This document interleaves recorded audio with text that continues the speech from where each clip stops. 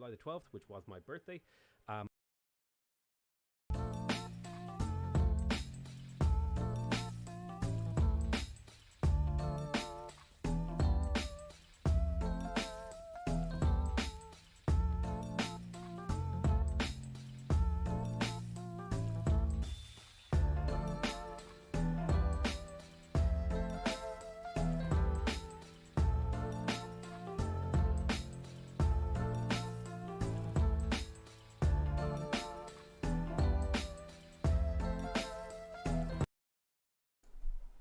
Alright, we should be ready to go public now in 2 seconds here. Just give me a few minutes while I do the last little bit of cool things behind the scenes. It takes time. Doodle, doodle, doodle, doodle, doodle, ba-da-ba-ba. Why can't I set the game?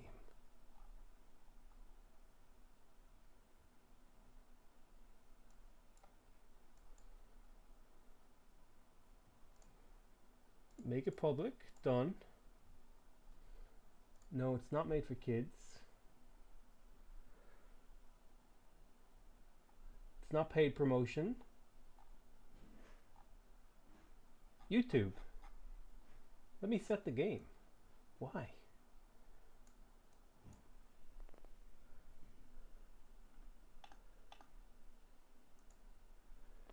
Hold on. We'll get her done here in a second, boys. Discard changes? I don't want to discard changes. No, I want to save my changes. I clicked save. Save means save, not discard. I customize.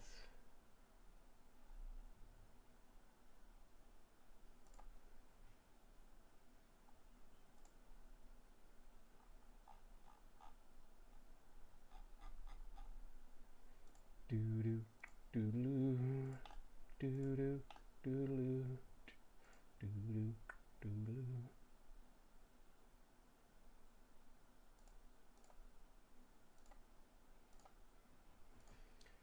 Alright, we are live.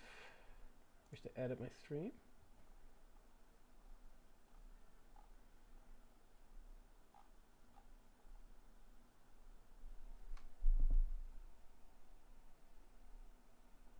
Category entertainment? No. Oh my god, YouTube, you're actually the worst.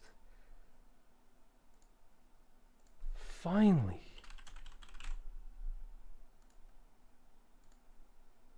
What was that absolute epic saga that it made me go through to just click and put a video game on the name of this thing? Alright, let's load our game from last night. We found the literal God run last night. Let me tell you, boys, this was the greatest achievement of my life to find this seed, okay? Just like it was your mom's greatest achievement to find my seed. We got him, boys. No. Alright, look. Stretch it. I was just watching the VOD from last night. I mean, you go watch it. You watch it on 2x speed and you come catch up. You'll be fine. Where the whole Venetian palace thing start, Potato? I don't know. People used to tell me you should build a Venetian palace. They're like, you should build it. It makes your boats go twice as much. And I would be like, I hate it. It's pointless. It's a lot of industry and it would delay my naval attack. And then I made a tier list where I said the Venetian palace is awful. And then I built it like one time. One time. It's like that meme, you know, you have sex with one sheep and you're known as sheep fucker. But I built the Venetian arsenal one time and now it's a giant meme. It's my favorite wonder.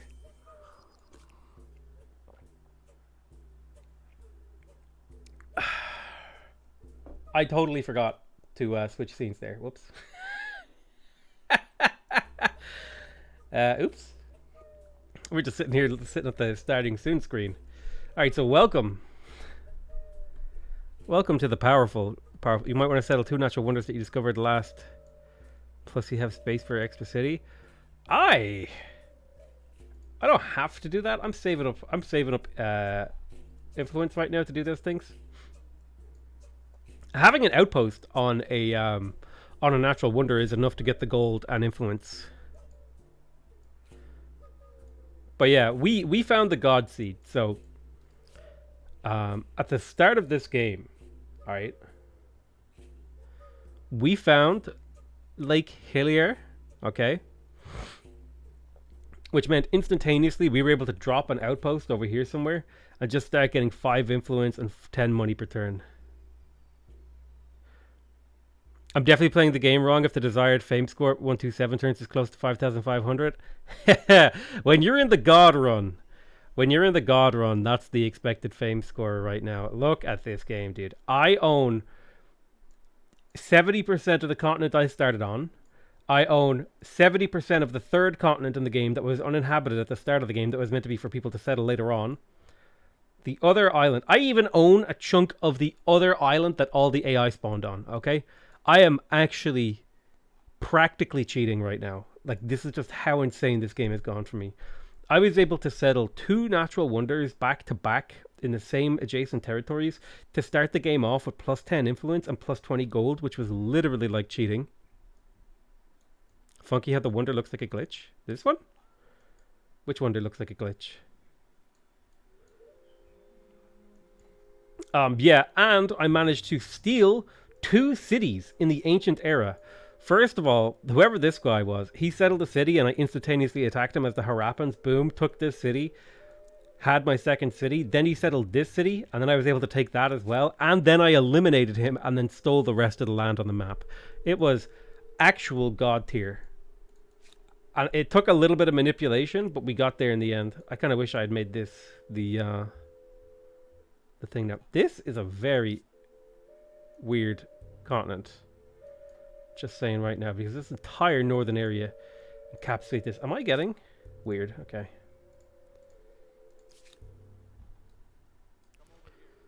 RNGesus has blessed you. Dude, RNGesus has descended from heaven himself and crafted this game.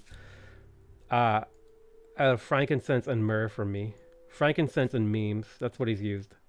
I swear to Christ, it's legitimately, you will never ever, in the history of humankind, you will never see a god run like this ever again, unless it's like actually been constructed. We did it live too. I just made a game. I made a game and this happened.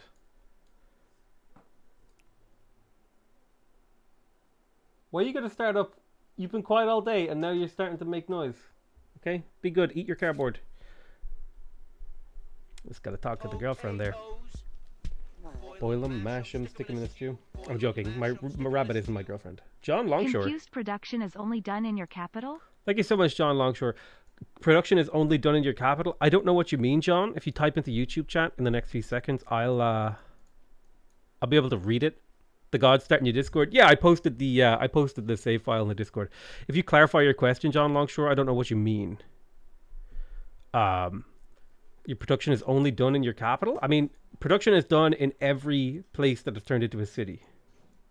Is it better to add as many territories to a city as possible, or is it better to make as many cities as possible? I haven't yet identified that. However, I will say this, that cities scale amazingly well off of having territories. Because if we take, for example, the Khmer, who we're probably going to be turning into here, the Grand Barre here, or the Barre,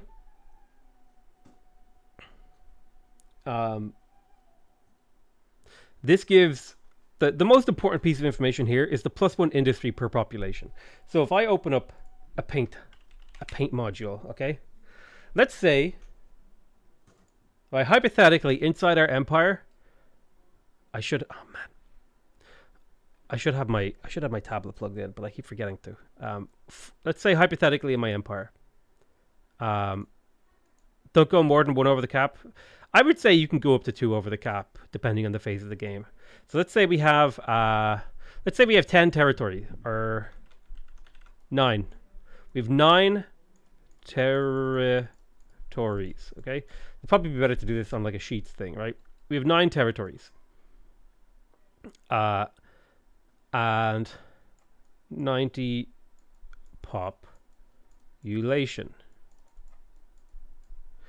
And let's say we have a number ranging from 1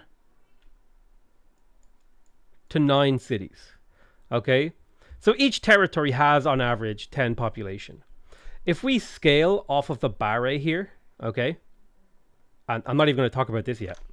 But if we scale off the barre, if we have all 9 territories in one city, okay? And we have 90 population, that means we get one industry per population. We get this number in production. Okay, so let me get my calculator. 9 times 90 is 810. I probably should have been able to do that maths in my head, but 810. Okay, so the scaling on cities is really good. But let's say we split this up a little bit more reasonably. Let's say we had 3 cities. Each city has 3, so we divide this by this.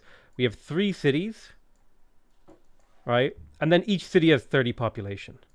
We'd actually end up with 3 times 30 is 270.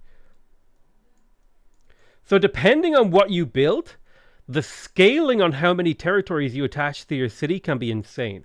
So specifically with the Khmer, because you can build 1 barre per piece of territory that you have in your empire, it scales quadratically, right? So having 2 territories is not just, it's more than twice as good as having 1 territory. And the same as having 3 territories. Having 3 territories is more than 3 times as good as having 1 territory. So I would say you generally want, there is a limit to how many territories you want. And I think the game has built into it a very natural and simple way to keep track of that limit. It's like, how much influence can you reasonably spend? Like, for me, the question is, I get most of my cities to 3 territories seems pretty good to make like an okay city. So 3 territories seems like a good minimum to me. And then I ask a simple question. Like, this one will be going up to 4. This one will be going up to 4. And this one will be going up to 5. And I ask a very simple question. How expensive is it for me to make a city? And how expensive is it for me to attach another territory? And depending on which one of those things is cheaper, that's the one I do first. Although in this particular example, I've been just opting to expand as much as possible. 2 over if you're not too far from another cap of the tech tree, unless you're making crazy influence numbers per turn.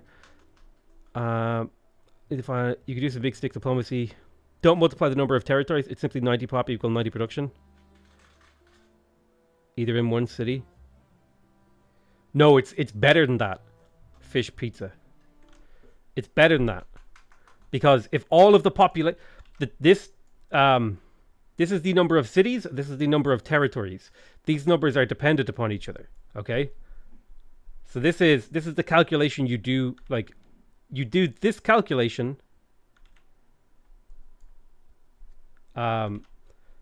It's better. If the more things you put into a single city, it scales better. Because like let's take a simpler example, right? Let's say we have 3 territories, 1 city, and 15 population, and we'll try every iteration. So if we have a 2 times 10 plus 1 times 5, 1 times 5 times 3 cities, or we can do 3 times 15. Okay, each of these have different numbers. So this is 2 times 10. This is 20 plus 5. This is 25 production, where you have 2 territories in one city and then 1 territory in another city. If you have 1 city, if you have 3 cities with 1 territory each, you end up with 15 production. And if you have 1 city with all 3 territories, you end up with 45 production. So there's very clearly a bias towards putting all your territories in a single city.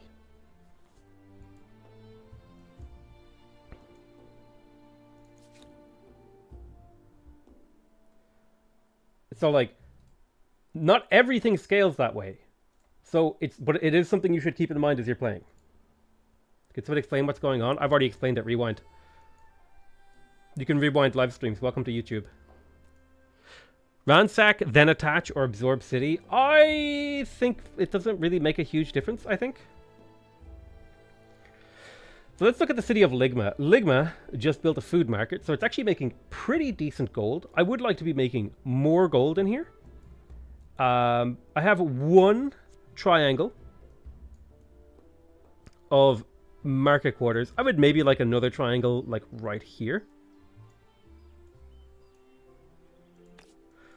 So if I put a farmer's quarter here, that would be, I would lose 5 production, but I would end up in a pretty good spot nonetheless. Like, this is a pretty good spot right here. And then I could do another triangle here. What else? I think I have a lot of stuff that's pretty cheap to get. Like, flood irrigation here would be a huge boost to the food income. I have, I think, 2 harbors in here. So this is worth 3 food. So that's probably not worth getting until whale fishing in the industrial era. Whale fishing, yeah. Probably not worth it to get that until I actually get whale fishing. This is 6 food. This is like having +1 population working on a farm, which is not very good. +3 money on harbor. Same thing. However, this does upgrade at the medieval era, so I may want to get that a little bit sooner. In the medieval, I believe it's this, the Great Fish Market. It's +5 money per naval trade route, which is quite powerful. Is there a max to how many territories you could stack? The maximum is how much influence you have. But like what I build in here is probably moot anyway, because I should probably just take the Khmer. So we already talked about why we're going to take the Khmer in last night's stream. But if you want a refresher, this unit right here is really, really powerful. It's a range unit that can move and shoot, and it's very, very powerful. So it's good defensively and offensively, depending on what we want to do. We have taken in one of our previous eras, we took a production civ. I think it was actually this era. Yeah, we took the mines. So we built a bunch of Maker's Quarter unique emblematic districts, which means we already are going to benefit hugely from this. That's going to be +3 production on every city as a baseline right out the gate of this era per territory. So that's going to be like 9 to 12 production per city. Not a huge amount, but that's like 1 to 2 extra pops in my cities, essentially, just from this ability. And this will continue to scale into the late game. Rather than doing multiple triangles, the bigger the clump of this that you make, the better. Like for example, like here, this is worth 20. Like this could theoretically be the right move. But also, I want to spread my urbanization out a little bit. So like I want to have a little bit of urbanization over here, a little bit of urbanization over here, and just generally like spread it out a little bit. I don't know, maybe that's just like a me thing.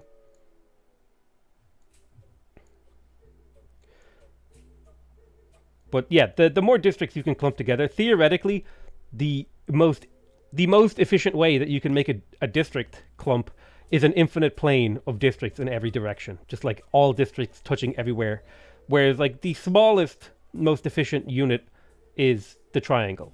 Like a single district, not very efficient, like 12 gold. If you're touching a single district, it's 16 gold. If you're touching 2 districts, it's 20 gold. If you're touching 4 districts, so like it gets stronger the more districts you're touching. But generally, you're never going to really touch more than 2 districts at a time, because that's how you kind of build out your network. Hey, it's a buzz. This game looks way more polished than Civ 6. I mean, I don't know what someone did to your eyes, but I hope you get that checked out. Because this game has a lot of bugs, and that's what polished usually means. Doesn't mean it's not a good game. It's got bugs. So the fact that you would say that seems a little absurd to me. I want to get a little bit more gold in here. So I'm going to do the same thing. Adjacent to a harbor and adjacent to a market quarter. Harbors give you +3 gold to market quarters that are adjacent to them. And they also scale a little bit off of being adjacent to market quarters. So I do this, and I end up with a little bit more gold. I'll probably surround this entire thing with market quarters eventually.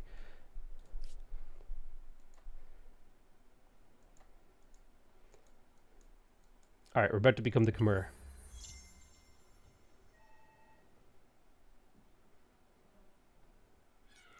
Said he had 120k production last run. It's definitely possible to get some crazy yields. Present you with sophisticated hydraulic engineering and ballista-equipped elephants. Oh, our harbor changed. I like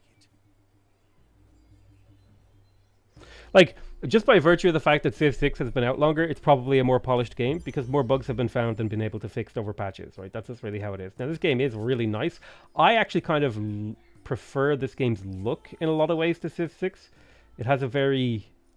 Like, when you're at about this zoom level, it's very, very pleasing to look at. Everything is very vibrant and pretty.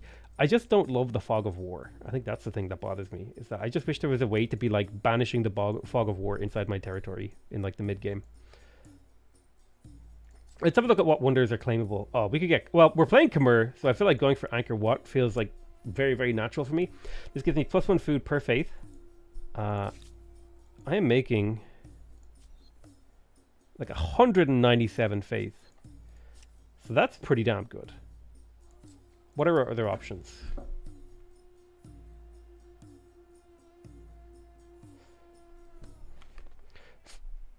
Forbidden City makes it easier to go to war. The Todai Ji makes it harder to convert me, so it's more of a defensive wonder. It also does count as the holy site. Notre Dame gives me extra faith per technology researched. I feel like Angkor Wat is the one I'm going to grab here. It's worth 100 fame, 40 stability, and a bit of faith, and it gives me food. I'll probably pop that down in my capital, just make a bunch of memes. Is this the correct form to express my love of potato and potato adjacent activities? Sure. I'm having a hard time respecting the faith system. Is it even usable? Yeah. Your faith spreads based on how much faith you're generating. You zoom in, you can see where faith spread is coming from. All these squiggly lines feed together to make one single pressure point. Pushing over here.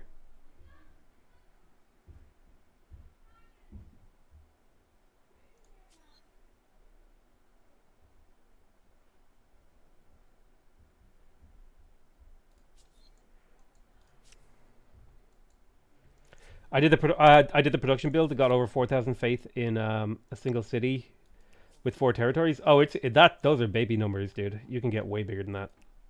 Not to like belittle your achievement, like it's impressive, but I made a city with 10,000 production without even really trying when I did like a big meme. All right, now we get to build the barre. Okay, have you got your pants on? Because holy crap, this district is absurd. Okay, look at what this does.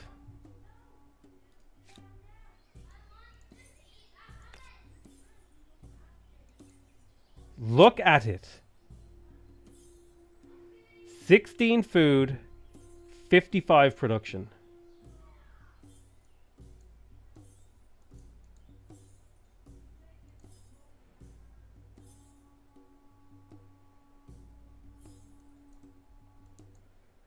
Look at this. 55 production. That's nearly 10% of my production of my entire city. It's bugged. It's not bugged. It's just insanely powerful. I'll go for the 2446. It gives you +1 industry per population. So I have 22 population in my city. So for every single one of these, I'm going to get 22 production at a minimum. And then it also gives you +2 industry per adjacent river. And I've settled all of my cities on or near rivers with the exception of this chunk over here. Oh God, look at this. It's disgusting. 56 production, 14 food. And then even this one, that isn't that good, is still great.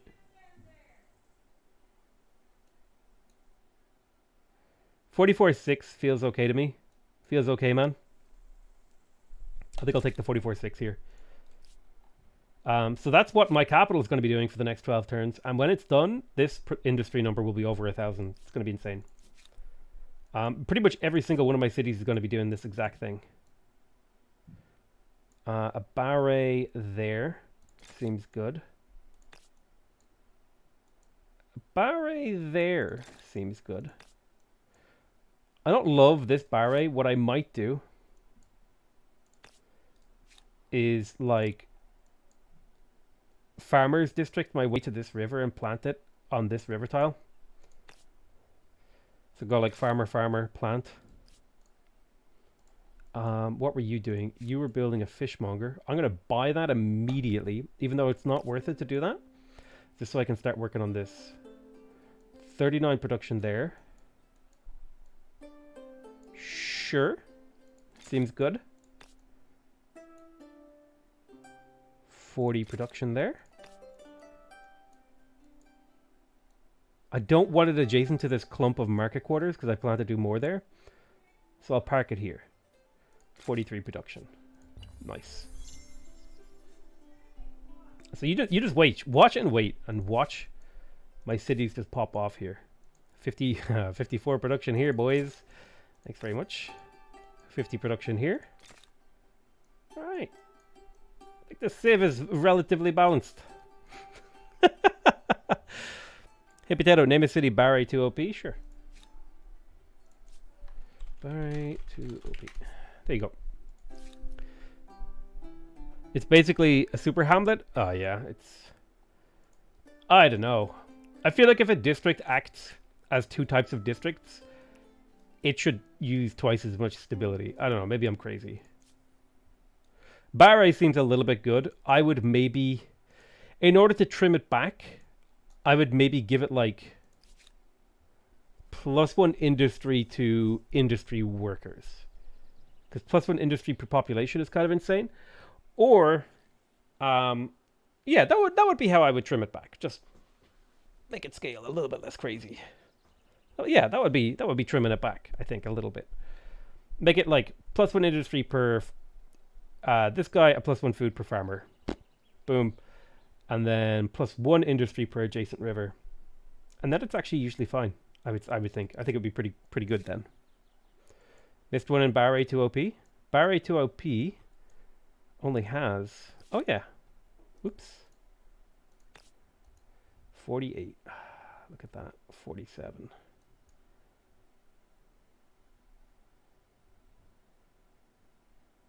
Right there.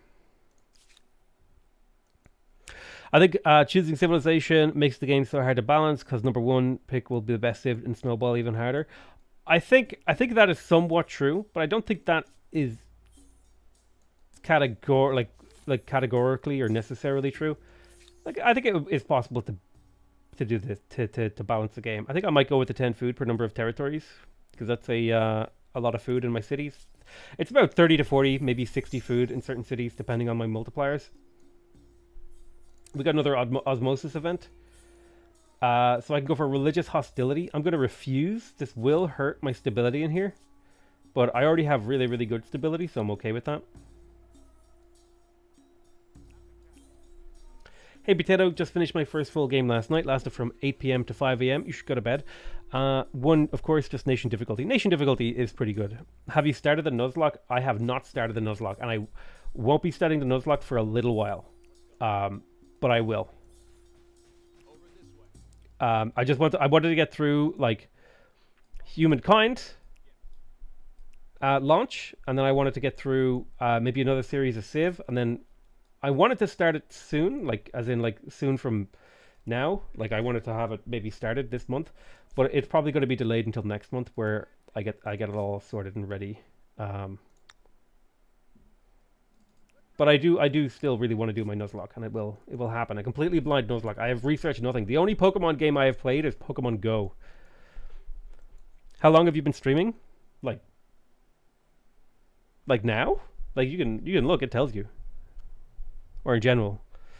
You already picked a Civ for your next Civ 6 playthrough? I think we're playing the Maori.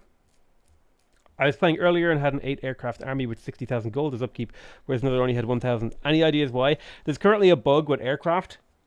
If you disband one, it will fix the problem. 15 makers' quarters. At this rate, the entire I mean, it's a brand new game. It's going to have some bugs. All right, nice. We got siege tactics. My industry. Like, look, I already have the builder star. Oh, Jesus Christ. I definitely need to massively increase my gold and my fame income this era. That is going to be big time stuff here. Now, if I pick up colony model, my science is also starting to become weak. So once I finish all my barrays, I'm going to focus on gold and science a little bit. Probably more on the gold spectrum. I'm okay with my science being a little bit slower because I'm already massively ahead. But I think I might like go for feudalism because this will allow me to start expanding more cities. And that would be a good era. I'd like to get feudalism for the extra food on tiles producing food, and chivalry. because getting hamlets gives you a lot of options in how you want to develop your cities.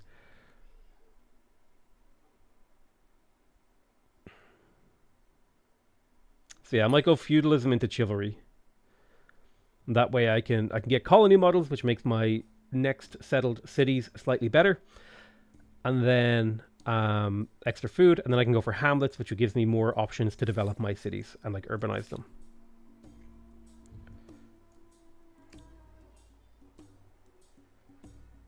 So I think I'm saving up now for a another city. Oh man. Yeah, I think I'm saving up for another city. Maybe another 2 cities. Or maybe I attach here first for another barray. Ooh, that could be sick. My worry is, though, that I won't get like full monopolies on all these things like gems. And I really want full monopolies on this entire thing. But I think getting a city over here would actually make my expansion easier.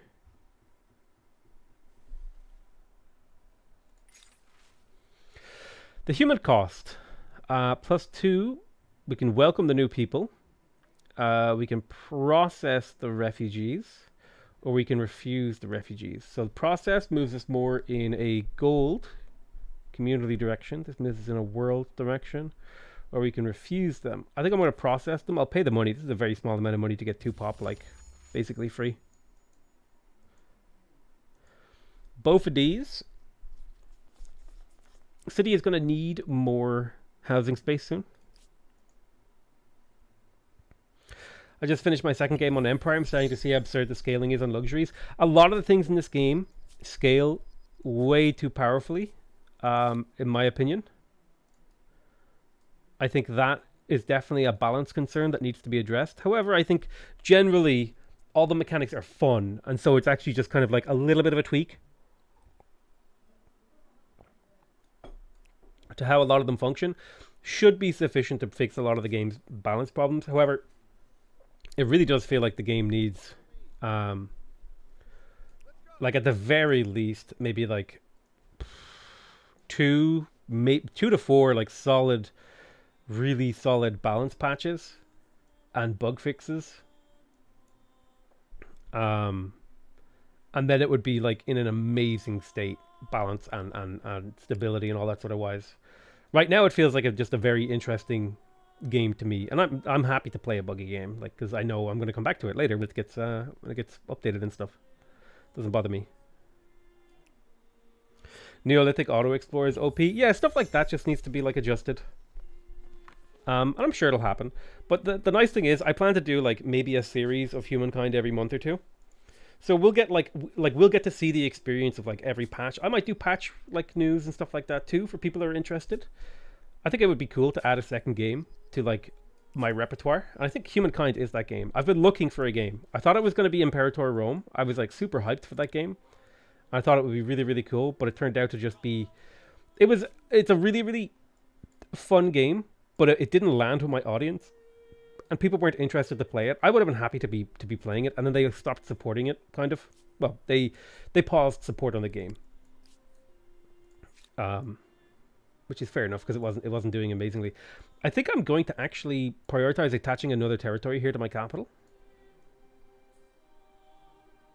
So I can go up to 5 territories here, which will give me even more scaling on this barray here. 15, there you go. And we'll just keep scaling. We're up to 700 industry in our capital already here, by the way. Do you think the amazing combat mechanics will be taken into Civ? I think there will be some parts.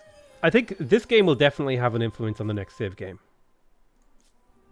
But I think it's going to be a lot of the like conceptual parts of the game.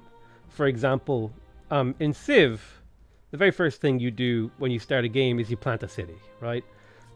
And that's a lot of responsibility for a player the second they walk into a game. So maybe in future Civ games, you might see a sort of semi-Neolithic age where you kind of like scan or explore the immediate area for the first like turn or 2, and then you plant a city down. So that would be like something I could see the next Civ game taking from this game. And then another thing you might see is, oh, you were actually heading over here. And then another thing you might see in the next Civ game is the fame mechanic. I think Civ has for a long time had just these very rigid and solid win conditions, which are somewhat unsatisfying.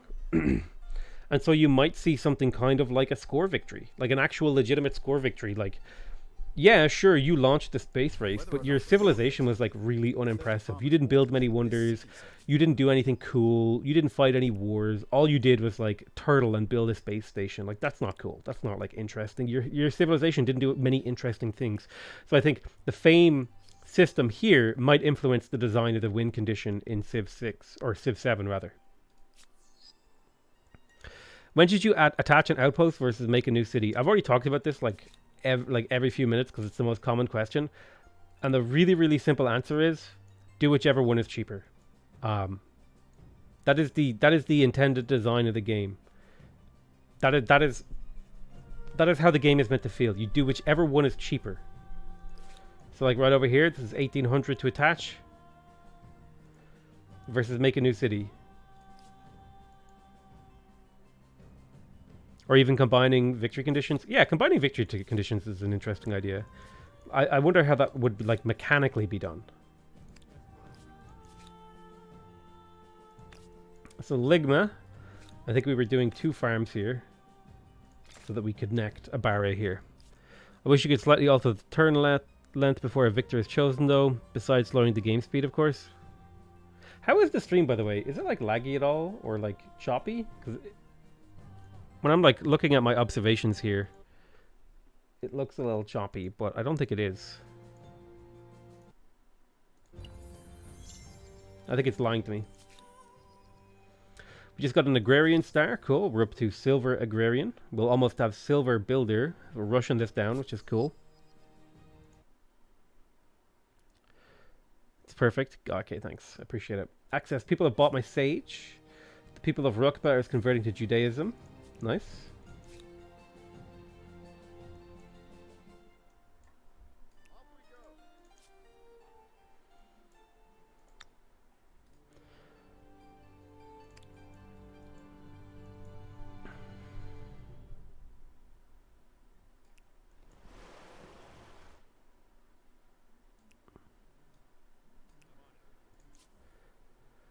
Doodle-doo.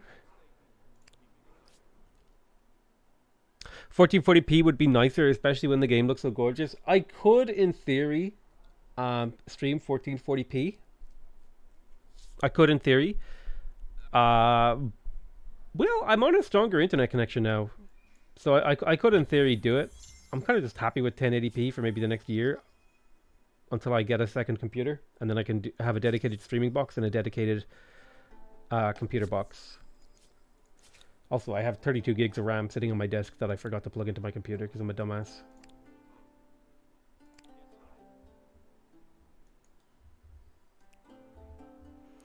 Especially since attaching a territory basically makes it protected. Yeah, attaching is super powerful. Like, the important thing about attaching is you just do whichever one seems like the most next logical choice. Because the game is very much so designed with that in mind.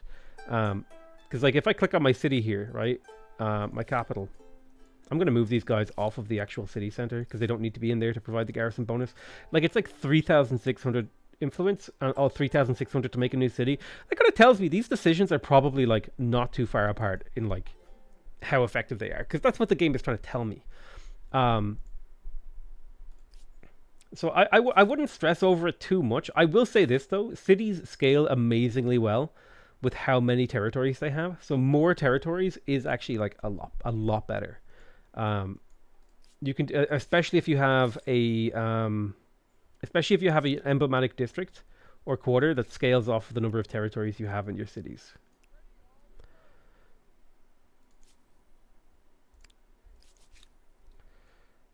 Okay, we got Bahrain's in here. Now the city's churning out 600 production per turn. It's like absurd. I definitely want to work on my money and science, because money especially, I'm falling behind. I need to like get this up. That's what your mom said.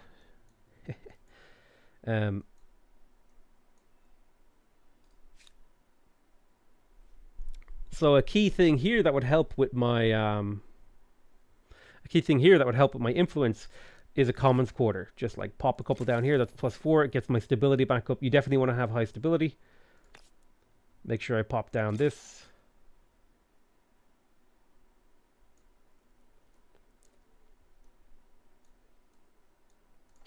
Commons quarter. I would lose 7 food and 2 production, but I would gain 25 stability and 4 influence.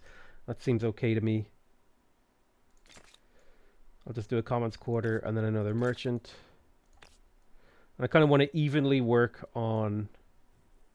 And then another commons quarter. Oh, something super powerful, by the way, about districts that count as 2 types of districts. Because this district gets +5 stability per adjacent quarter, any district, like the Barre, that counts as 2 districts, it gets the stability from it twice. So if you're like the Carthaginians or whoever who has that harbor that counts as 3 different districts, if you put a commons quarter next to it, you'll get 15 stability. So it's like super duperty powerful. So a few commons quarters now. We'll mix those in. I'm going to do that for like 10 turns, and then I'll maybe look into building a little bit more infrastructure in here.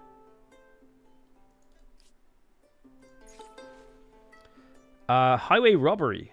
So I can guard merchants, which has low chance of good consequences, or I can hunt, which will lower my... Yeah, you know what? Let's just hunt. We have so much industry, we can just take the positive stability and like not even worry about things.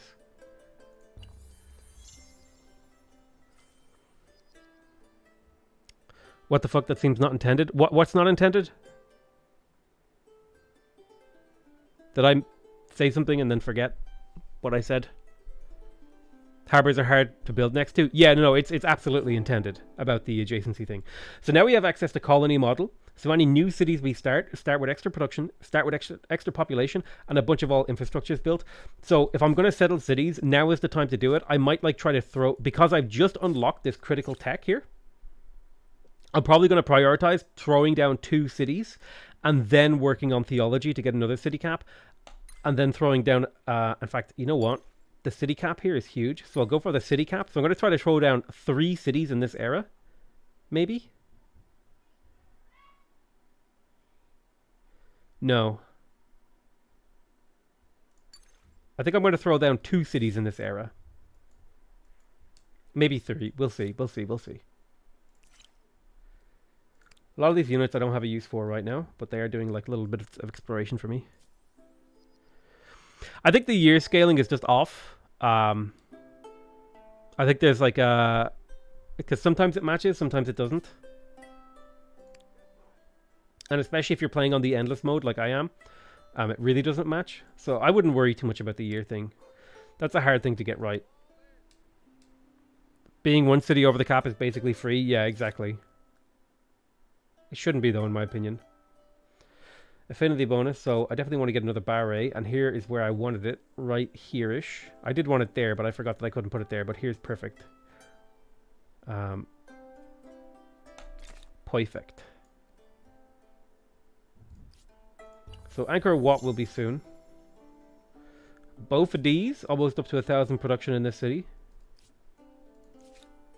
Yoink. Why don't you go auto-explore for me, little quadrireme.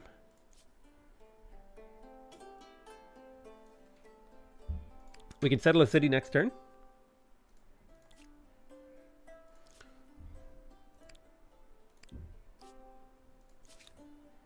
Not a war crime has finished.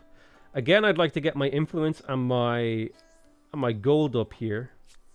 But I also think there's like a couple of small things I need, like a little bit of iron. I need to also build all of these things. Like I'm missing animal barns in here. Food from harbors, food on rivers. Stoneworks, watermill. All that kind of stuff. All that really basic stuff. We'll spend a bit of time doing in here. I have the gold actually. I'm going to save my gold for newly built cities because building things in buying things in newly built cities will be cheaper. Because their districts will be less expensive. People are buying my resources. Perfect. That's what we want to see.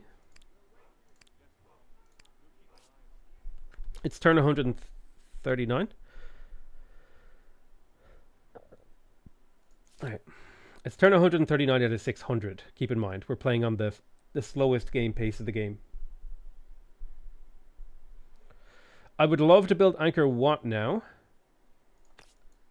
We also have room for another harbour. There's a 50 food harbour over here. Jesus Christ.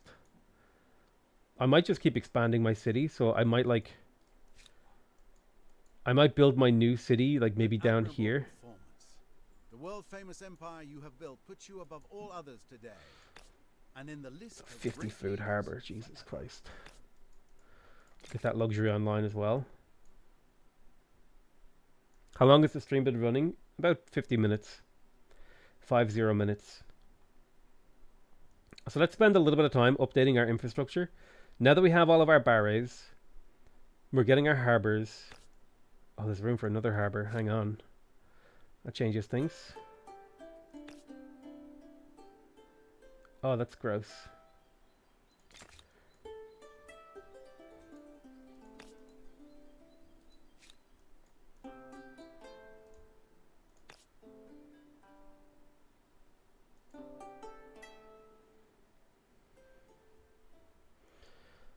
Yeah, boy. Right there, 45 food harbors. So we'll get those couple of harbors, and then we'll start doing a little bit of science. We'll get our influence. We'll get the customs farm. No, production first. Though stoneworks, water wheel, artisan workshop. So we'll get all this. So that's 10 turns worth of production. Why not the 51? Not the 51, because this one right here is a 45 one, and if I placed the 51, it would overlap with this 35 one. You want to space out your harbors to work as much of the coastal tiles as possible. So like I lose 5 food on the harbor, but I gain like 20 food on a different harbor. So it's just like a little bit of a small optimization. Sometimes the first decision that this thing presents you isn't the best decision, and you need to like shop around to the right one. Let's have a look at this city. How are we doing? Definitely need to like now spend a little bit of time grabbing some of this basic infrastructure, like artificial reservoirs. That's just a huge amount of food that we're missing out on. Food on harbors doesn't seem very useful to me right now. Later on, when that's better. Science from researchers and then extra researcher jobs actually does seem quite good. And +1 science from population seems quite good. Money from the main plaza. Money from trade I think is quite good. If I come out here and I like hover over this, there's a way to tell. If I step you off the main plaza, please. Yeah, there's 21 trade routes here. So this building is worth 21 gold right now. It's pretty damn good.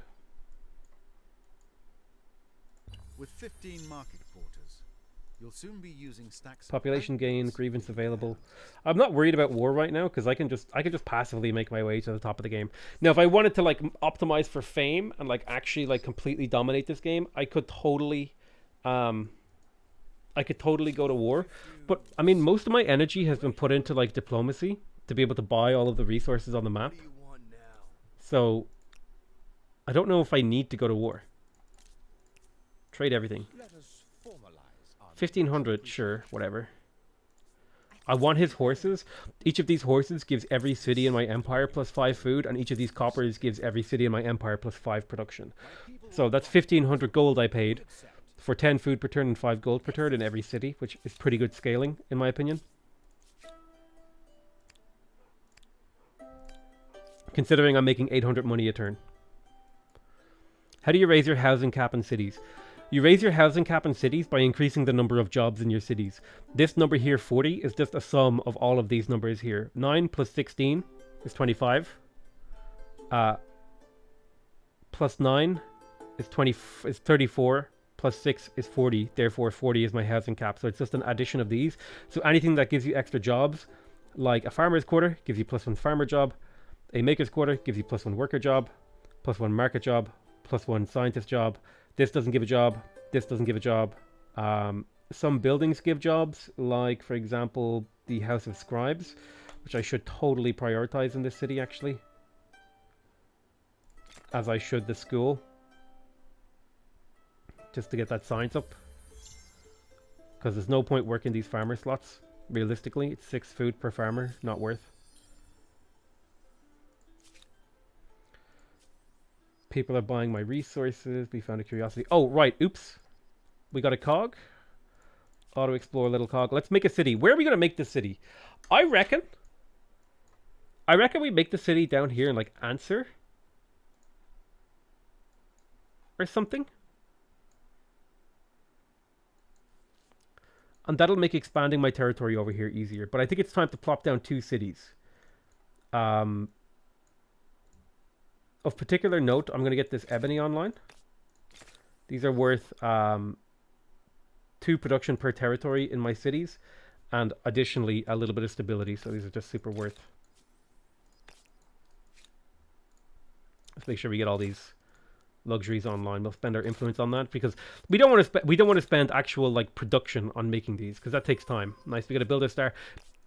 5 production every city from this. This will also eventually give me a buff, but it doesn't right now. Boom. Oh man, look at this. We just have all the luxuries. Our scaling is insane. 6 science per research quarter from the silver. We don't have a lot of research quarters, but we will. What's the mercury giving me now? 3 science per researcher. That's pretty damn good. Most of the resources are plugged in now. I can't afford a city. It's fine. I'll get one in a turn or 2. But I wanted to make sure I had all the stuff built. Where am I going to put my city? Worth building harbors with influence? Yes, absolutely it is. But that's a question of where. I think I want to make this city of Yildan into a city. Maybe with like Rukba, Mysi, and Kaleno. This would be its own city here. So if I'm going to do that, I want to build 3 harbors over here. Kaleno. I think a good harbor for this city, this section, is right here. Boom. Perfect. It captures all of this local area.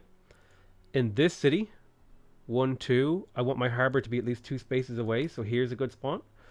Though I may adjust it to here slightly. Because then I can get slightly better markets quarters in this area if I want. So there's a second harbor. And then the third harbor will be in Rukba, where it's just going to go right on the edge here to capture as many of these tiles and work them. Because like 66 food in here now is absurd. So now this city is planned and ready, and it's going to happen soon. Oh, luxury. Wales. Perfect. Plus 2 money per trader. Nice. So we've a city location prepped and ready. To be fair, with city cap, I'm not sure you want to claim every single city an empire has. You can do that if you want. It's not necessary though. It's overkill. What is this? Why does it look like Civilization? It's a similar game to Civ. It's called Humankind. Ever heard of it? I've got 10k gold. We were saving that for a new city. Selling resources feels good. Alright, you built a bunch of infrastructure in not a war crime. Maybe we could get a little bit more. Artificial reservoirs, extra food on rivers seems pretty good. Money from ongoing trade. There's only 2 trade routes in here, but that's still okay. Stability is fine. It would be good now to get the researcher. At the very least, like maybe this in a library. The big thing is I'm lacking on gold. But I also want to make my capital into a gigacity. So I reckon getting the Anchor Watt ready here makes sense. Where do we place it? The cool thing is wonders actually work tiles. So near a river feels good to me here. At the edge of this river right there. Boom. So we'll have this city start working on Anchor Watt. And we'll eventually get more cities to work on it as they finish their production queues. Can you explain to me why no farmers? How do you build pop with no farmers? So there's basically 2 theories. I have a theory about how to play. Farmers are not very useful. Because farmers are used to get more population. Now don't get me wrong. But if you look at this yield in here, 128 industry from workers. Look at how much I'm getting from other sources. So population isn't very useful. By and large. So therefore, any population that produces just food isn't very useful. Which means working farmers is one of the lowest priority jobs in my empire. Rabbit calmed down a bit since yesterday. Rabbits tend to be quiet around like noon to 10 p.m. and then from like 3 a.m. to about 7 a.m. They kind of have a diurnal crepuscular sleep cycle. Hey, how's it going, Nikos? Basically, population doesn't produce that much, in short. And since food is what you use to get more population, therefore, population that produces food, i.e. produces a resource to get you more population, isn't very good. So I want to get the majority of my food from the terrain, since like a single tile here is producing 4 food for me. When a single farmer would produce 6, whereas I could get 8 production, 8 gold, or 10 signs from my thing. So it just feels to me like food is something you want to get from your districts and your infrastructure here, and then actually using farmers seems like a pretty low priority. However, that's only really specific to the build that I'm playing. I took fertile inundations, and I also went with the Khmer, which has a thing that scales off of rivers. So I've heavily invested in making sure that rivers are my main source of food. You might not go that route in your game. I just find that this is like a really, really strong way to play the game, is get all your food from rivers. Because like, look at this. Each one of these river tiles is the same as having a farmer working in my city, but it's also producing production because of the way that I've set my city up. So rivers are just like, I don't know, 10 food, 8 food, 8 food. Like, yeah. How are you feeling, Potato? I'm fine. I don't understand why you would ask that. Yeah, so I just don't think farmers are super worth it. Hope they improve the gameplay then. Pop is great for getting units and agrarian stars. Yeah, but like I've already got a gold star for this era.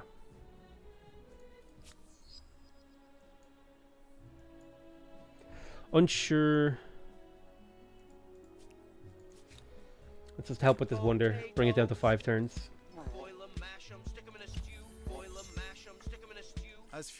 Unsure if you've covered it already. Is there any point to claiming territory that engulfs most all of a named non-wonder like forest, river, plains? I have no idea. I don't think so. I haven't noticed the benefit. So we just got chivalry. We have access to the hamlet, as well as the tourney fields, which makes units cheaper, and the knight, which is a heavy cavalry unit. So hamlet's an interesting one. We'll talk about it when it comes up. But basically, hamlet is like a, you know, when you're building a city in a territory, you can only ever build off of a district that you already have that's attached to an administrative center or the capital. Well, the hamlet is a district that works differently. You could just always build off of the hamlet. So like, let's say I were to place a hamlet here. This acts as an administrative center, and I can build other districts off of it. So it's pretty cool. Lockdown on 4 cities. Yeah, sure. Lose a bit of industry. Don't deal with a negative event. We are already ready for the next era, by the way. How many turns have we been in this era? 10? Absurd. Absurd civ. Absurd game. Absurd culture. Absurd build. Absurd. Just absurd. The God Seed is insane. To put that in perspective, again, the next best player has half my score.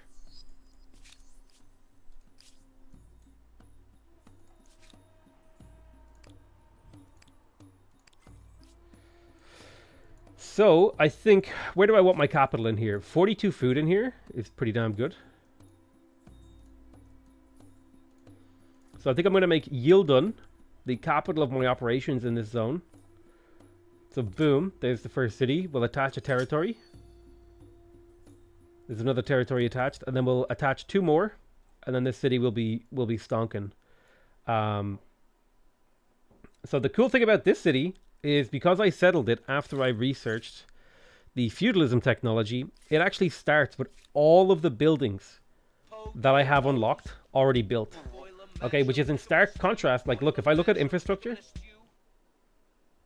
thanks so much, Polar Beard. Like, the only thing it hasn't got is a tourney field, whereas like even my capital is like missing a ton of infrastructure. So these late settled cities with the right technology are actually super powerful. So don't sleep on them.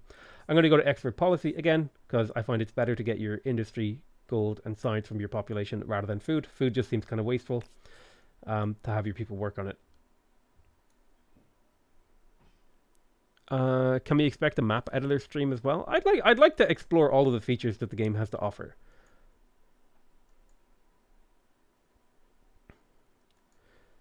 So we'll pop a barre here and we'll pay for it. Boom.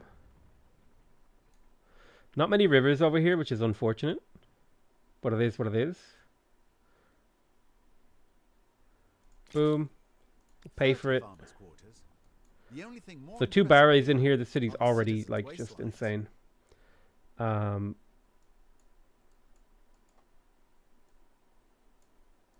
we'll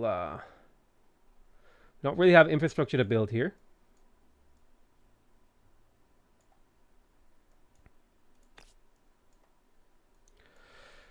I would say hamlets might be like really powerful for me here. If I build them in the right place. A hamlet here gives me the option of putting a science triangle in here. It's quite good.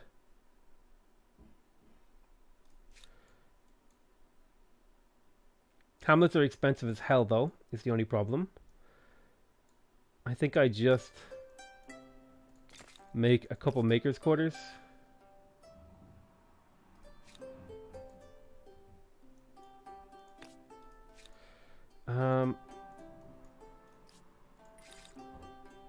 Let's see, what's our next tech? I think we don't. I think we just pick up theology here, while we save up for our next city. Let's attach. Boom. Barre on the river. 22 food, 42 production. Insane. Prioritize it. Purchase it. Boom. City's already. This is a freshly settled city up to 452 production. Okay. My capital's making 1,040. 1,050. So this freshly settled city is like half the production of my capital because of just like how insane this build is and how I'm playing. Look forward to when the potato and yogs play like this and they do save. How much longer are build and research times on longer games like the one you're playing now? Twice. Everything is twice as long, I believe, compared to the normal mode. So we have evened out the stability. We've increased the money in here. City is making really good influence. The problem is I need to get my influence up like really, really high. I need to be hitting like 1k influence per turn here. And the best way to do that is to maximize my population and stuff. I do think a couple hamlets in this city might be not too bad.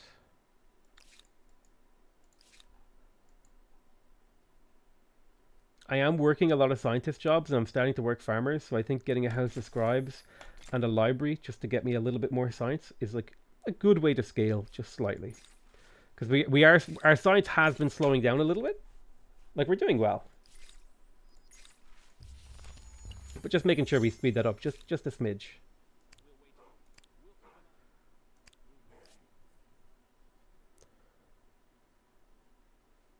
How are you planning to complete the game? I haven't decided yet. I might go for the 21 fame stars thing.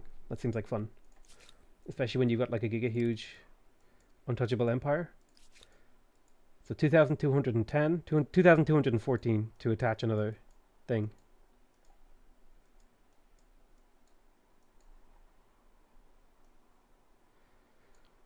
I might turn Funi into a city and take these 4 territories. Boop, boop, boop, boop. And then I'll go back to claiming. And then that'll be my 2 cities on the new world that I've built. Alright, what's my capital doing? It's up to 1,000 production. The Anchor Wat is finished next turn, which is amazing. Let's see, +2 food on river. +3 food on harbor. +1 industry on maker's quarters. Don't need the stability. I will take the influence. Money from trade. Spend a bit of time on these. And then we'll check back in with the city in 4 turns when it's done that. 32 production.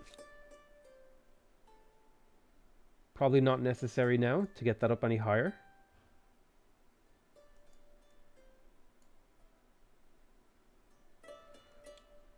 I think our main goal should be to get our gold up. And to get our gold up, we need to attach to this. So we attach here. And then that will bring both of these into the city.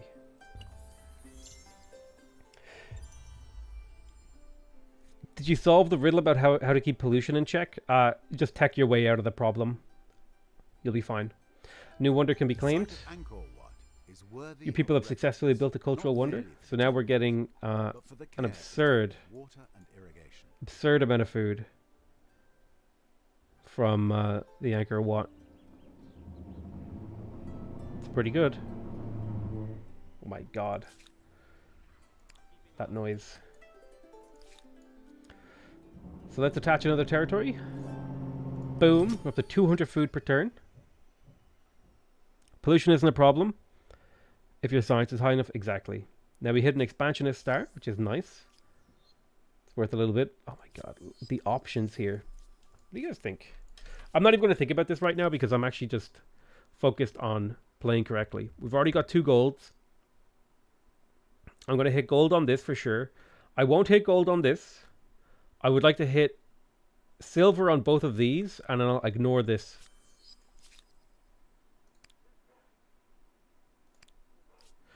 Let's have a look at diplomacy. I'm so strong the AI hasn't touched me in forever. Propose an alliance with the Franks. Here is a proposal to get your heart racing. I'm sorry, but no deal is better than a... They're reverential and they refused my alliance. I do not understand or appreciate. I demanded that they become my ally and they accepted. Okay. That will upset them, but now I have my ally. Though it rubs me the wrong way. Thank you for admitting the reality of our And we can maybe do a cultural agreement for 5% influence, which will help me out. I like that I can just like, hey, you're my ally now. I'm that powerful. I'm that strong I can force people to be my allies. This guy's my ally now. Rights, language, and beliefs.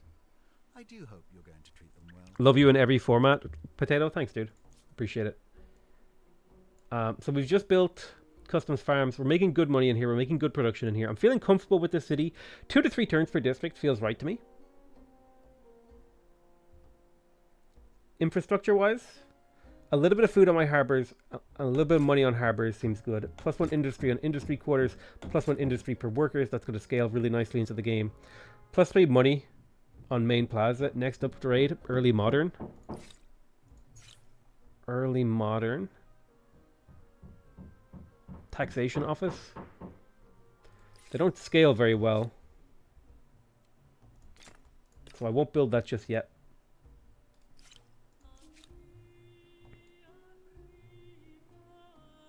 Should try 10 man on a normal map. It's hard as fuck. I mean, it can be hard. I kind of wanted to have like a god game. Artificial reservoir, +2 food on rivers. We're working a decent amount of rivers in this city. +1 industry on my maker's quarters. +1 industry per worker. +1 money from my maker's quarters. I'm actually going to prioritize that one a little bit.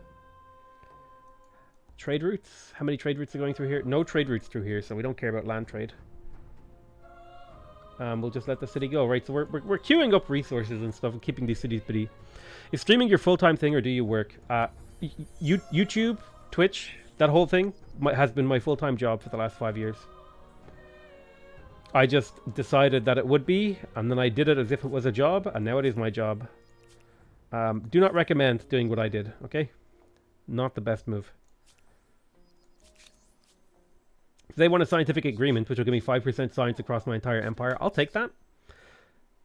This is pleasing. I am content to join together. That's cool. So 5% science, 5% influence. All good. Do you play multi? If yes, how was it? I haven't played multiplayer, and I don't think these games are particularly interesting in multiplayer. The part that makes multiplayer interesting is who you're playing with. Like, are the people you're playing with fun? Which is why I like playing with the Augscast. I don't think these games make interesting multiplayer experiences, and that's just my opinion.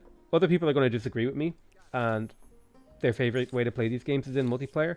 That's totally valid. Like 100% totally valid, and like a completely normal opinion to have, in my opinion.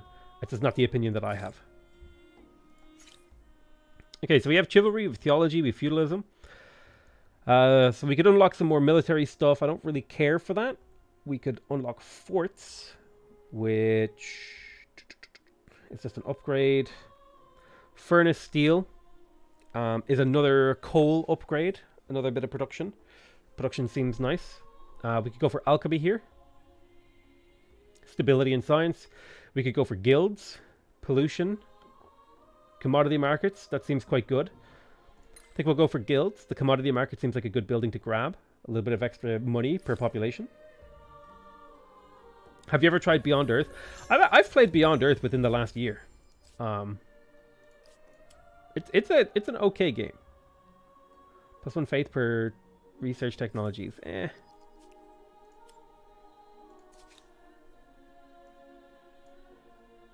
Not in love with that one. So I think we're saving up now for our second city on this new continent. 2 cities are ready for more things. Really, really good production in here, but it could probably be better. This feels like it should be a science district, for sure. And not a production one. I think I'll put like a triangle of science here. Even if this isn't super important to do right now, I'll just do it. I don't need this science. If anything, I need gold and influence.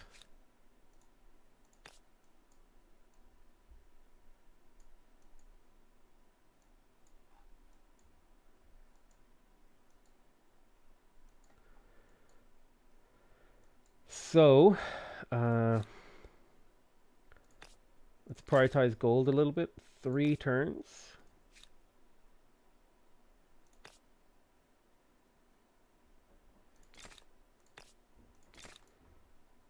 Yeah, it seems okay to me.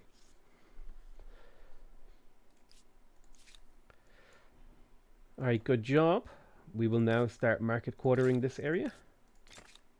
3 market quarters. Need to get our gold income up. We want to hit this milestone. And plus gold is just like production you can move around.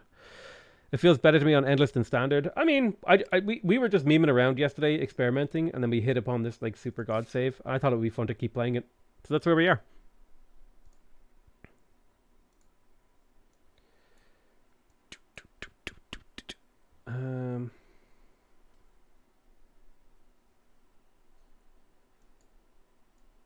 Man, we are on the god run. We're making 1,000 gold per turn. We're already in the next era. 7,000 fame.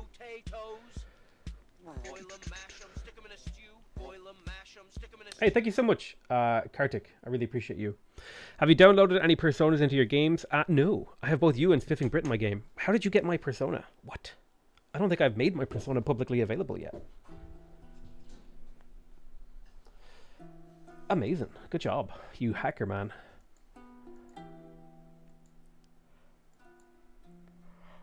Okay.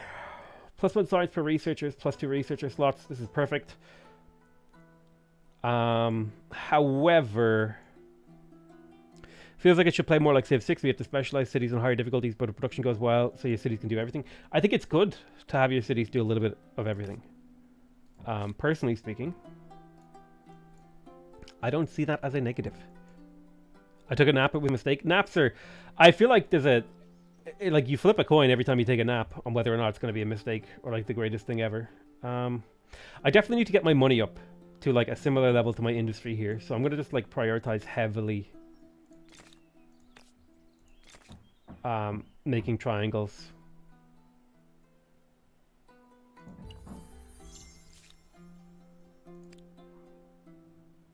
Wait a minute. Somebody told me that you can, like, shift click.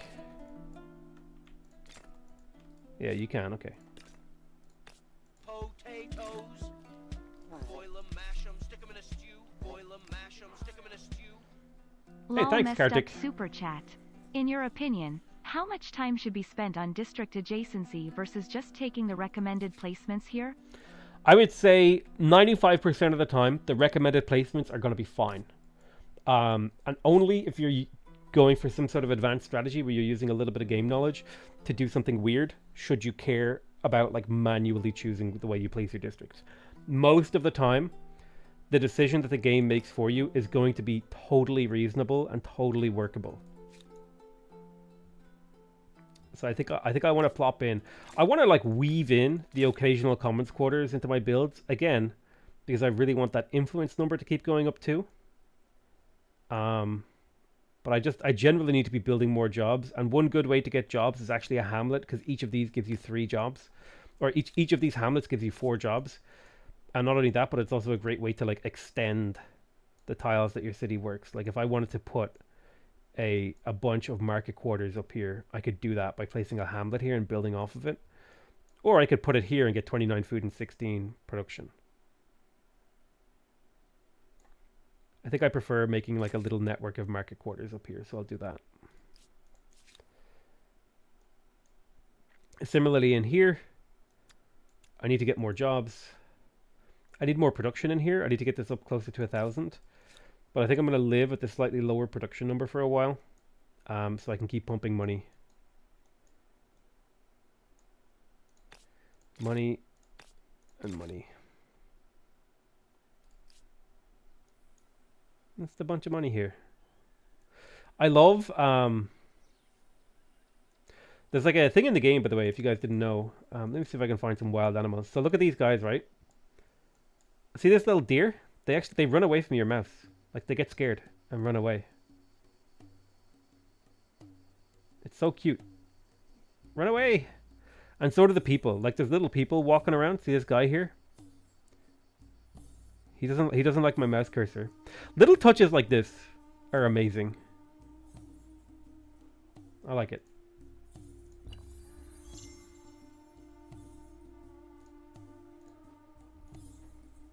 Alright, cool. I got your markers. Ooh, owner of the tile. Me.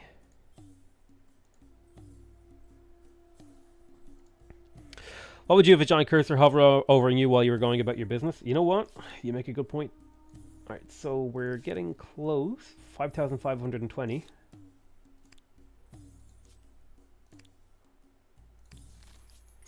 Civic, political entitlement, +5 money on main plaza, or +3 combat strength on militia. I feel like +3 combat strength on militia here is better on defensives, just in general. Each religious site have their own special colored population. Neat. One of the merchant stars has been earned. That's great news. I would like to get a silver in merchants. Gold, tech, silver, and silver in this. And then I would be kind of quite happy.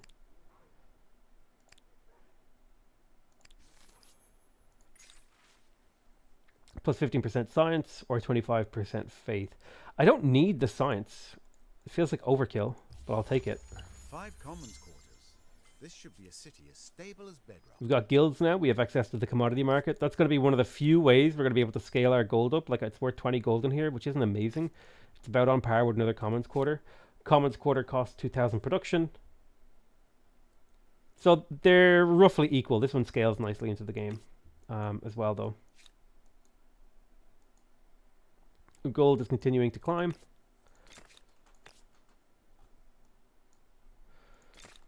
Two more gold production districts. Garçon.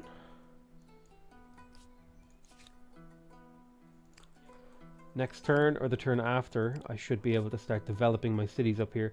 I'll start placing my harbors. So the 4 territories. So I'll explain this a little bit more in depth. The first time I've opened Twitch since June and caught up to your stream. Thanks so much, Uger. Potato, have you been planning to make a multiplayer game with anyone? I would maybe play. I would try a little bit of multiplayer. I might play some multiplayer with the Yogs, or if like someone invites me or something, I might play with them. I'm not like frothing at them out to play multiplayer. I'm kind of interested in. I'm interested in these games as a single player experience, but if the multiplayer is engaging enough, I would be down. So what I'm going to do. Oh wow, you can plant forests for influence. That's expensive. What we're going to be doing is coming in here and choosing our harbor locations. So one of the important things to know about harbors is that harbors work all tiles within 2 range. So like if I place a harbor here, is there a way to get the grid up. Yeah. So if I place a harbor here on this tile, it will hit every tile within 2 steps. 1, 2, 1, 2, 1, 2, 1, 2, 1, 2. Okay? And each of these tiles is worth 3 food for me. So I want to find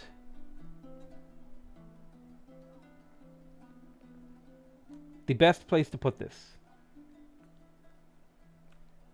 I'm kind of annoyed that it doesn't tell me how much food it makes. But you can usually eyeball it, because harbors are expensive to build, and if you plant them before the city is ready, it gives your city a really big boost. So like if I plant a harbor here, this is probably the best harbor I can get, because it also leaves open space. And you can see it's working a ton of tiles now, which is really, really cool. I'll do the same thing here in Funi. Right here is the best chance. 1, 2, and then the best harbor here is on this tile. Right there. Cost me a little bit of influence. Or should I say winfluence? Slightly worse to place it here, but I'll place it here. So now, each of these cities is making an absurd amount of extra food that I can go ahead and shuffle into this city once I make it, which is just a huge boost. Oh, we can place another barre. Did I just forget to do that? I think I just forgot to do that. Have you left your home continent? Yes. Fundamental values. Garrison industry cost or commons quarter? I think I'm going to go for the commons quarter industry cost, but not yet. Probably after I settle my next city and join up all its territory, because I have to think about what my influence I'm spending it on. Now I don't really care about most of these techs. The Great Fish Market is quite good. I'll go ahead and grab that. That's worth a lot of money. +5 money per naval trade route, +4 money on harbour. Quite good on an empire that scales off of harbours. Pretty okay. The rest of these technologies I'm not super interested in. So it's just really a matter of clicking.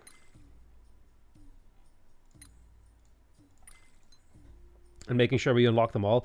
And then once I finish the last tech of this era, it's likely I will go to the next one, regardless of how close I am to unlocking another mission. I'm using technology as the basis of when I should move to the next era at the moment. So I don't overstay or understay my welcome in an era. How did the snowball happen? Was your continent uncontested? There was a stream yesterday. And I've explained it a couple of times already. We got an estate star. Very nice. I would like to get silver. If I could get silver on this, I'd be super happy. That is current value 37,000, which means I need like 16,000, which is 16 divided by 0.7. Here, I can actually just use my calculator to do the math here. So I have 54, 5,486 minus 37188 divided by 729. It's going to take me 23 turns to hit the next star. And I want to hit that star, which actually lines up kind of roughly with my tech here. 12, 15, 20, 24, 30. So it actually lines up pretty well here. How did we get to this stage? So we spawned over here in both of these. I need to plug my phone in. My phone just made I am out of power noise. I've been playing a lot of Pokemon Go.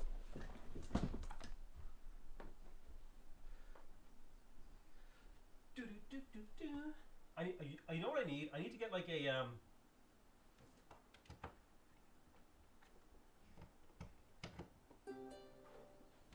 I need to get a cable near my computer.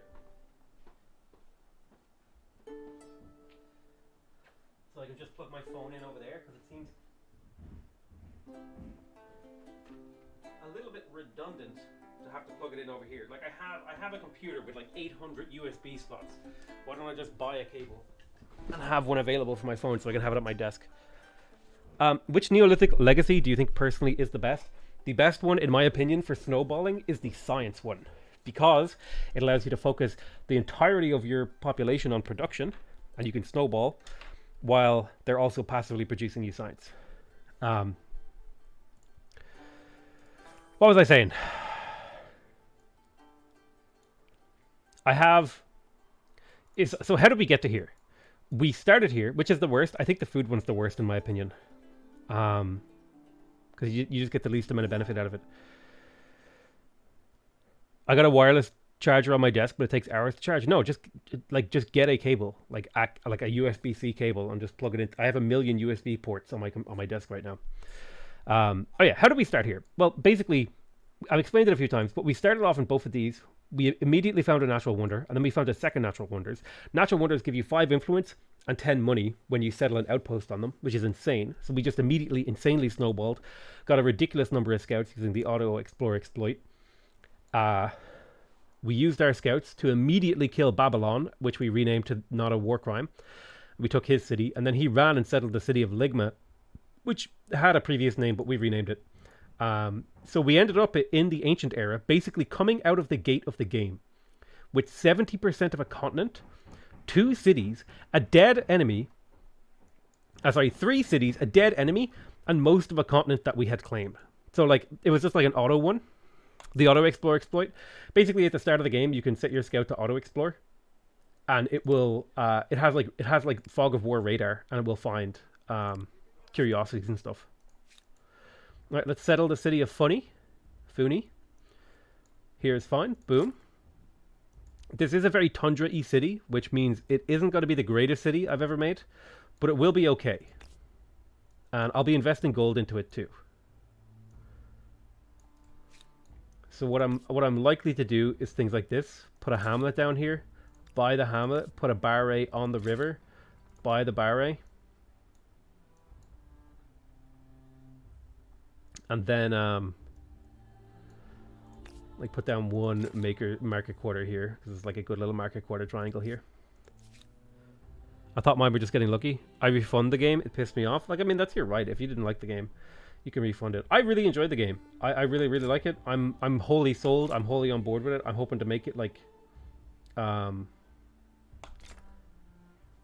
big part of my YouTube channel. I'm hoping the developers deliver on like balance, on update and stuff like that. I like bug fixing. That's all the kind of stuff that I'm looking forward to. Because I really, really enjoy the game at a baseline. Potatoes. Boil 'em, mash 'em, stick 'em in a stew. Boil 'em, mash 'em, stick 'em in a stew. Hey, thank you so much, Chunk Slayer. Thanks for all the content over the years. Playing along with you on this glorious Saturday, slightly smiling face. I appreciate you and your slightly smiling face. Thanks, man, for the donation. I appreciate you.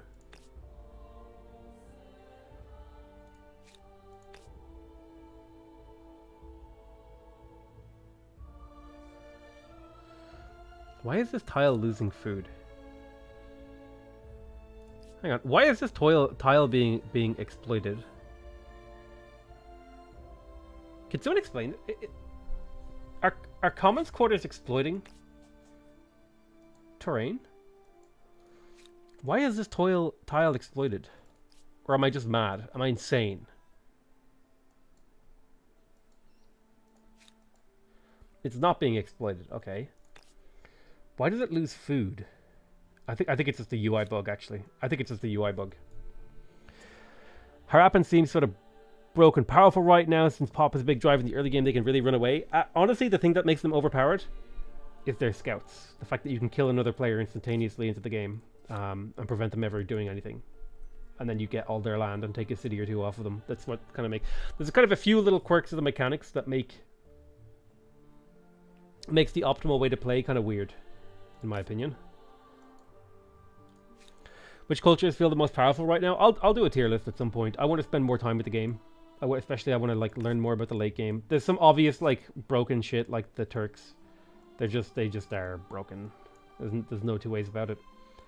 So what do I want to do in this city? Let's have a look. I don't think I care for granaries. Fishery I don't care about. Fishmonger I don't care about. I'll probably eventually pick them up just to like do it. This is okay. It's worth 18 gold. This is okay. It's worth 2. So since none of the infrastructure that I have available to me is very interesting, I think we continue to build new districts, and I think in particular we focus on money and influence again. So I'm just gonna like pick a section, pop down a hamlet somewhere, and then start making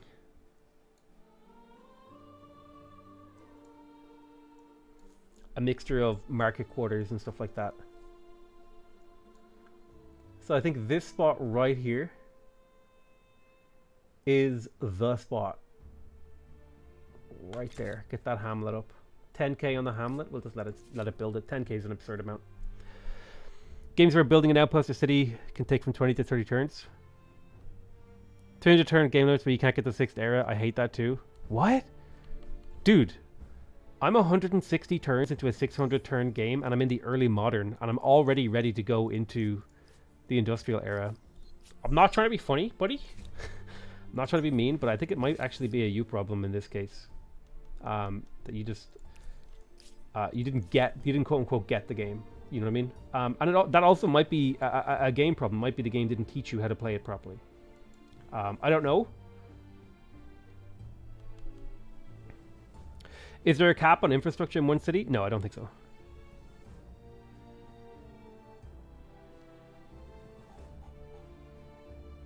Well, you're a delicate genius. I'm not, Lamau.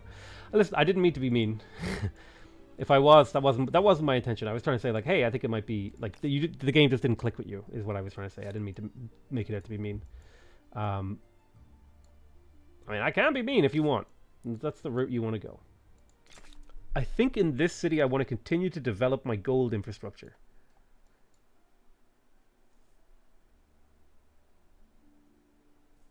The game is really, really bad at teaching you how to exploit tiles properly. Yeah, there's a lot going on and not all of it is intuitive. For sure.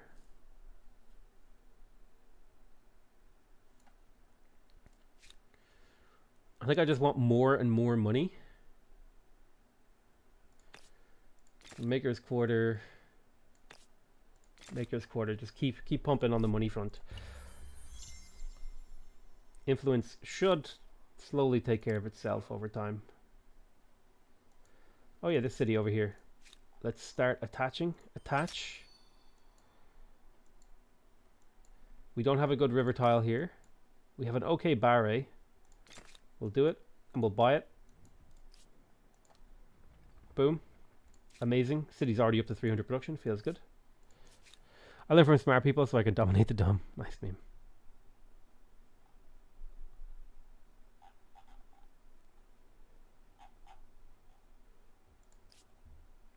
I feel like trading is too OP for its one low time cost. I do kind of agree. Trading is a little bit too strong.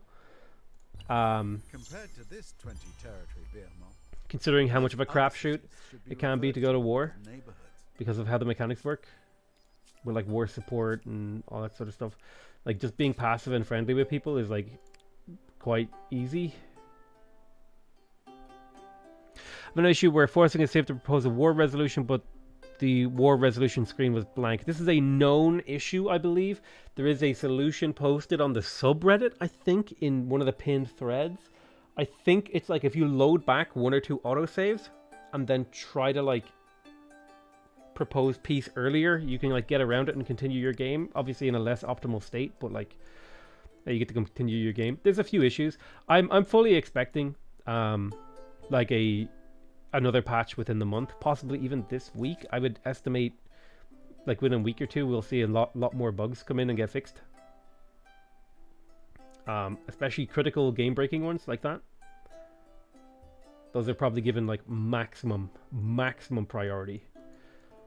So again, my production is pretty good up here. Like I'm up to 800. I don't need to keep pumping on production. Which area do you think has the best warfare? I find it annoying how most of the time I can only close the game with Task Manager. I haven't had that issue, personally. So I can't talk about it. Plus 2 money per trader. Yeah, right now I'm still getting more money from building the trading districts. Is war later on in the game even worth it? Yeah, war in this game is always worth it. It's just like a lot of micro, and I kind of wanted to just have like a chill city building game, because that's how I play these games. It's the way that's more fun to me, right? There's Seafaring Mastery. I think we just hit gold. We're on silver, so 3 more techs, we get gold. We might be able to hit gold, silver on this. We should be able to hit silver on this. It's only 14k. Our influence is increasing fairly rapidly. Hey, are you okay, baby? Do you want a nib? A nib? You want a treat? You want a treat? Oh, hi. Hello, my little fluffy. You want a treat? Come on. Spin. Do a trick. Spin. Spin. Good girl. Alright. She woke up and was like running around being all happy, so I was like, you want a treat?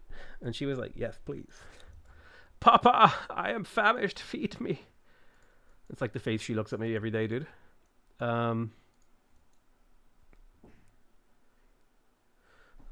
Jump scare with the tone change.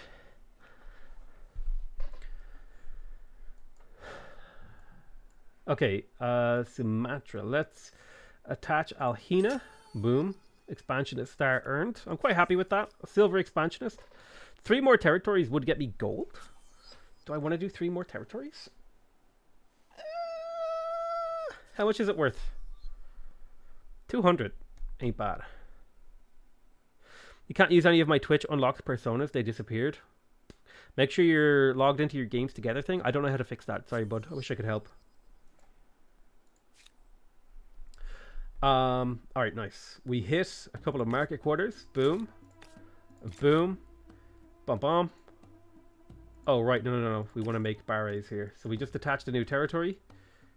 And the best barray...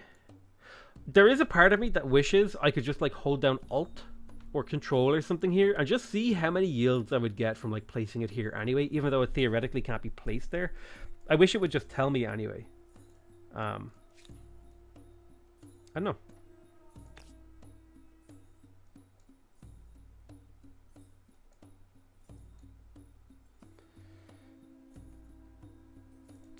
Let's buy the hamlet. And then we'll do the barray. Boom. So the city's already doing great. It's a very rural city, if you look at it. It's like working a lot of the actual tiles rather than having a lot of like infrastructure. But this is fine. It will become less rural. I want to go to my expert policy actually. Gold. Industry. Gold. Honestly, at this point, yeah, no, that's fine actually.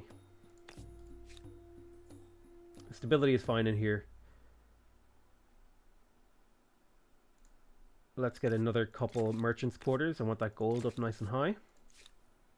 All the victory conditions merged into just accumulate fame. Kind of. Kind of. It's difficult to explain, but when we get there, it'll make a lot of sense. Basically, rather than like giving a player a discrete like win condition, like send a space race, that just causes the game to end. And once the game is over, the person with the most fame wins. So, I don't know. I think that just makes the game a little bit more interesting to me. Found your persona on Games Together. So excited to put you in my games. You really do not want my fucking AI in your game, dude. What are you, insane? I made the most overpowered, insane, ridiculous AI imaginable to like ruin people's games. Why would you pick my AI? I literally made it to troll people. Don't do it.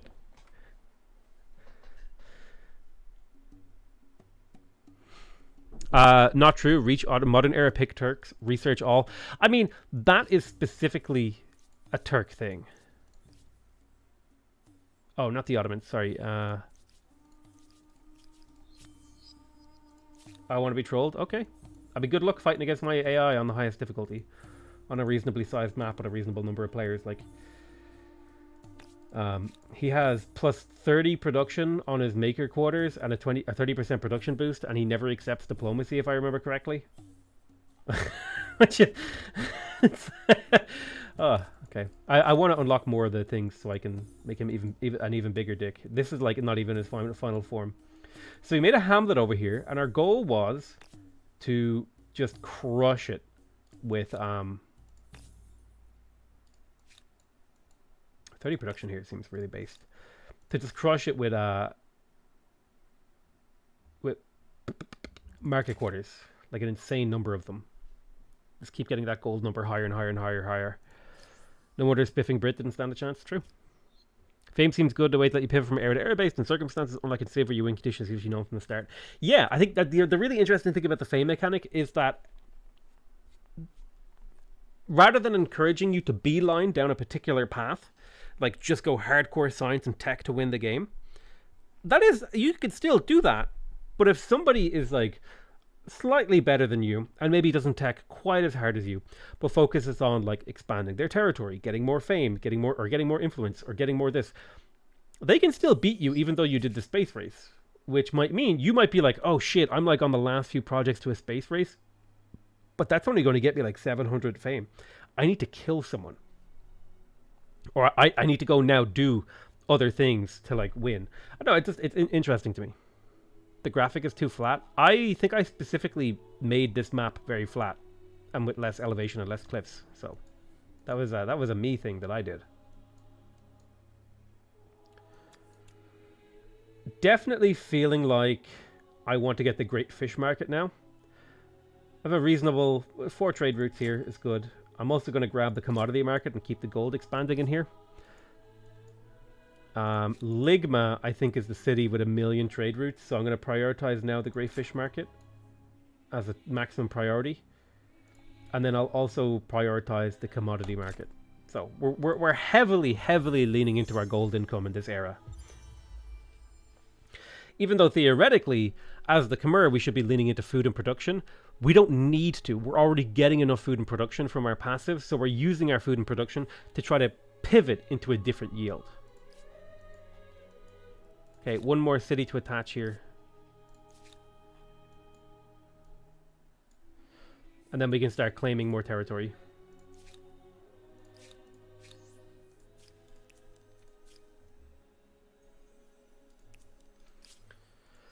You're famous, but I have a huge army and evaded you. I drank your milkshake. I drank it all. Okay. Weird champ.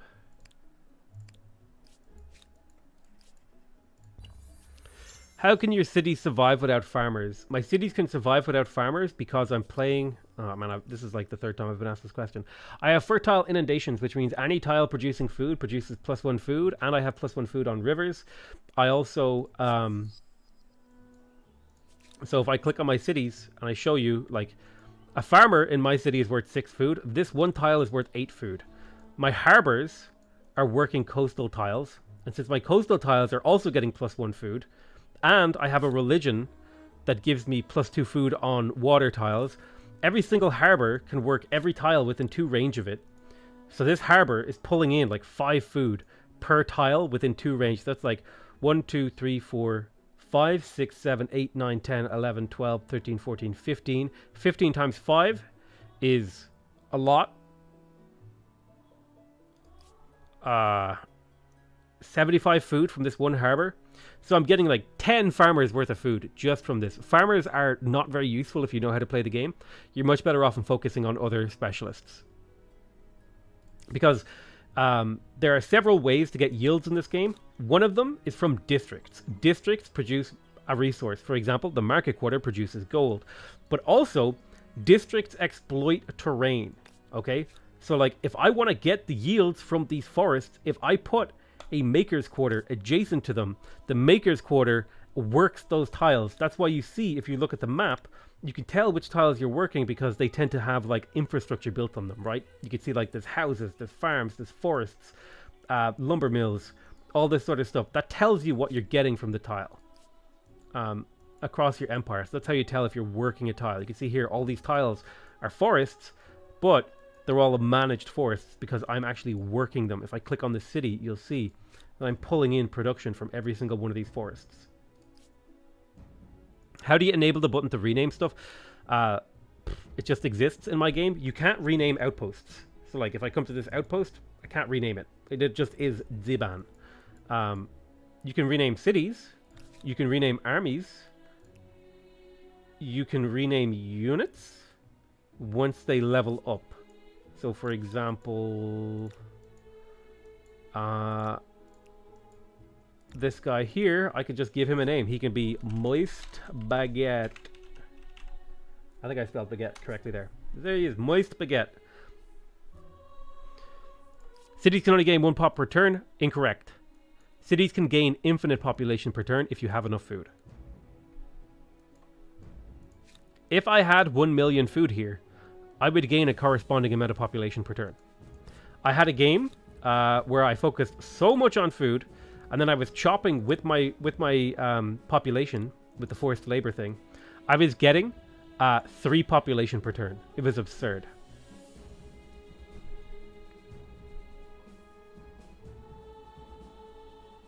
The Game Pass doesn't have a rename feature because of the Xbox profanity filter requirement. That's kind of a weird one. Is this game as long as Civ? It'd probably be longer. Yeah, it'd probably be longer because I'm relatively new to the game, but I suppose with enough time it might get shorter? I don't know, that's a hard question to answer. Yeah, I think we will pick up the theater. +4 influence on main plaza. It's not a huge amount of influence, but it does add up. It feels shorter to me. Maybe. I don't think I have enough time with the game to be able to definitively answer a question like that. I think it's longer purely because I don't have as much experience with the game as I do with Civ. Are the Harappans best? Or are they simply the simplest? The Harappans just, as a consequence of the way the game works, the Harappans just have a really, really good start out the gate. The +1 food on tiles and then +1 food on rivers tends to give them a lot of population. Population is useful for a ton of different things. And also their scouts are very, very strong. They're stronger than the average scout, which means you can use them to do things no other Civ can, like instantaneously attack someone at the start of the Ancient Era and knock them out of the game. So just for a variety of reasons, the Harappans just have a really, really good start into the game. I definitely want more hamlets. There's not a very good hamlet here. I mean, this is okay. Slowly work on those hamlets. I definitely want more hamlets, though, because they give you population room. Stability here is fine. 1200 production. Man, money is hard to increase for me right now. What happens in this game when another player completes a wonder you are building? You cannot build a wonder that someone else has claimed. In this game, once you claim the wonder, nobody else can build it. So wonders are only competitive up until someone claims them. Money. You know what? Let's just take the learning. Free science is free science. The whole outpost start confuses me. Like, how do I build my workers and warriors? You build them after you you build them after you have a city.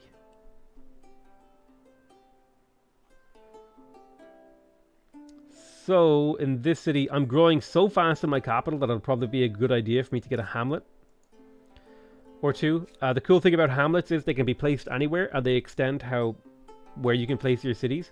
But also, they also provide one of each job, which means theoretically +4 population room in your entire city. So placing them near or on rivers is like super based too. So I'll pop you there.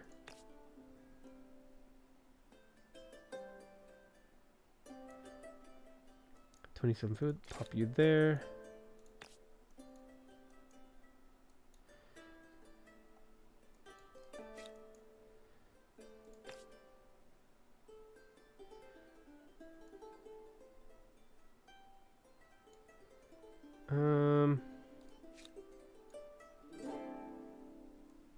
Actually, I don't love this location because it makes it awkward to place a hamlet in this section. Place a hamlet there, and then this hamlet will go like here. And then the final hamlet, 16, 9. Placing hamlets on rivers is pretty based because it preserves the food and production, so I'll do that. The current meta, everything not agrarian builder is suboptimal. I would somewhat agree with that. Somewhat, not fully. Alright, so we got a ton of hamlets coming in. Hamlets are expensive, but they give you tons of job room, which is what we want to keep scaling. They also give you a decent number of yields. They're kind of like an emblematic quarter in that way. +1 science from researchers. I don't need science right now. Hamlets, I think, are like super just good for me at the moment.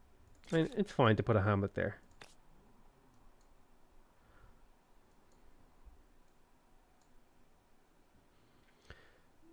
Uh,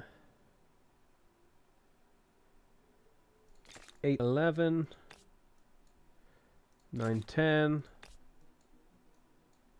18 production there. So we'll get those hamlets going. They take a while, but they are worth, in my opinion. Cities that have districts that count as farmers and makers' quarters are too OP. Do you feel there's a realistic reason to merge cities? It always seems so crazy expensive. Yeah, definitely. When you get to like super late game and you're doing some of the like nuclear weapon projects, it is really worth it, in my opinion, to maybe consider merging a city or two.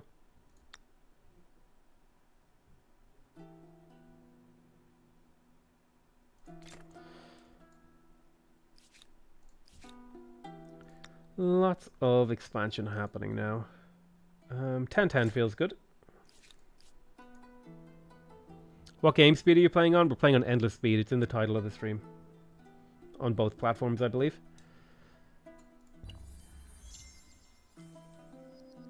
War someone's researched. Nice. We probably almost finished the tech here. Nice. We hit the silver merchant star.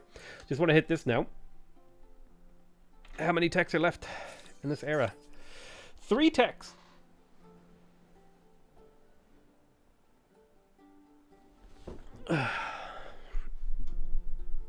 Imagine I'm going to read the stream title. True. Imagine, like, this is just people who, like, read news on Reddit. They just read they don't even read, like, it's amazing to me that we're at the point now where we don't even read the titles. It used to be that people complained, oh, people just read the titles, they don't actually read the article. Now people just they don't even read the title. They see pretty picture and click. Look, it's a video game that looks interesting, click. And I'm giving you a hard time, don't worry about it.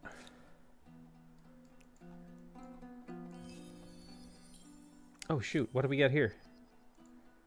A great swordsman! That's right, I did just appropriate your accent, Morbus. Badly, too. Like, turn on this yield mode.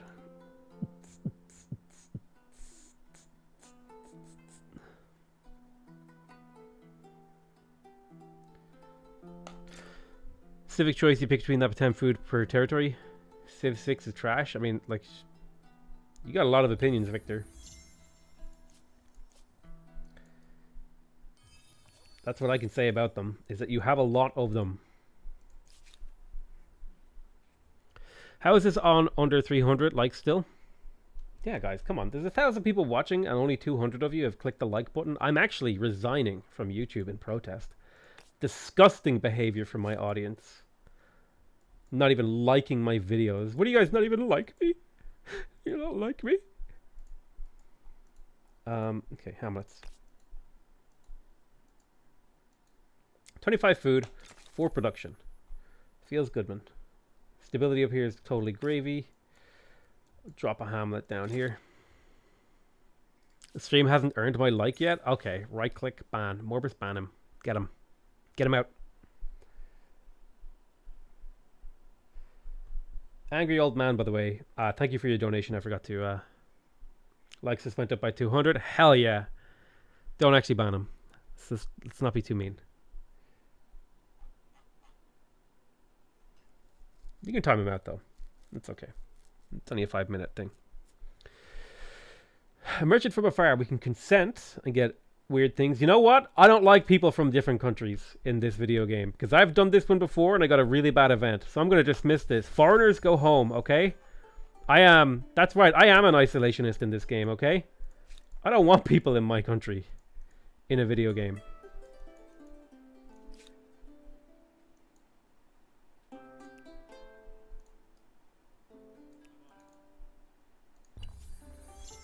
What's your favorite culture in Humankind so far? I love the Khmer. The Khmer. Can you ban me? Caleb. Only if you ask and say the right words. You have to ask in the right way. Okay, boom. Permanent settlement. Oh, wow. Another continent. Quite the globe-spanning imperialist you've become. Following you for almost a year now. Can regularly win Civ 6 deity. Bought Humankind today. It's 5:30 a.m. So what does that say? Slightly smiling face. Thank you so much, Catherine Lewis. It's 5:30 a.m. Man, that is definitely Australian dollars you sent me, especially because of that time zone. Thank you so much again for the donation. I really appreciate you. I'm glad that you have been enjoying following my stream. And I'm glad that you also figured out how to beat deity with my assistance, of course. I am your sensei, okay? I taught you everything you know. And don't you forget it, okay? Remember me. Quick to Adobe Premiere to do something with Potato saying, I hate foreigners. True. What's a little xenophobia between cultures, okay? Never caused any problems ever. 5:30 gang, let's go.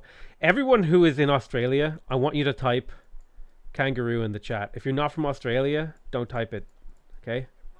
I want to know how many of you motherfuckers are up this late watching me.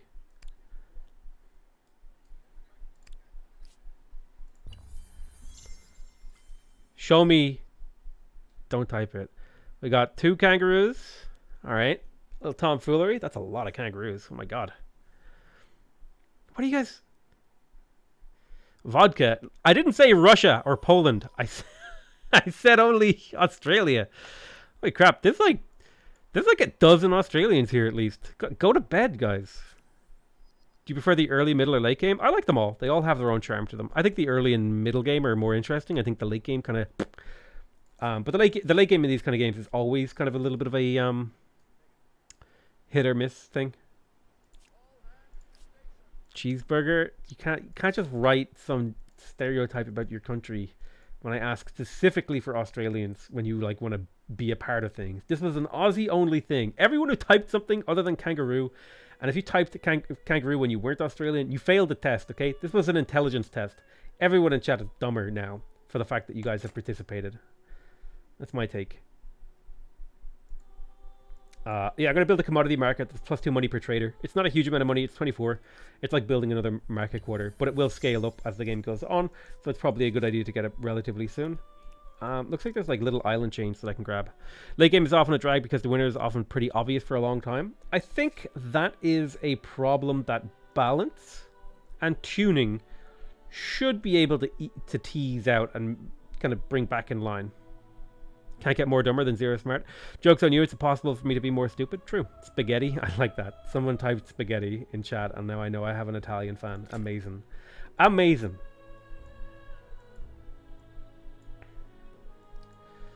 If we look at the city, it has pretty good industry. I'm thinking now is about the time that I should maybe consider going up in industry a little bit. Like, just a couple notches. Like, maybe...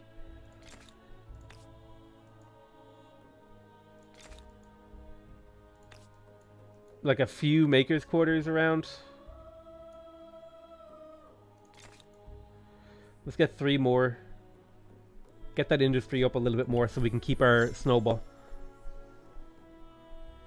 Messy. That's why the only way to play properly is domination only game. Also makes militarist cultures useful. Militarist cultures are already useful because the really cool thing about military is that killing someone gets you all of the other yields in the game. So it's super useful to go to war. 16 gold here. Yep. I'll make like a little circle of them. How close are we now? We're up to 6.5k. Grab 2 more territories. We're almost ready to advance. If I grab 2 more territories, if I make another city, here's the thing though. If I just wait for 1 technology in here, I get better cities.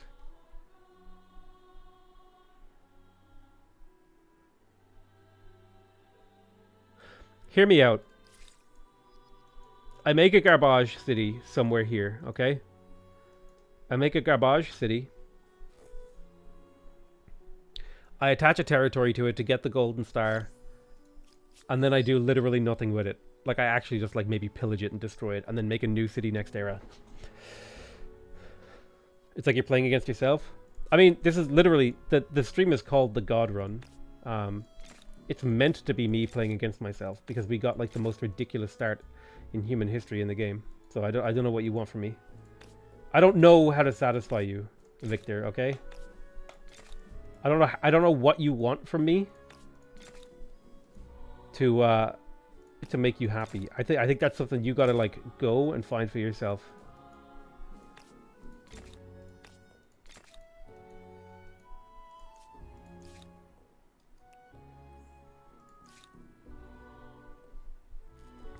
Contemporary era cultures come in a tech era too early for me. The final era is so long.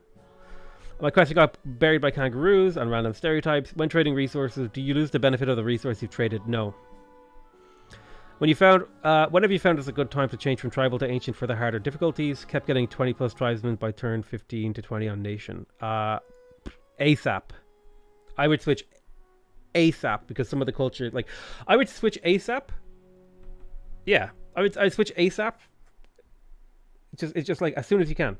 As soon as you can switch, you should switch. In my opinion, it seems to be the optimal way to play. Super cool war mechanic would be gaining tech from citizens you conquer, but it scales with the empire happiness that is actually in the game, but not exactly the way you think it is. When you conquer a civ, you will get technological osmosis from them. Excuse me, why are you massive jerks? Get up onto the thing. Cool. Military architecture, so we can now absorb cities. How much to attach here? You know what? I think we just skipped the gold territory star. My biggest problem with this game so far is that it's so freaking easy. You should play with more aggressive AIs on larger maps. They will very easily get ahead of you on normal game speed. I think the AI grab a culture. Yeah, I would say like the early game cultures are so game defining that you want to hit that next age as soon as possible, in my opinion. All right, we got all our hamlets in here. We got really, really good population room. Let's like flip things around a little here. Money per harbor and naval trade routes. I have 3 harbors in this city, I think, or at least 2. So this scale's pretty okay. Not bad.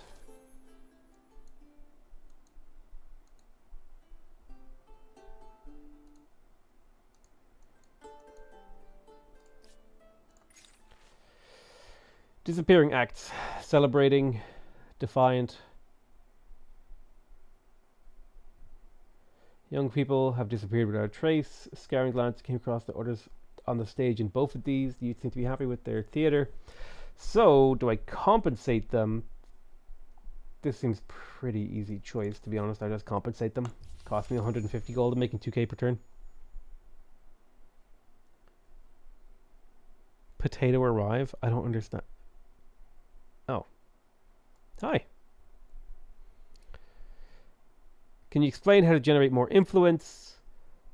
It's an emote. Yeah, I see it now. I have a better Twitch TV. I see in the restream chat window, emotes don't show up properly. Probably why I should have like Chat Arena or something. Strange things for you YouTube streamers. Do not quote the deep fucking knowledge to me, okay? I was there when it was written. Alright, fuck you. I have been watching streams on this goddamn website since it was called Justin TV, and you had to buy software from some Japanese guy who badly translated it in order to fucking stream, okay? And it was called like shit. What was that even called? I can't remember what it was called.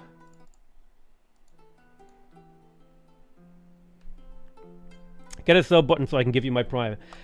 Tell Twitch I will get a sub button if they allow me to stream non-exclusively, okay? Now, I don't know. I might see if I can negotiate a meme with Twitch. I just realized this was live. Michael, Michael, you goddamn moron! Everyone point and laugh at Michael. You thought this was a VOD. Oh, Michael, you dummy! You silly man! What were you thinking? I didn't expect him to read Twitch chat. I read both chats. I'm a god gamer, okay? I was born to be a god gamer. More gold, I think? Yeah. We don't need science. We're good.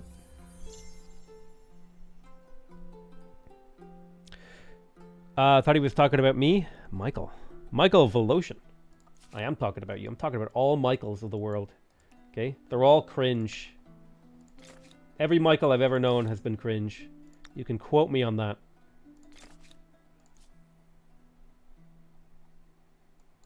In fact, I'm pretty sure there was a guy in my chat yesterday called Michael who said some really dumb shit. Like, I asked him if his brain was surgically removed and shoved up his asshole. You know, not my proudest moment, but I felt really good to say it in the heat of the moment. Potato, how's the family? Jamie Jones. Family's pretty good. Thanks for asking. One of the merchant stars has been earned. Hooray. Did we just get gold merchant? Oh my god. Oh my god. Alright, I think now is the time to advance. We have 4 gold stars. I don't think there's much point in sitting here. What is a calm city? It's just a... It's like the words just don't match. It's basically any city between 90% and 100% stability. Basically. Doo-doo-doo. Poogers. It might be time to age up here. I could sit here in theory and get an extra 300 fame, but that would just take forever. I'm at my limit. I'm running out of tech. I would waste so much science doing that. I think now's the time to transcend. And we have a huge amount of options. So, for example, we could go for the Venetians. I would definitely maybe want an influence civ. Because influence seems to be the area that I've struggled a bit. So if I could get a little bit more influence, I could hit this star too. So if we look at influence civs, the Edo Japanese are pretty good. This district seems really weak. It needs to do more. Ooh, Shogun's authority though seems real powerful. They removed delaying peace deals due to exploits in the beta. What is a triumphant city? A triumphant city is a city that exists after a war has been won. It is a 10-turn thing, I think. You get a buff over here after you win a war called victorious, and the city gets extra stability because it's celebrating the war or whatever.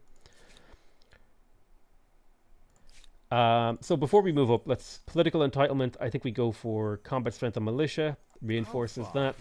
Colonization. Primary concern is their family, not their people. Naturalized colonies. Do I want to move towards combat strength or this one? I think I want to move towards naturalized colonies. Not that I'm going to capture many cities, but we may as well. Slaves. I'll take commons quarter yields. Assimilate industrial production. Don't care about farmers, do care about gold. Let's hope that there is enough innovation and motivation to counteract the long hours. Definitely want commons quarter industry cost.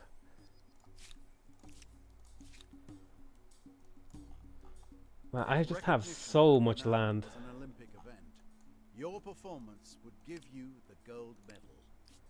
No other is leaving. Making homemade breadcrumbs after a bottle of wine and the sound of potatoes live stream. If that isn't peak almost 30-year-old lady, I don't know what is. Greetings from Poland. I don't have to say hello in Poland, but I can say rude words in Poland because I worked with a couple Polish guys before, and they told me all the naughty words, like the one that begins with K and ends with Urwa.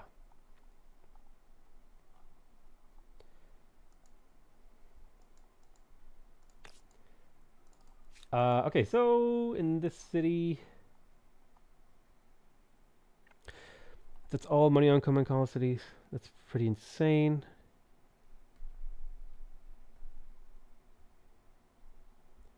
Money, ongoing trade. I don't think I need science.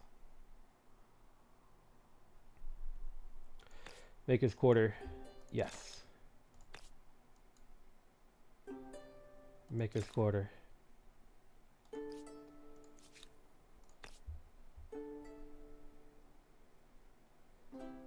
I'm just going to do a little bit of Maker's Quarterage to just give me a little bit of extra production heading into this era. I don't need many of them, but the occasional one, like I'm up to 1,000 production in here, feels good. The occasional Maker's Quarter feels right. Like bomb. I'll count down from 3 to 0. If you haven't liked but want to, then smash the like button on 0. Ha! Imagine being in Twitch and you can't press the like button on the YouTube video. Imagine being left out of the community tradition where we all press the like button on the YouTube video. I'm going to count down from 5, okay? And when I press 0, I want you all to put an emoji in chat and hit the like button, okay? 5, 4, 3, 2, 1. Do it. All right, let's see. We're at 500 likes right now, so we'll see what that jumps up to. Easy clap. Twitch is definitely on the ball for emotes. YouTube, a little bit slow on the emotes there. I think they got a bit of a delay though, to be fair. Oh yeah, there we go. Oh my god, the amount of emotes flowing in from Twitch. Don't be dabbing in YouTube chat, guys. That's like illegal. You're fucking weird guying me. Oh shit, I need to pay for that dumb emote thing so I can put like 100 better Twitch TV emotes on my channel. Oh man, we hit 600 likes. Very nice. Considering we started at 200 when people started complaining about it, that's a lot. Good job, guys. Okay, I said put an emote. I said put an emote in chat, not spam emotes. Unless you're all individually sending one message, then fair play. It's a steady stream of emotes there. I'm not really sure what to do with my cities. Like, my stability has just been taken care of for me because of my luxury resources. Did I choose a civ? Oh no, I forgot. I got distracted. Potato, as soon as your enemy hits 0 war support, do you have to force surrender? Yes, unfortunately. That's how that works. I wish what they could do, to change that up is maybe you could, once your enemy hits 0, your war score starts ticking down like 10 per turn plus another like 5 per turn, so you can go like an extra 3 turns in the war if there's a city you really want to capture, but it's going to hurt your war score. So that kind of thing would be kind of nice to me, in my opinion. So you're not playing Civ now? I am going to go back to playing Civ. I'm just taking a short break from it. Just a refresh, rewind. I have a Civ series in the works. Can you give a short opinion about each early modern era culture while we're at this screen? Sure. The Dutch. They are a merchant. They have the VOC warehouse. And they have the flute. In my opinion, the flute is basically useless. It's a transport. It's okay, I guess. It's really not very good. In reality. Stock wisdom, +1 money per population on all cities. This is, I would say, weak. This should be +2 money per population in all cities. The VOC warehouse, on the other hand, though, is quite powerful and is very good. So I'd say, on the whole, the Dutch strike me as a slightly weak civilization, unless you have managed to grow a decent amount of population and you've picked at least one civ so that you have multiple harbors in each city and you're able to hit these VOC warehouses on those harbors. Otherwise, it's okay. If you specifically build for the Dutch, they can be really, really good as a mid-game way to boost your gold. I'd say they're okay. I think they could use a little bit of a buff, like a little bit of a buff. Particularly on stock wisdom here. And the VOC warehouse could also use a little bit of a buff. Let it count as a I don't know. Just a little bit of a buff on that would be fine. We also got the Howden Sauni.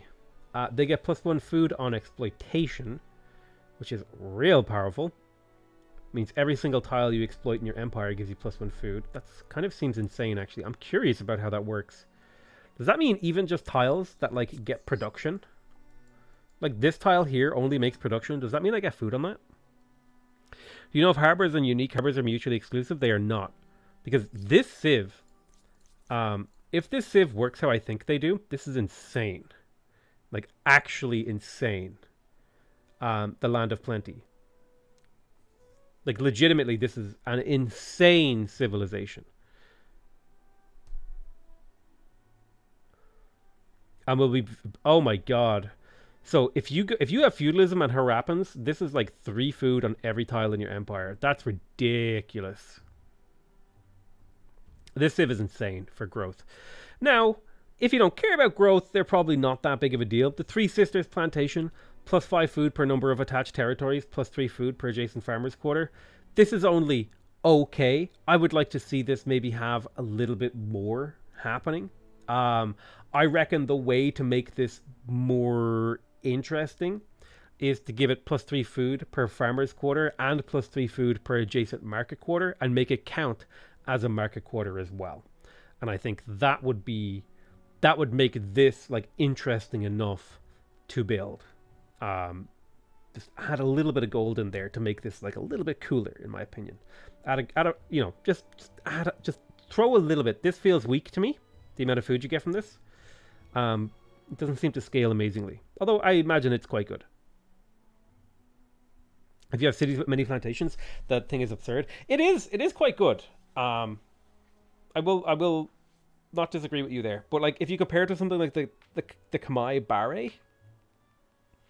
Now, if you really want to make the Three Sisters plantation insane, make it into like a hamlet where you can place it anywhere. Now, that would instantaneously make this thing insane. Instantaneously. Because if you could just place it anywhere, like let's say there's a section of food over here that I haven't claimed, boom, Three Sisters plantation, grabs all this food tile, buffs all of them by +2, +3, +4, whatever, and scales off of territory, insane. That would become instantaneously like... I would say these guys are already insanely strong, thanks to Land of Plenty, but this thing is the weakest part of them, in my opinion. The Three Sisters plantation. Mostly spent on its legacy trait. That's true. This is probably fine if you consider the Land of Plenty.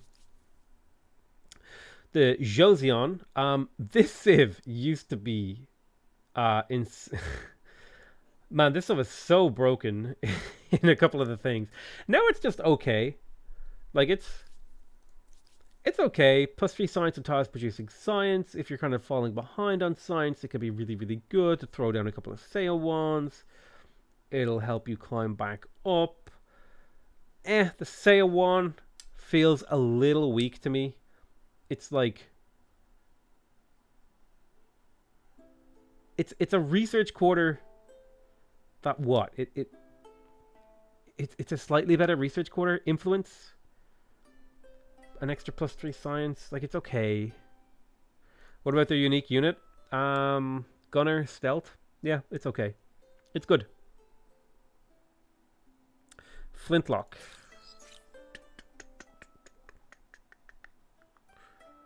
Compared to the Musketeer, it is weaker than the Musketeer. It's weaker than the Musketeer. It's 5 less combat strength, but requires no strategic resources. So I would put it on a similar tier as the Musketeer. It's like a... I don't think it's that good. I don't think their unique unit is very good. Felt cringe enough to copy paste my questions. Joseon feels like they've been over nerfed. I agree. I agree with the Joseon over nerf. I think it would be way cooler if they still had their science from water. I think that was like a really, really cool identity for them. +1 science from water, and then make their Seo one do something different. Like, make it a maker's quarter and a farmer's quarter. So it's like just lots of food, lots of production, lots of science. Cool. Be a cool district. I don't know. There's things you could do here to make Joseon more interesting. They feel over nerfed to me. But they're probably of an appropriate power level, and just things haven't been nerfed yet. Ming? I would say these guys feel over nerfed. Howden Sauni are insane. Dutch are weak. Joseon are okay. Like this is like S tier. This is like B or C tier. B or C tier. Ming, depending on the game you're having, like the rocket cart can actually be kind of crazy, considering it's available at Gunpowder Warfare, which is here. It's like right at the start of the era. Super, super powerful if you're going for any sort of war-based thing. Plus you're an aesthete, cheaper civics, extra influence. Actually, holy shit. No.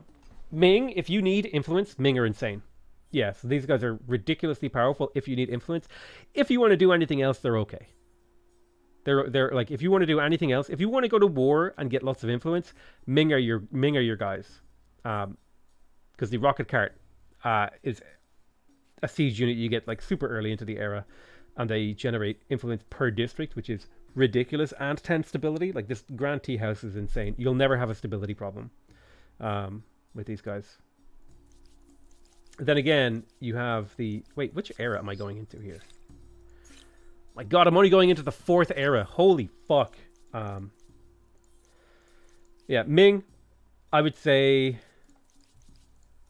Ming are quite powerful. You can't play the game on the Mac yet. The Mac version isn't out. The Mughals, +2... these guys are fucking ridiculous. Okay? These guys are fucking ridiculous. This is just insanity.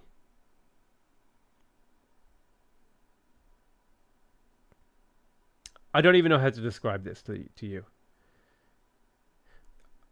2% industry per number of territories in your sphere of influence on your capital. Okay? Let's just zoom out on the map right now. I have 1, 2, 3... How many? There are 45 territories in your empire sphere of influence. That is a 90% production boost in my capital that is already producing 1,500 production. Insane, okay? The Mughals, the non-wizarding wizards, insane. It's pronounced Mughal? Okay. And then you have the Jama Masjid, right? It's a maker's quarter that gives you 3 industry per worker. Now, we talked about the commerce scaling. The Mughals. We talked about the commerce scaling. You can build this for as many territories you have in a city. So if I have like 1, 2, 3, 4, 5 territories, that's 15 production from each of these workers, okay? I have 23 of them. 15 times 23... 15 times 23 is 345 production, which is then getting multiplied by 90%, and then a further 50% from the fact that I have the wondrous effect from the silk deposit with the Hanging Garden. So this, like, if you want to go even more insane with your production, the Mughals is insane. Insane. And then their unit is just crazy. Crazy civ. Crazy. We've got the Ottomans. Expansionist, I would rate the expansionist affinity as one of the lowest in the game, in my opinion. The only good thing about this is the ability to trespass. The reason I would rate this so lowly is because the expansionist star is the hardest one to earn, and their ability is very easy to interrupt. The only good thing is being able to trespass. The Mughals. They're like, this is S tier, instantaneously S tier, and the rest of this area is defined by how strong they are in comparison to the Mughals. We've got the Ottomans, the Ottomans. Expansionist, weak, 50% heavy weapon industry cost, quite good. +3 strength on heavy weapon, very good if you want to do any sort of like late game artillery sieging stuff. Some of the heavy weapons you get available here, particularly the bombard, the mortar, very powerful, very strong, making them half price. And heavy, like stronger, could be quite defining for the era. Not a bad ability, in my opinion. +1 faith per district, +3 influence, +3 influence per adjacent district. I mean, if you really want faith, it's cool, but having lots of faith doesn't seem to matter as much as it used to. Lots of faith used to be cool. I guess it does give you reasons to go to war if you need reasons to go to war, but at that point you probably already have an insane amount of faith by the time you get to the Ottomans. This is weak. This is okay. The Janissary is okay. So if you're looking to go super hyper aggressive and transition, I guess the Ottomans are okay, but if you're looking to do that, you already want to be ahead of your opponent, so like combat strength bonuses don't matter. Really, you just want to be technologically ahead. Howden Sauni equals Wadeno Sauni. I'm going to pronounce it how it's spelled because I don't know what the correct way is. If you want to like send me an email on the correct pronunciation, sure. We've got the Poles. Really disappointed that Portuguese are not an available civ. I would be shocked if the Portuguese don't make it into the game at some point. The Poles are militarists, which is not a bad start to have. Deadly ramparts, so all districts get fortification and they get extra stability on their districts. Quite powerful here, lots of stability. The Barbican is a fort that gives you 10 stability when you consider this ability. And it's just a good fort. It's just a good fort. They have the Winged Hussar.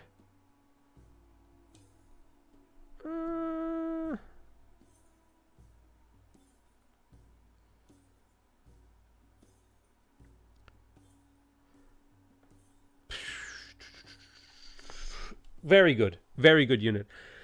Not taking retaliation damage when you charge is very, very powerful, in my opinion. It's a relatively strong unit, has a relatively high upkeep, high movement, high combat strength, everything you're looking for from a unit. Barbican I would rate as quite weak. I find these defensive buildings are just generally weak. I think it needs to be like just have more yields or just be slightly better. Yeah, it just needs to be. These just need to be better. Otherwise, the deadly ramparts and winged hussars is pretty good. Like enough to put it into like maybe B tier or C tier. It doesn't feel like an amazingly strong save. Nothing about this feels like, oh my god. Feels like, oh, this is okay. They upgraded the end of attack. They upgraded the end to attack choppers, which I find kind of funny. Amazing. We've got the Spanish. The expansionist again weak. +3 combat strength if the unit starting on the turn in a non-allied territory. Quite good if you're going to do anything offensive. +1 faith for population. Again, faith isn't very useful. So, And then you have Conquistadors, Gunner, El Dorado. Conquistadors seem okay. Okay civ if you're going to do anything militaristically or faith-based. But again, this just doesn't feel like a very strong way to play the game. They are good at what they need to do, but it just doesn't seem particularly strong with how the game works. The Edo Japanese, we talked about them a little bit. +1 influence per population. Quite good. +2 influence, +5 influence per adjacent mountain. They're okay. I would consider these like a runner-up prize to Ming if you want to make influence.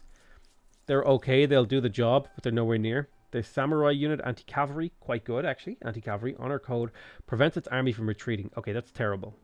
That's actually legitimately terrible.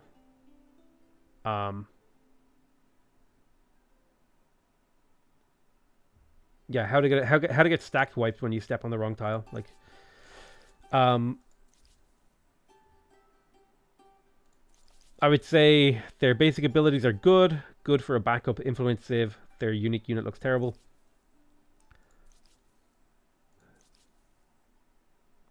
So, obviously, Muggles S tier, Ming A tier, Haudenosaunee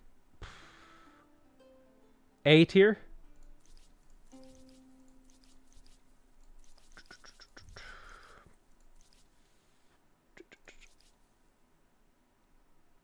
Venetians, +1 money per number of trade routes in city or outpost.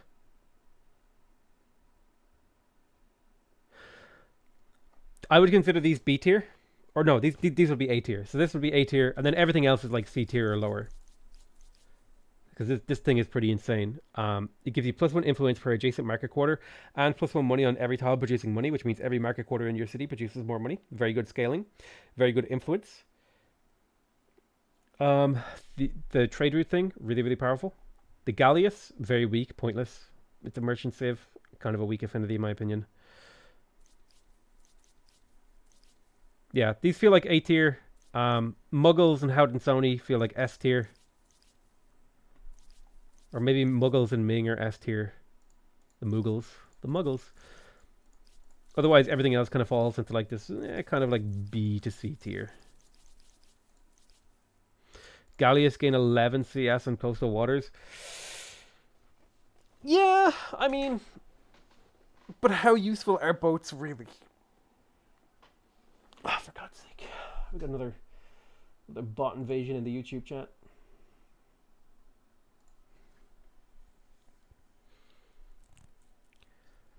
So it really just comes down to, like, I don't need more production.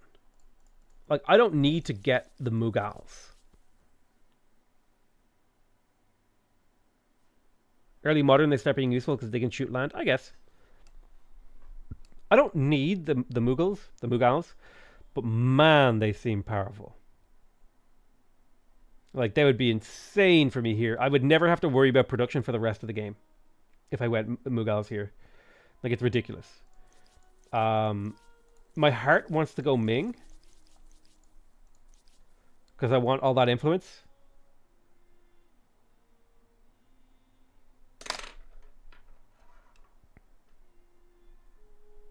I want all that influence. It's a ton of influence. It would basically round out my build.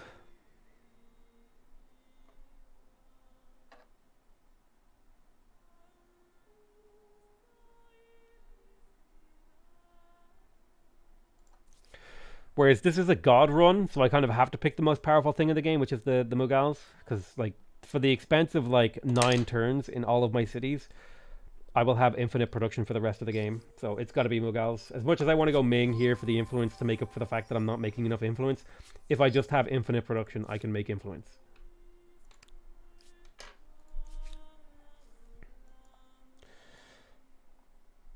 Let's spend a little bit of time. How many trade routes are in here again? 14 trade routes, so I definitely feel like getting the Great Fish Market is the move. Vassal of the Ghanaians. You have my ear. Good job. You actually got a vassal. Impressive.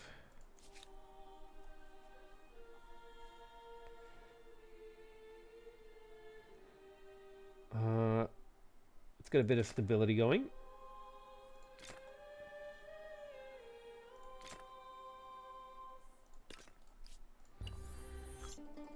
Geography. You could take Italians next era if you feel like you need more influence.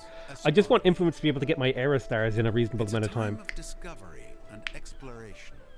But discoveries are not made solely by traders and adventurers. Internet people are always mean for no Those who reason. explore True. with ships and caravans would go in circles without those who explore with pens and parchment.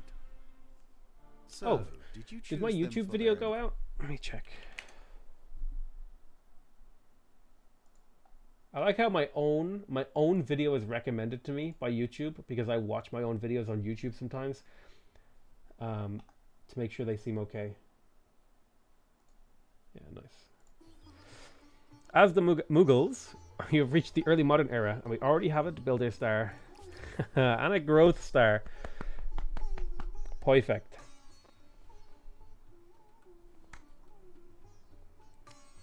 Is influence the one thing that's hard to make with production?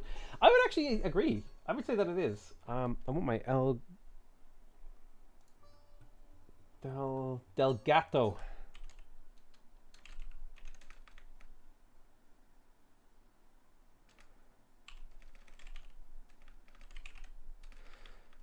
Control center. God, I hate it that every app is just like called a generic name like control center. I don't want to look for control center. I want your specific control center. The fuck? Oh my god, I'm gonna have to show the desktop and then rearrange my entire...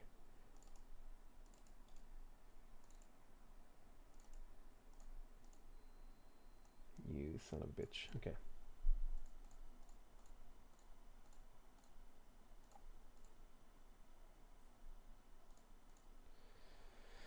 All right.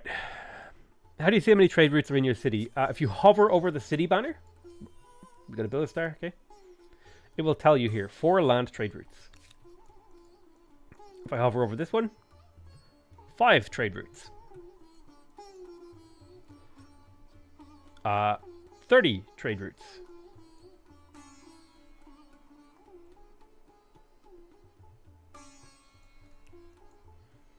Ming would have been stronger here, but you do you. I mean, the industry in my capital, I literally just got 1,000 industry in my capital. Every single one of these is worth another 100 production, which is getting multiplied by some absurd number. Stability is going down here. Let's pay the money. We'll buy the stability buildings.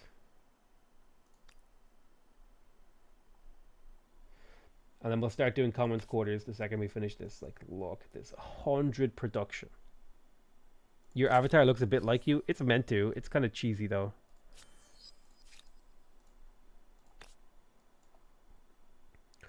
$105 production. 103 production. 101 production. 99 producciones, okay? 10 turns from now, I'm going to make another 600 industry per turn on top of all the other scaling we're going to do. Do you think your avatar's clothes should be a bit more gaudy or flamboyant? They look a bit like a diplomat than a ruler. I think they're fine. They represent the culture reasonably well. They did a lot of research on how they should look and stuff, and I think they did a reasonably good job. All right, Ligma, 82 production. I think we can accept a loss of food here.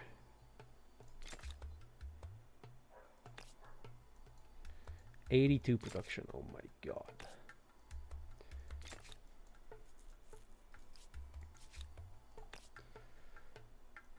Um, 70 production. 76 production. No. 74 production. You know what? Let's just buy them. Oh, that's gross. Absolutely disgusting.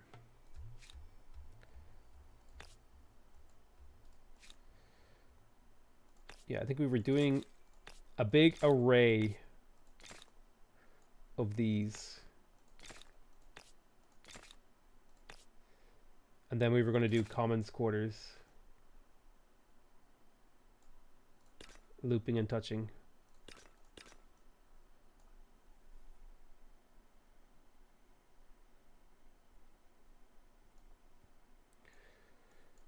So commons quarter here. Commons quarter here. Commons quarter here. Commons quarters here. So this city will be busy for a while improving its money and influence. See what wonders you can claim? Oh, that's a good call, actually. You got the Machu Picchu. All your cities gain food equal to 50% of the food production produced by the Machu Picchu city. That seems kind of OP. For both of these, the city is producing upwards of 1,000 food. That's 500 food for every city. Yep, that just seems like straight up a good idea to build this immediately. We get St. Basil's, +1 faith per district. Taj Mahal, 50% money on Calm City. Oh my god. Tokabi Palace, 100% production towards any shared project. How much does this cost to claim? 1,000. I want all three of these. So I might start with Tokapi Palace.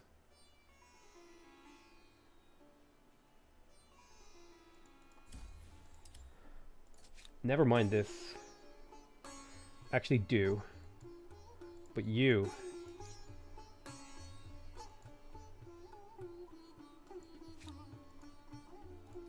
You work on that immediately. 3-masted ship. Definitely want to pick up colony plan. We'll end the turn. Build a Taj Mahal for roleplay? I don't got time for that. Boom. Another 300 production from that. Oh, it's gross. I will help eventually. Nobody's going to steal these wonders from me. Alright, 89 production. Look at this. This is disgusting. You want to actually replace a district here. You want to replace the hamlet. It's a terrible idea. Let's not replace the hamlet.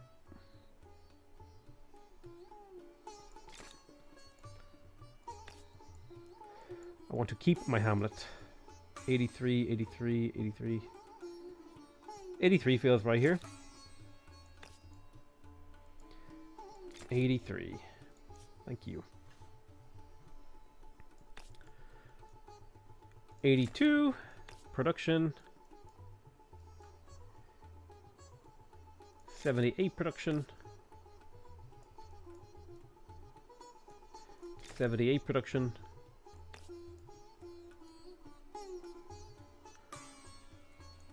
77 production. All right. Production is about to just pop off, dude. How are you able to change the name of the city? I don't have the button with the A playing on the Game Pass version. I don't know why you can't change it on the Game Pass version. Somebody said it's like a profanity thing. Like they don't allow it because of profanity, which sounds strange to me, and I'm dubious. I don't know if that's true. That sounds wild if it is.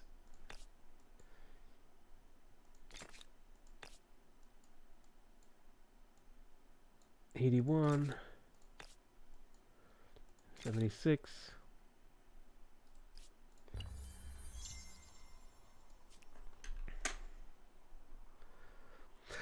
Mughals are super good, but I think Ming got me even higher numbers because it amplifies the exponential effects we get from the Khmer. French and Turks, I got to like 300k science before 0 CE.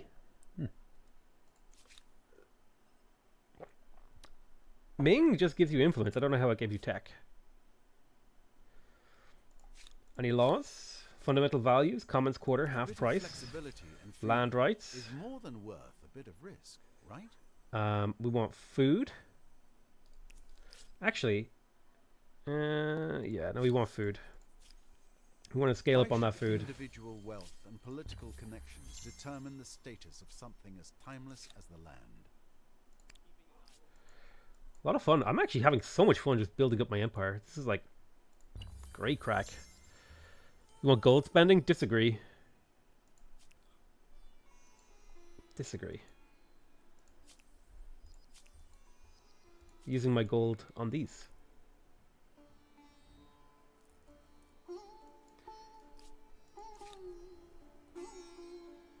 You don't need influence for expansion with aristocracy? Aristocracy.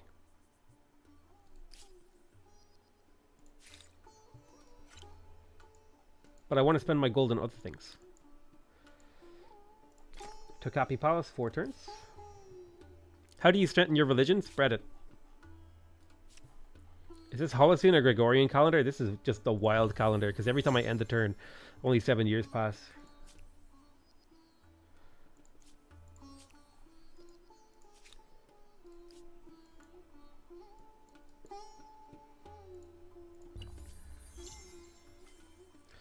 Three-masted ship, so any future settlements will have even better extra city slots. Settlers are also an option. Ooh, building a settler actually seems pretty based here. It means I don't have to spend the influence on a city. You, sir, build me a settler when you're done.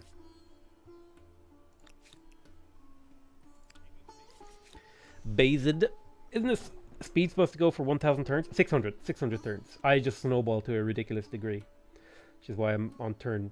I should theoretically, if the game was paced correctly, I should be entering into the medieval era currently, as I'm at turn 190. That's not what happened at all. I'm currently at 10,000 fame. Because I broke the game, bro.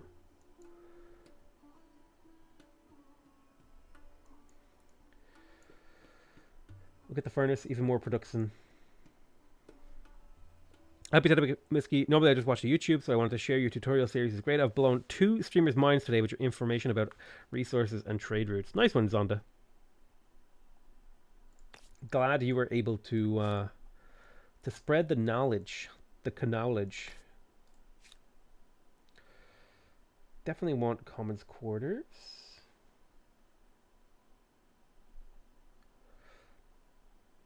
Not much in this city I need.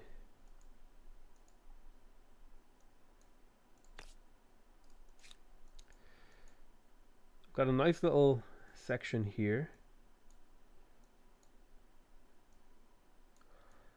Ligma. The city of Ligma. I want to do some commons quarters stuff, to be honest. So I'm thinking of commons quarters here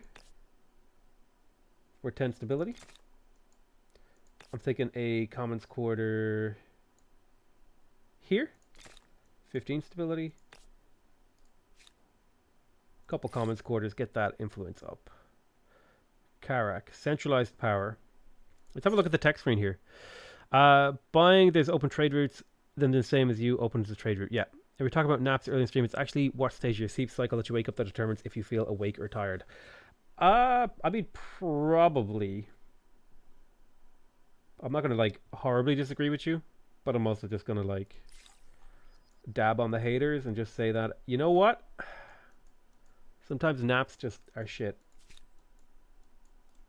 Did I actually land any niter? Oh yeah, I got a bit of niter. Make sure we get all these luxuries online. Oh yes. What does this do again? Money on market quarters, yes.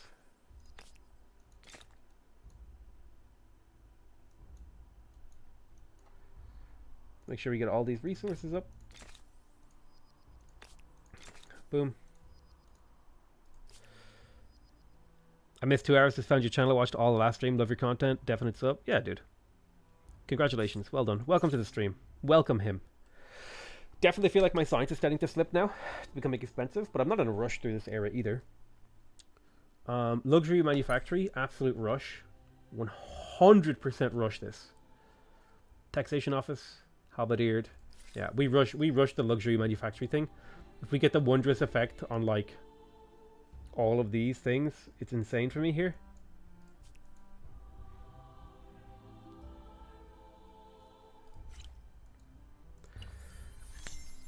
As in CE, a replacement to Anno Domini before Christ, but related to Christianity.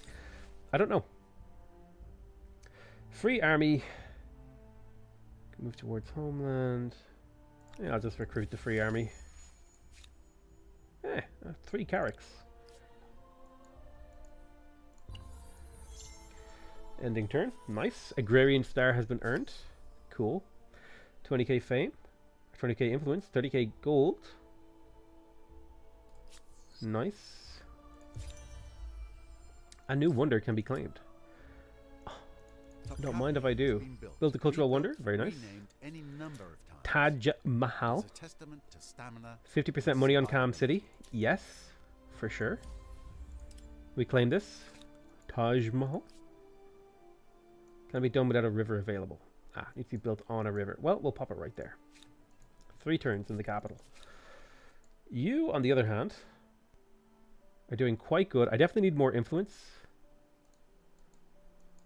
That's something I'm lacking. It's influence, influence, influence, influence, influence.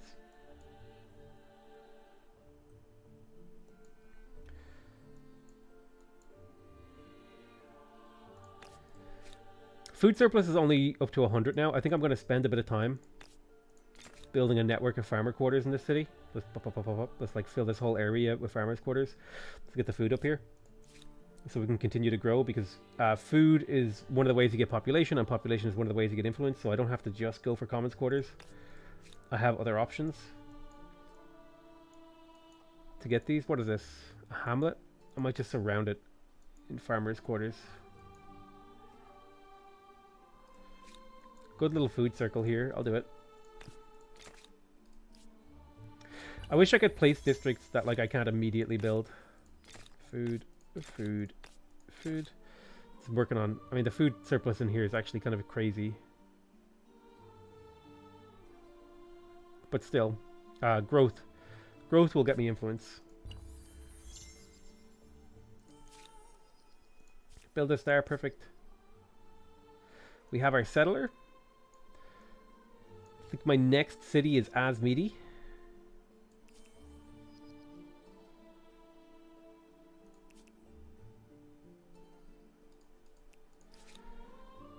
Let's buy our harbor. There's a good harbor right there.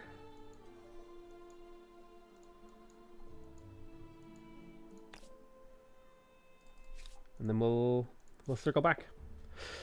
What does it mean when a culture Hittite says automatically upgrades regular outpost? So a regular outpost is one of these. This thing.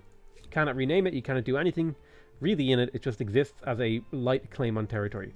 When you become the Hittites, this thing is automatically upgraded. Like if you hover over this outpost, you can see what the outpost does.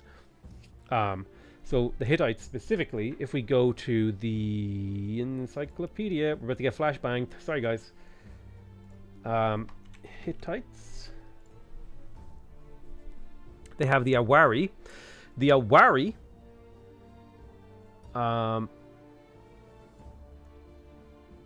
is unique, okay, in that it exploits food production gold and science. So that's an upgrade over the regular outpost. So if you have a tile that has science and gold on it, you can actually get it with the Awari. He's technically 1/3 of the turns, but two-thirds of the tech tree. Correct. Does this mean I'm playing good as him?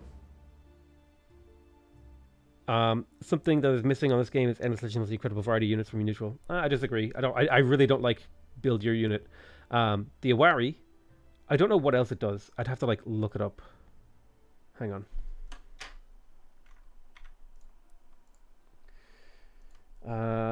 Humankind, Hittites, abilities.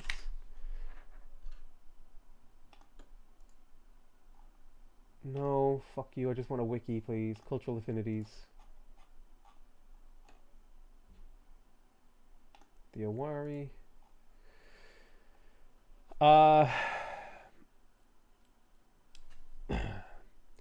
Can be used as a land unit spawn point for neighboring cities. So the Awari is unique in that it exploits science and gold from terrain. So for example, if I can find a good example, like this niter here has science and food on it. So if you build your Awari next to it, you will get that science and food. Similarly for luxury resources, I don't have any unimproved luxury resources to show you, but it's unique in that case. And also, when you're building units in a city, and you have a, hang on, you're really gonna make me do this, are you? Okay, I'm just gonna put a fort here. Pay 17k gold for it. This, when you build a unit, you can choose to spawn it in the city or in a fortress. And the Awari allows you to spawn units on outposts adjacent to your cities. So the Awari would be a spawn point over here, for example. Don't forget the encyclopedia at the top right to search stuff. 200 turns is 100 on normal. Hopefully that explains what the Awari does. I spent a good amount of time with the game, so I understand it pretty well, although I still do make mistakes and misunderstand things, because that's just the nature of like playing a new game. You're not going to have everything completely down. Yeah, I think a bunch of food in here makes sense. Relatively good on food in here. We're growing quite quickly. Influence would be good.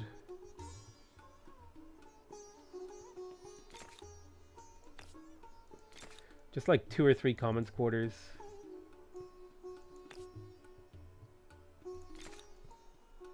Get that influence up just a chunk. Add some stability. Is there a point in building infrastructure in cities that you eventually want to absorb? I think it's a waste. Yeah, I think it's a waste of production. No, outposts become a wary. That's what I said.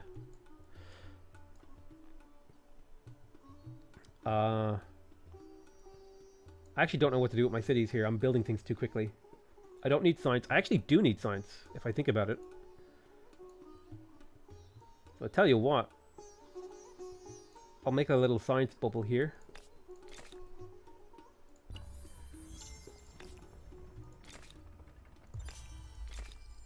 The Taj Mahal is indeed a stunning mosque. Nice. We got the cultural wonder. There's the Taj Mahal. Forever, it's hard to choose Very nice. Let's go claim another wonder. So we got the Taj Mahal, we got the Togepi Palace, and now we're going to get Machu Picchu. So this helps us build wonders. This gives us extra money on our cities. Oh my god, it's so much money. I assume the city is calm. Machu Picchu.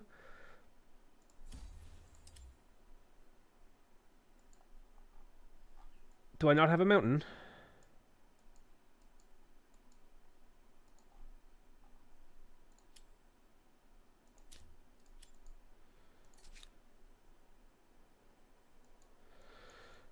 I need a mountain. Oh god, I don't have a mountain in my capital.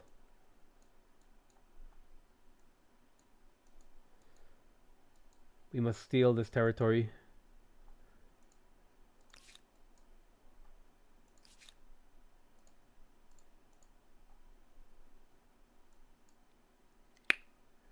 Detach, perhaps? Detaching is dangerous.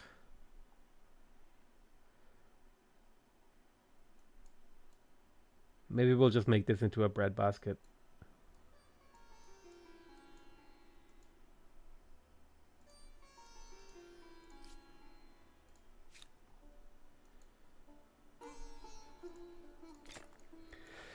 Yeah, we'll just make this into a bread basket.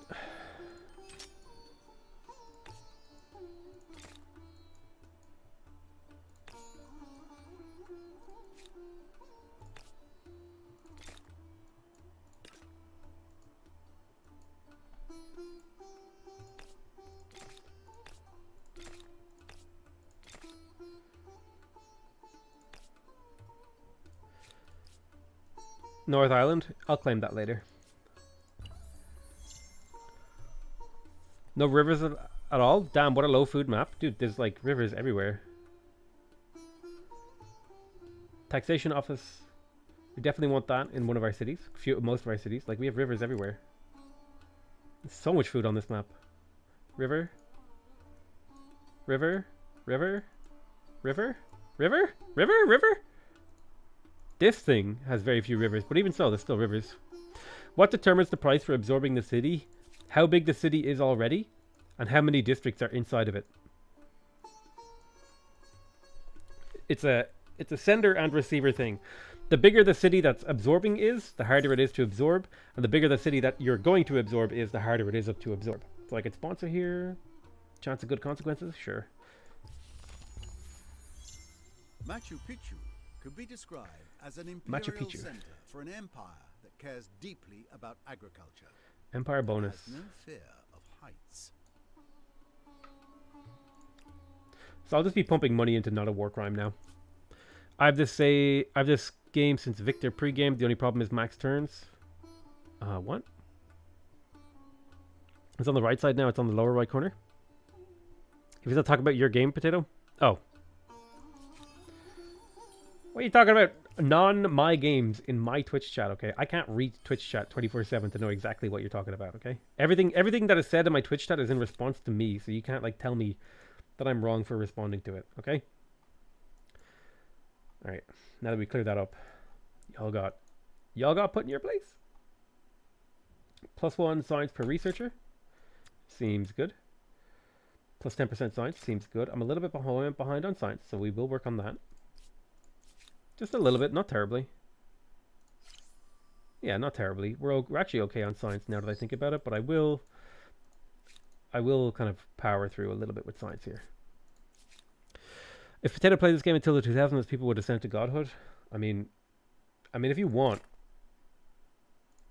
we could totally like go for an all-nighter type meme.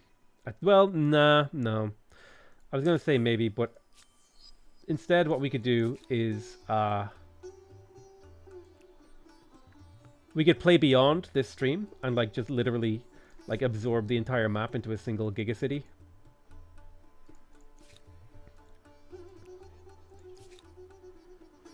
Production is God. Can you go for carpentry, whatever the industry one is? Talking early game, guys. We are in the late game here. All right, stay on topic. Come on. Do I want another settler? I kind of do. Maybe I'll wait till Steam Engine.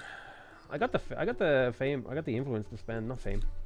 You don't spend fame. Oh, crap on my leg. Oh, fuck me. That hurt.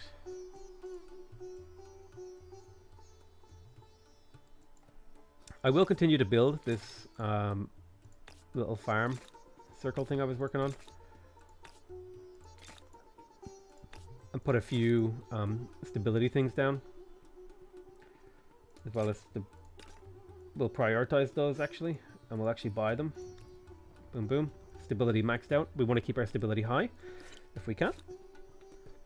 Stability is fine in here. I haven't built a single holy site this game. I really don't know what to do with myself. I'm just going to queue up everything now.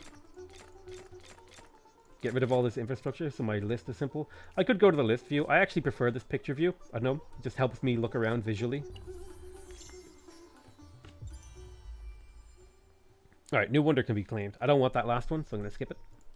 Missed me with that wonder. Go auto explore.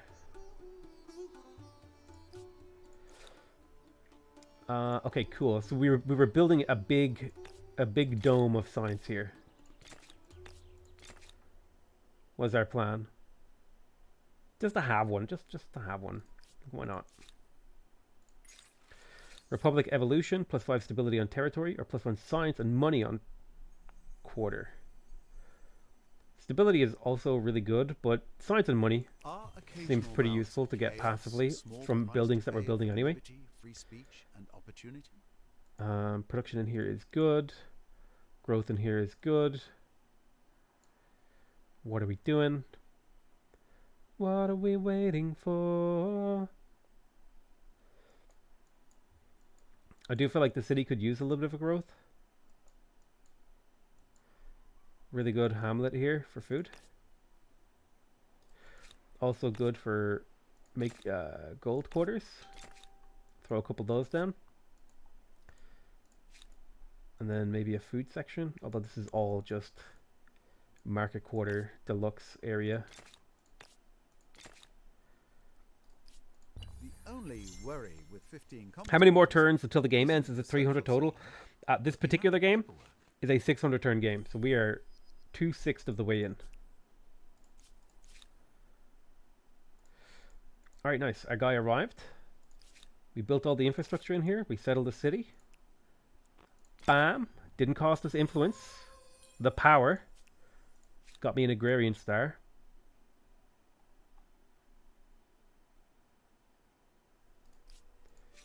I'm very confused.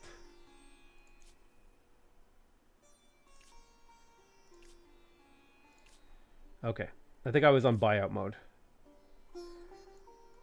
Which I think I do want to be. I wanna be wakes up next to you. And I wanna walk 500. Okay. That's enough of that singing. Let's attach.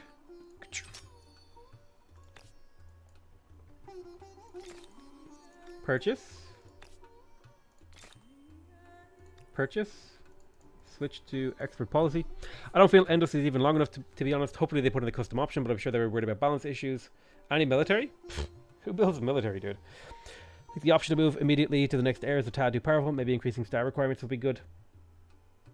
I think there's a lot they could do to like ease up a lot of the kind of weird balancy areas that I've seen. I'm not too fussed. Like it's mostly fine. All right, let's get those hamlets up. Boom. Already able to go to the next era. Oh yes. Zulu. Siamese. +3 industry per district on all cities. +1 money. Oh my god. This is insane. I really feel like you could just literally pick all of the elephant civs once they become available and auto win the entire game. Like, that's how I feel.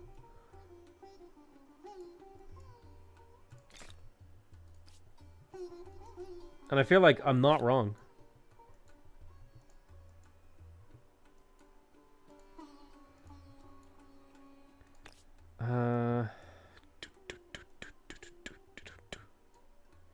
There. Works fine for me.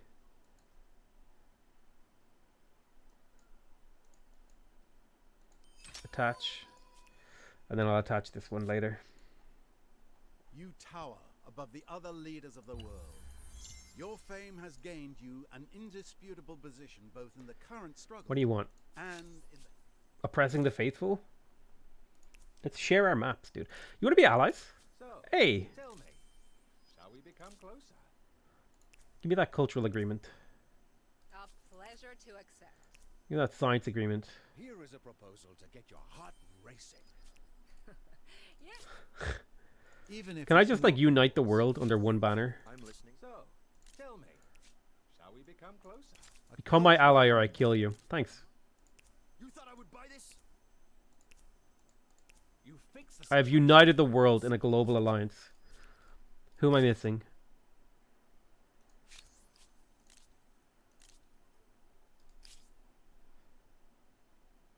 A major event requires your attention. What? Oh, you have resources. No known path. You already have a resource license. Okay. Dye. Yeah. Give me all your dye.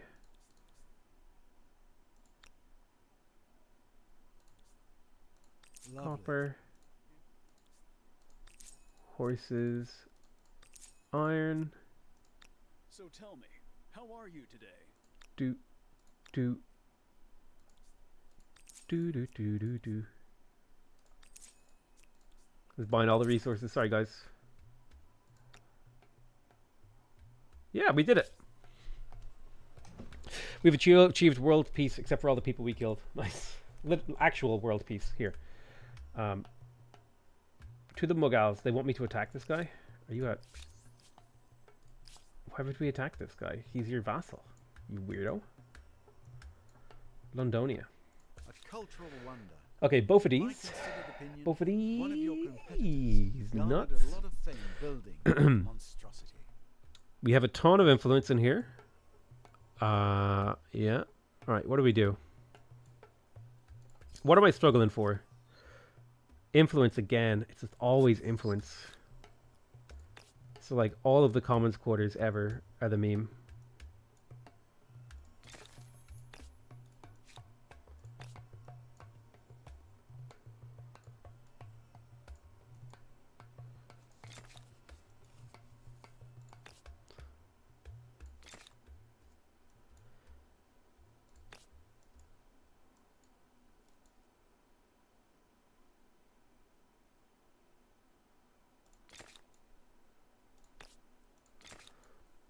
Throw down a few of those. Should get us closer. Parsimonious. Lose science, gain money. Science investing.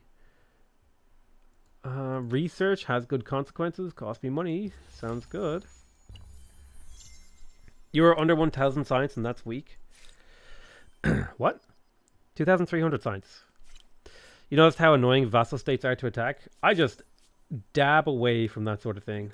That's how I deal with it. I just ignore it and pretend it doesn't exist. And I still have fun with the game, amazingly. Influence, influence, influence, influence. Influence. Influenza.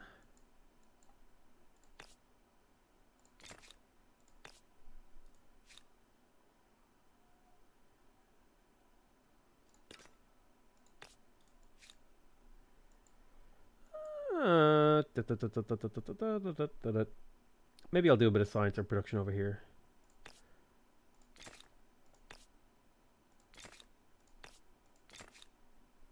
Food. Citizenship. Plus 25 stability on every city. 5 stability on market quarters. Ooh, yeah. That seems quite good.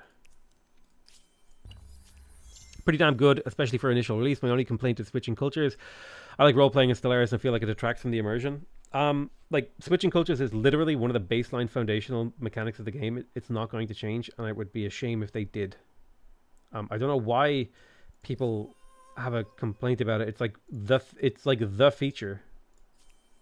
I'm always baffled. I'm not saying you're wrong. Like it's fine that that's your opinion. Why do we have a crisis? What?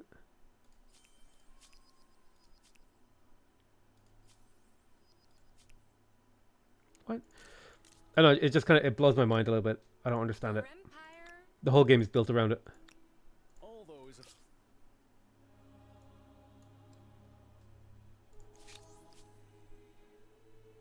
Did you like flip into independent here? Accept. Trade me. Being able to switch saves makes the game more dynamic. I mean, it's just like regardless of what it does to the game, it is like the feature of the game. So a tea manufactory here.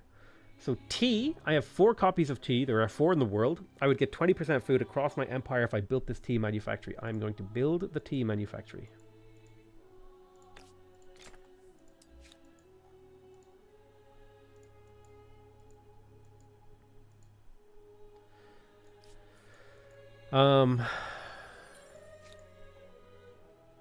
Let's get the gemstone manufactory. There are 6 copies of gemstone in the world. If I get this online, it's 30% money. So we'll prioritize that right there. Yes. I'll spend money to get it up right now because it's a 30% gold boost across my entire empire. Obsidian manufactory is a 10% gold boost across my empire. Hell yes. I have the wondrous effects from 3 things now. I'm missing the wondrous effects from Sage, which is a 30% food boost across my empire. Let's take that. Boom. Done. Missing the porcelain boost. My empire is about to just become broken, by the way. I'm building manufactories. So, to explain what I'm doing here.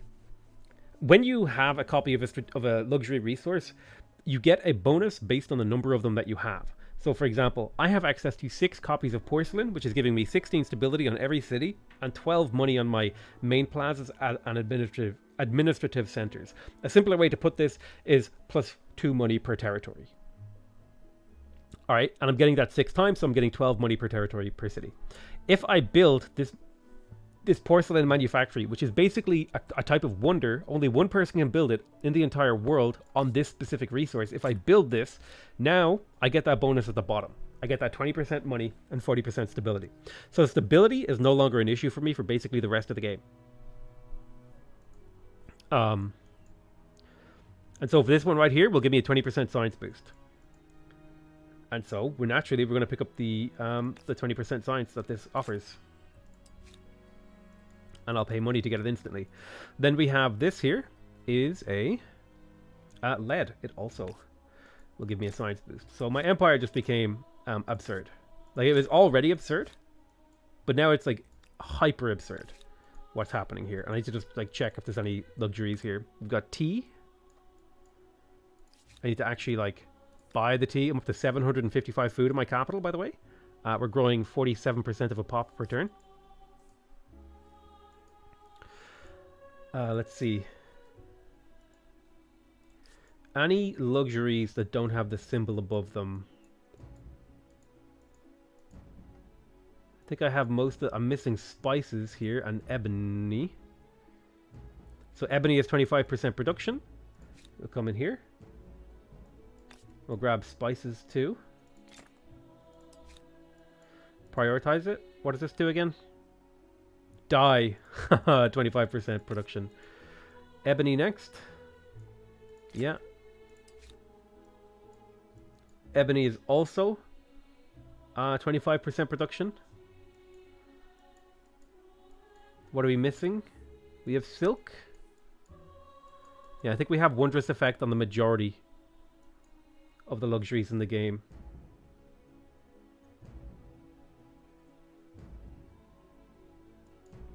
I wish I had a gold deposit, but it doesn't matter.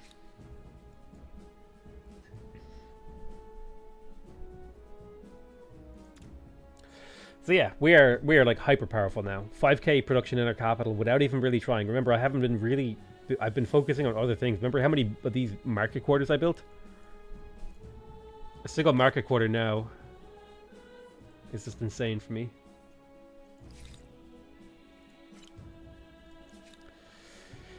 Okay. Yes, I definitely want this. And you were doing this. +4 influence. I know it seems terrible, but influence is hard to come by. It's basically like a commons quarter. I don't want to build commons quarters adjacent to each other. I have so much food, I don't even need to think about food anymore.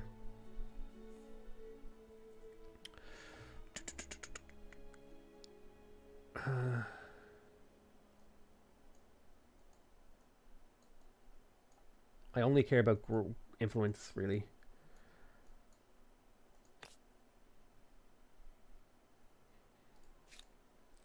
Might do like pair of science districts, an influence quarter there. Let that churn away. Patriotic. Ooh, so based on a true story, we can attend and get learning and potentially another narrative event. Let's see what happens. Progress. Okay, we have patronage now, which was the key technology of this era. Mercantilism is +1 industry per worker. Very powerful. Trade fair, not so useful. Manufacturing seems pretty good here. It would be good to get access to saltpeter. Grain silos doesn't seem super useful. Banks seem really good. 10% money across my empire, +2 money per trader. And +1 science per population. Chartered companies looks good. Movable typeface. Science. Majority of this stuff is like unlocking utility stuff. So not super important. I'll go mercantilism because it's actual yields. I'll go movable typeface. Supply lines, siege cannons, and flintlock in roughly that order. I'm missing the pearls monopoly. Can you build monopolies on coastal wonders? Distinguished monuments. Let's find out. Oh, you can. Amazing. It's a stupid amount of gold.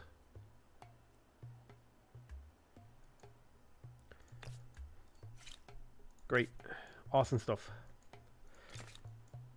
Take the Mughals. Build that in one turn. Then just go through and build all this infrastructure. Just keep yourself busy for a while. We're getting to the stage now where optimization isn't like super important to me. Look at all this food. We want to surround this with commons quarters because we want to maximize our influence gain. Again, just looking for influence. Artistic ownership. So we can either pick up academic artists, which gives me influence on research quarters, or I can go for artist studio, which gives me influence on commons quarters. I'm going to go for the commons quarters one because that also moves me more towards freedom. So I'll grab that. It's 5k. Are you sure you don't want the policy that allows you to pay for land attachments with gold? Probably would have been a good idea. It's too late now, though.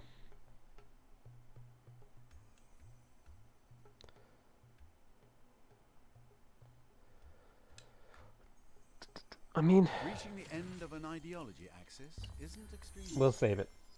Think of it as being focused, yes? Very goal-oriented. Let's get 2 more science districts in here and then begin surrounding them with commons quarters.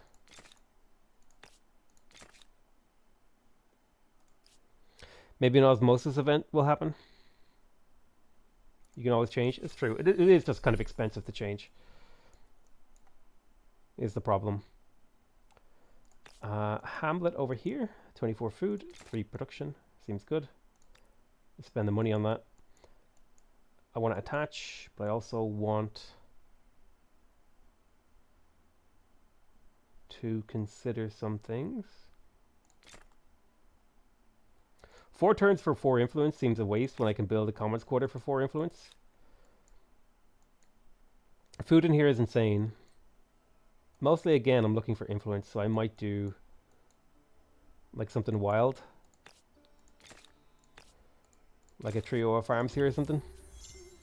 Can the AI keep up on this difficulty? Yes, if you don't snowball to an insane degree. This is the first game I've actually, maybe the second game I've actually beat the AI. And because we got just like a ridiculous start, we've snowballed to an insane degree.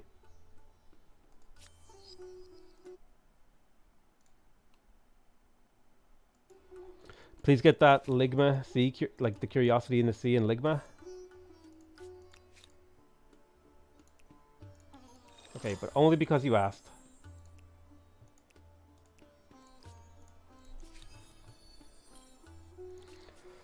Auto explore. More science memes. I don't particularly care about food, but what do I want to do with this section?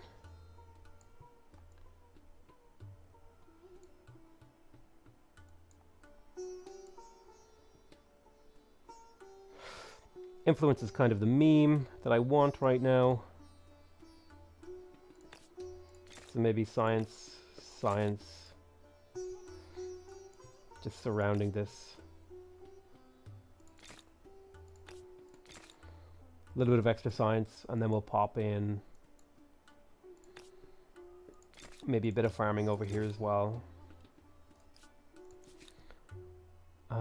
Influence. Okay, you did a great job here. Let's make another loop. In fact,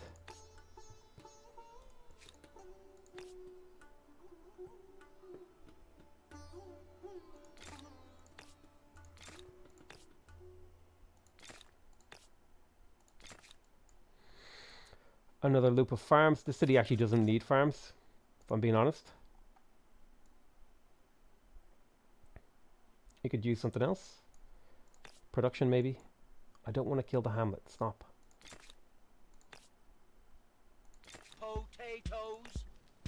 Boil 'em, mash 'em, stick 'em in a stew. Boil 'em, mash 'em, stick 'em in a stew. In ASDF voice, dyed potato. Thanks so much, AJ Fine, for the $10 donation. Die potato. Woo. There, I acted it out for you. Okay, we got saltpeter mines. Man, it is hard to manage this many cities with this much production. Like, it's like absurd. The city could use a food section, for sure.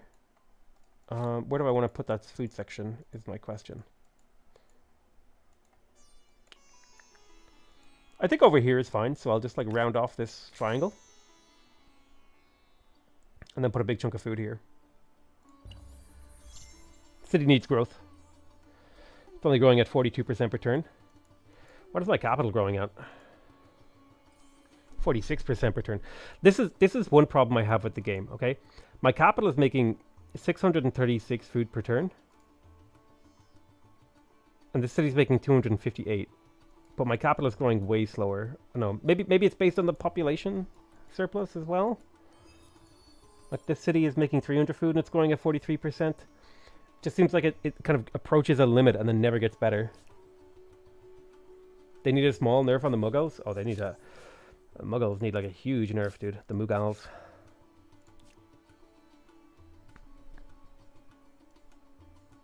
Put all of your holy sites next to each other as a meme, please. Sure. We shall create Holy Site Island here.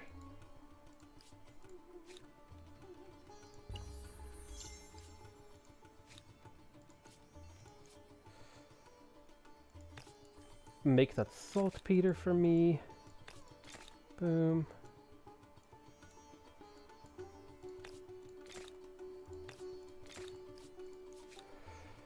Do do do do do. It feels like a waste to me.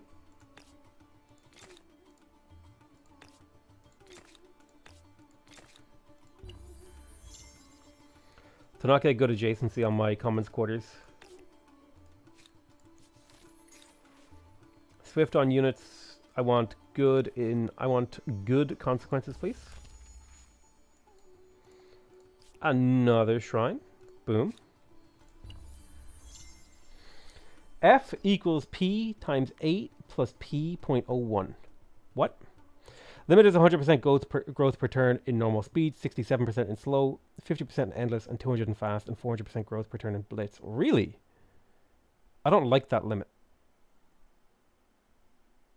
I don't like that there is a limit. There's no limit on the number of things I can purchase per turn. There's no limit on the amount of money I can make per turn. There's no limit on the amount of science I can make per turn. Why is there a limit on the amount of population I can grow per turn? I don't like it. If I build an entire food economy based around having an insane amount of food, why can't I just do it?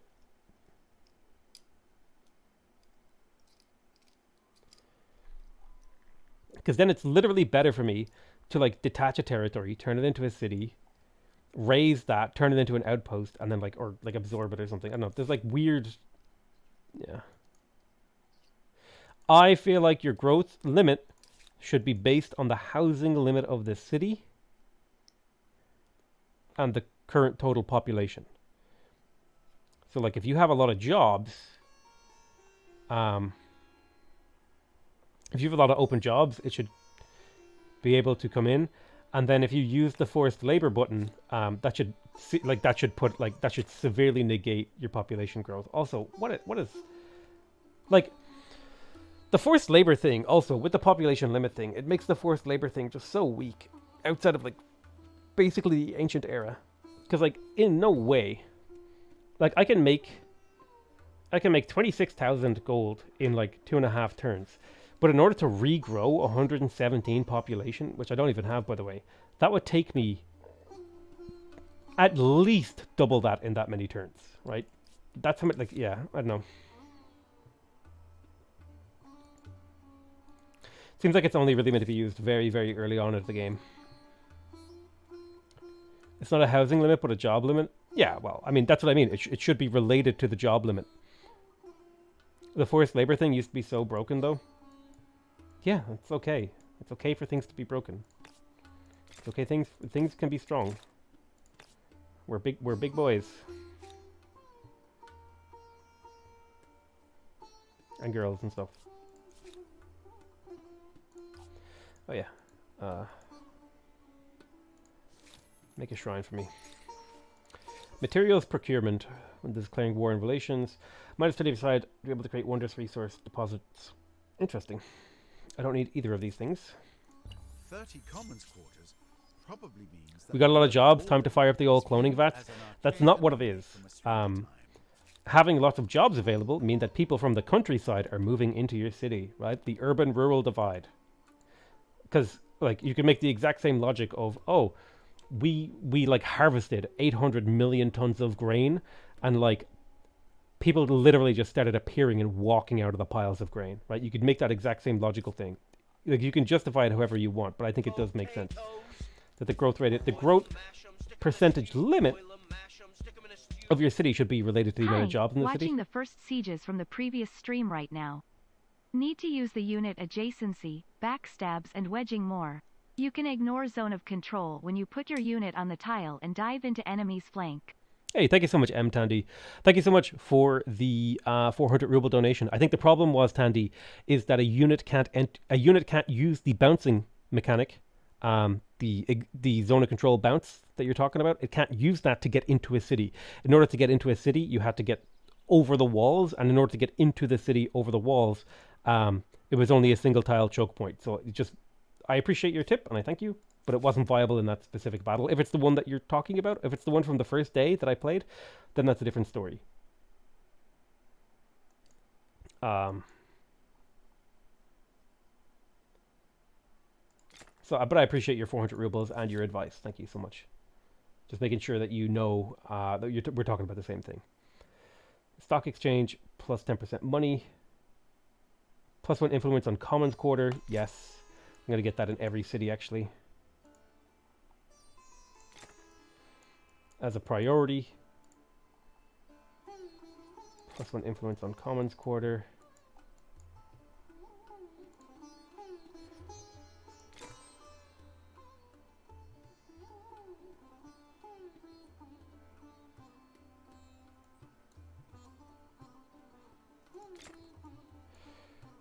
Okay. That lore would be a lot more fun, though. If everyone were weak, it would be called the human side. Oh yeah, they changed his BC thing to BCN. Yeah, I don't even think about this. I've never looked up at that portion of the screen. I don't know why. It's a really big meme in like 4X communities to like care about what year the game it is. Technically, it's like, oh, I'm in the early modern era and it's 7000 BC or whatever, and they're like, oh, this shouldn't be how it is. And I like have literally never in my life looked at this except as a result of the fact that people have drawn my attention to it.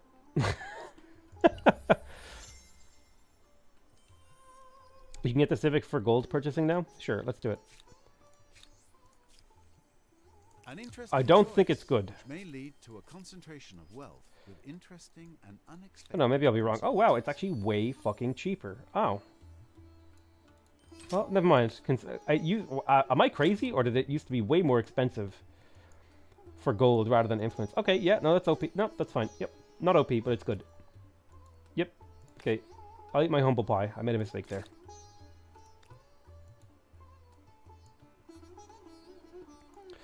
I'm waiting for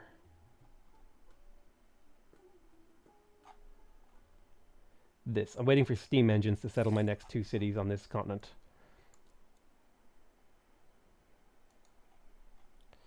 Fair play. Somehow I thought in my head that like attaching with gold was more expensive than attaching with fame. Like they tripled it, and I was like, man, that's a lot of gold, but this is actually just straight up better for my current empire. Good call.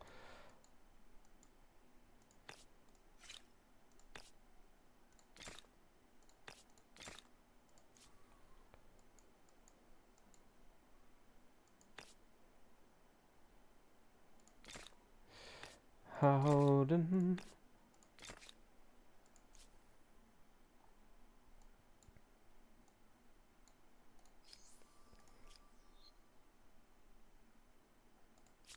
God, we need so much more influence. We can only get little chunks of it. I really do feel like if you're going for a god run, you have to take at least one influence civ at some point here. But the problem is all these things like are dependent upon each other for snowballing. Did you ever attach the outpost on the AI continent? No, I didn't actually. Good call. I should totally do that. Yoink. I just kind of forgot it existed.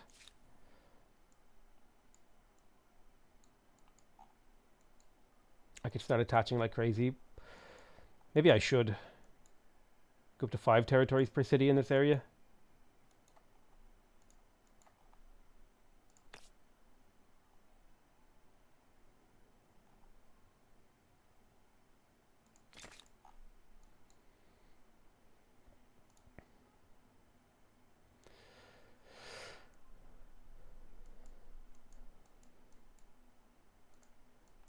Oh yeah, it's way more expensive in gold to merge cities though. Yeah, look at that. Look at that price. That was like 50, that was like 50k fame. Now it's 100 and something k gold. Hi Potato, can you summarize how you got huge production? I just joined the stream. Yeah, sure, I'll summarize it. Basically, we started off the game with the fertile inundations. We started off as our friends here, the Neolithics. We moved up into the ancient era as the Harappans with the astronomy boost. We used our massive food advantage as well as our advantage in scouts in order to expand our empire very rapidly, knocking out one of the players in the game very early into the game, taking 2 cities from him, and then immediately quick swapping in order to head up to the the Mayans. We used the Mayans' insane production here, plus 2 industry per workers on city or outpost, as well as their unique emblematic quarter, to get a ridiculous amount of production. And then we moved up as the Khmer, who also get ridiculous production and food. We spent a long time up there building up our infrastructure, and then we moved to the Mughals, or the Mughals, who are just ridiculous for production. So there you go, summary made.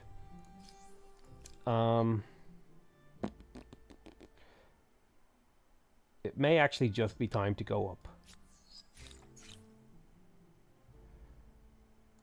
Yeah, we'll spend some time researching.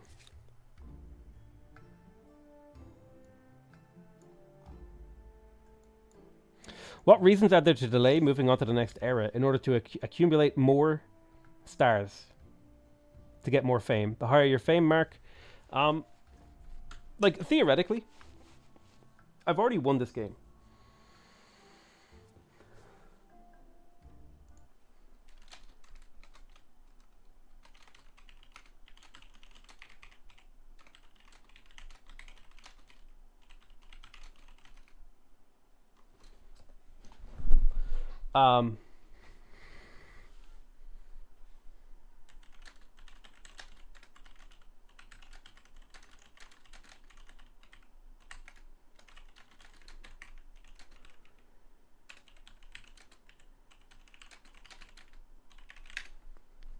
What was I saying?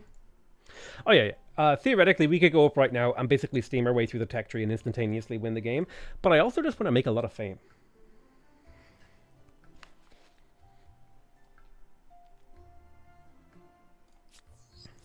Like, I want to get a high score, you know what I mean? You can still lose to pollution, XD, aka the worst mechanic in the game. I'm going to show you guys how to deal with pollution, okay? It's very, very easy. Once, like, literally, I panicked about pollution for about 5 turns in my first game. And then I, like, scrolled along the tech tree and found the text that dealt with pollution. And then, I was like, okay, pollution is easy. Oh, thank you so much, Mystical Socrates, for $5. Thank you. Money on main plaza. Oh, I need to, like, go reopen the thing I had. There we go. 10% science is cool. +1 science per population is quite powerful. I think we just grab all of this basic infrastructure now, because we just have absurd production. Nah, our production isn't absurd enough to do that so quickly in this city. Maybe we extend our production. Alright, fine, I will kill the hamlet. Oh my god, they really hate the hamlet so much.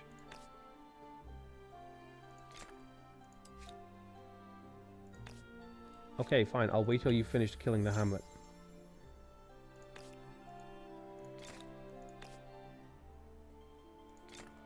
They want me to kill another hamlet. Okay, fine. Jesus, the game hates hamlets. Looking at the pre-oil ships, Man of War, which comes the earliest, doesn't need coal since he's stronger than the Steam Frigate and Ironclad. Game makes me miss Civ 6 Civ map pins. I agree. I sometimes miss those too. Tis something that we miss. Someone wanted me to put all of my shrines on a single tile area, and I was doing that because I am the kind of guy who will acquiesce to the demands of a crowd. Religious minorities. We can tax the minorities. I don't have minorities in my country. Well, that sounds a bit wrong. Listen, my people are the minority in other people's countries, okay? My religion dominates. My culture dominates. We're fine. I'm excited for the community to mod the game. I agree. Listen, if I was German, what I just said there would be a lot spookier. But thankfully, I'm Irish, and we have absolutely zero claims to colonialism, so we can be, we can be as spicy as we want. People can't accuse us of being too white. All right, Eve, can you not? I love you, but you're fluffy and small, and you're eating the floor. Stop eating the floor. This is not a game. This is not fun. Stop. God. What do you want?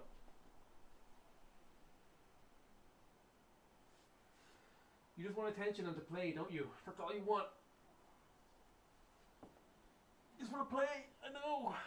Stop. Okay, I'll be right back. I'm going to take like a 2-minute break here. Need to pee and stuff. I'll be back in soon.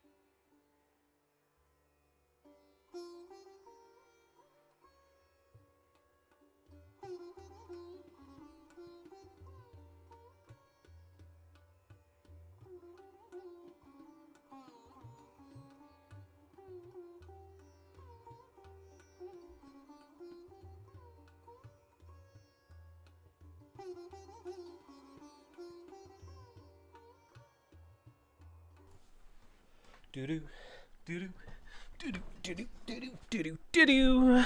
Be-na-na-na-na.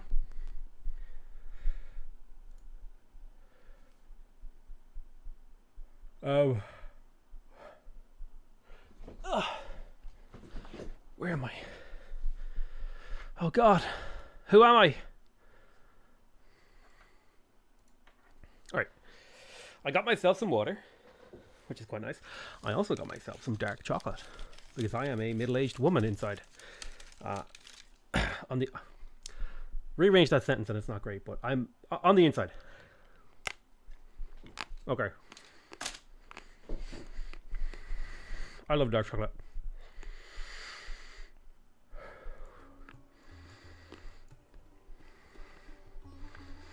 Did she get the floor? Hey, I gave her some biscuits so she would shut up. Oh God, please no. Pantanam, why are you crying? What's wrong? Is your dog okay? It's a rabbit. Did the bunny make a hole in your floor? She's trying. She's doing her best.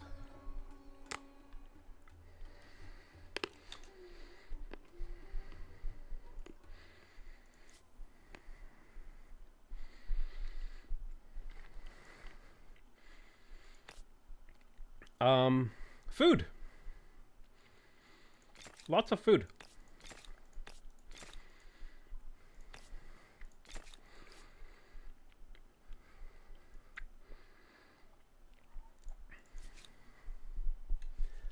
God, I love dark chocolate.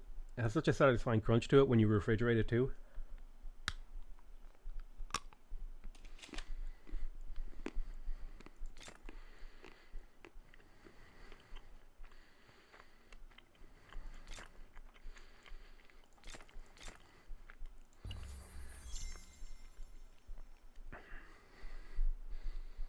+1 to any tile you're exploiting. That seems pretty powerful. Okay. Yeah, the Haudensonne seem pretty strong. Potato milk whiskey ASMR. We talk about this every time I get a chocolate bar, like a dark chocolate bar. Everyone's like, "Oh, ASMR potato."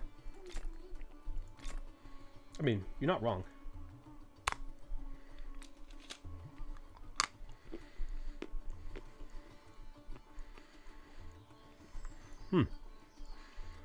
My wagons are flashing. I think that's not good.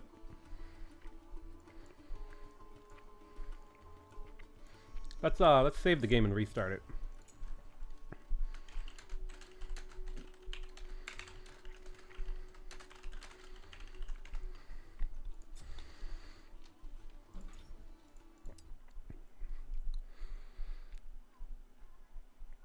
Don't say it's Butler's chocolate. No, it's some random Aldi chocolate like Moss or Roth or something.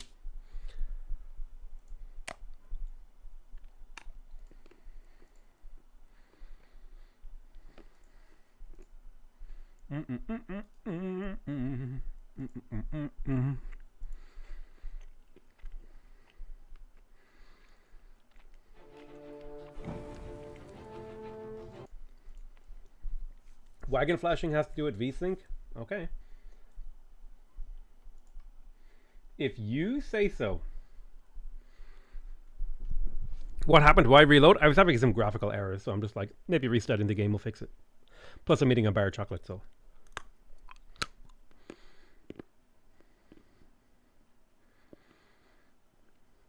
Do you go for district octagons, or is that not really necessary? I think any shape that, like, is reasonably clustered, like a triangle, an octagon, is all fine. Why are you not merging your outposts? Because I want to make more cities.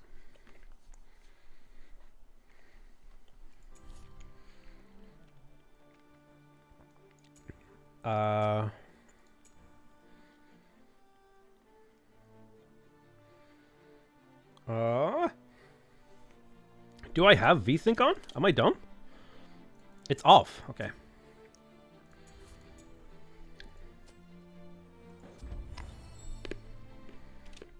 Octagon for the public school is a thing of beauty. True.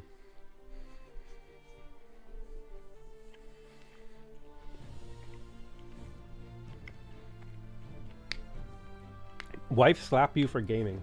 Ha! That's why you're wrong. My girlfriend is also a gamer. Why would you? I don't understand. Okay, listen. I don't understand. Why would you date someone who hates your hobbies to the point where she harasses you about them? Okay? Tell her to go touch grass. I'm playing my games. Leave me alone.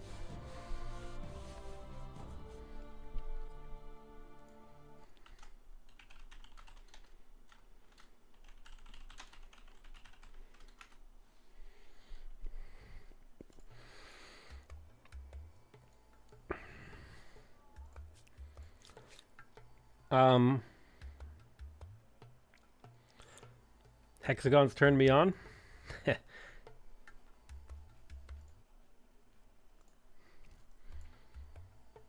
+1 influence on commons quarter. Sure. This city doesn't have enough production. It doesn't. It can one-turn districts, which means it doesn't have enough production. Because it should be able to do it even slower. Actually, I regret my choices. You know what? That level of optimization is for nerds. I see you're a 4X gamer. I'm quoting someone else on Twitch chat. If I ever say anything weird, it's because I'm quoting someone, alright? The danger of me like reading what someone says out in chat and then forgetting to respond to it, it'll just sound like I'm literally just being here like, hey, what's up guys? By the way, hexagons, that gets me hard. I need to be way more careful than I have been with my speech.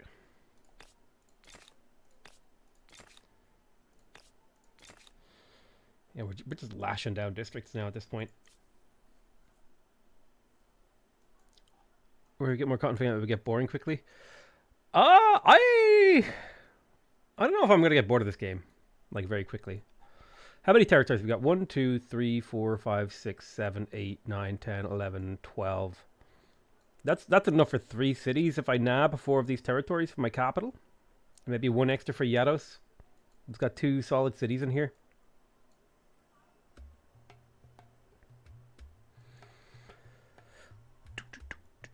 Let us make the Giga Capital. The Giga Capital. Giga Capital.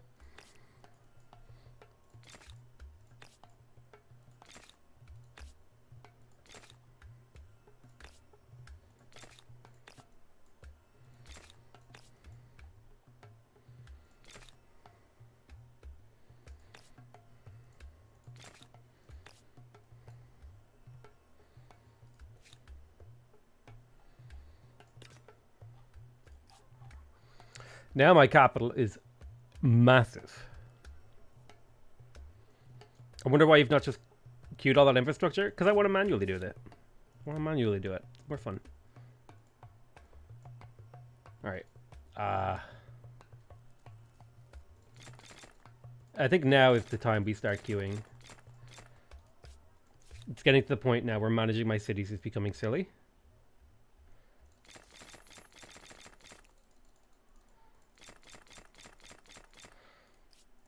So just let them go. Scientific facts. +5 science and holy sites or stability and faith. Science and holy sites? That seems like not worth it.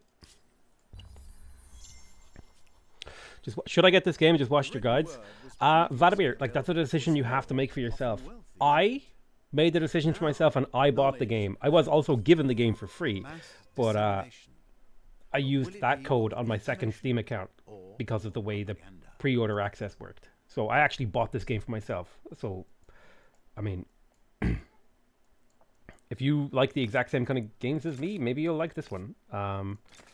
Otherwise, you can get it for like super cheap on Xbox Game Pass, I think. Otherwise, you could just watch people play it and think about it. Wait for a sale. You don't have to buy a game the second it comes out. You can always wait on it. Games get better over time. Sure enough, there's less interest, but you have an opportunity to, like, if you value being like ahead of the curve and being a part of a game like on launch, I would say getting the game is worth it. But like, if you're just like, you know, you're kind of like your own kind of guy and you like playing games, you know, flashing still happens. Yeah. Oh, we got Midas Touch. What was that? Amassed more than 500k money over several games. Nice. I'm just going to build all of these things to keep my cities busy.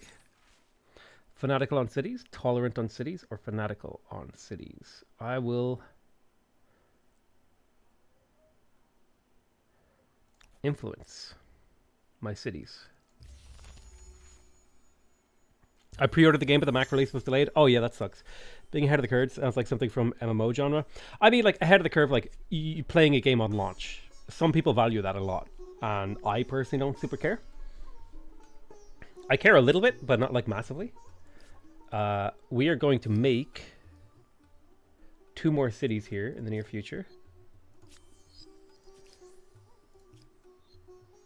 Once we have this steam engine tech.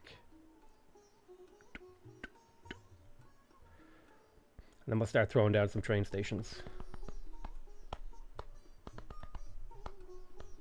But train stations, well, I don't know if I will put down train stations. We'll think about it. I think there is a achievement or trophy for doing train stations, so I might throw down train stations for that, and that reason Other alone. empires struggle in your shadow, for the legend you have created is second to none.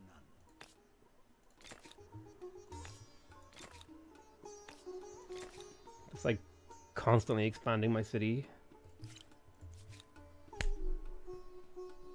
It could be fun to say, I remember the crazy stuff Vanilla had. Exactly.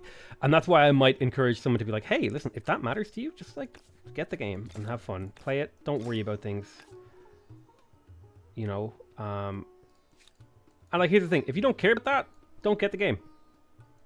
You'll be fine. You'll live if you don't experience that.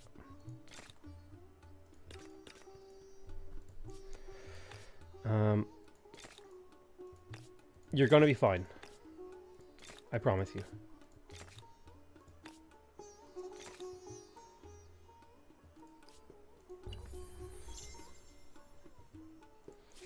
You can't expect to resolve pollution by planting forests? Yeah. Yeah, that's not going to work, my friend.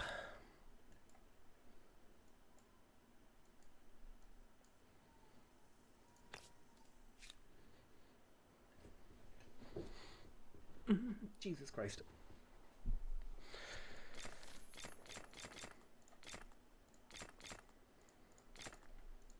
The city doesn't have the production to do what I want to do, actually. Which means more production. More production. Sire. My sire, I require more production.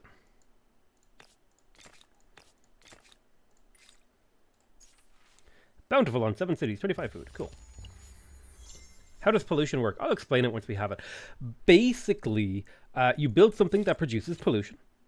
Typically, like, for example...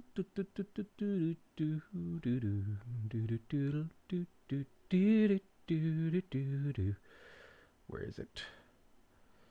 This. Like the sawmill that gives you +1 pollution on your maker's quarters. The amount of pollution you produce in an individual territory will have negative consequences on that territory.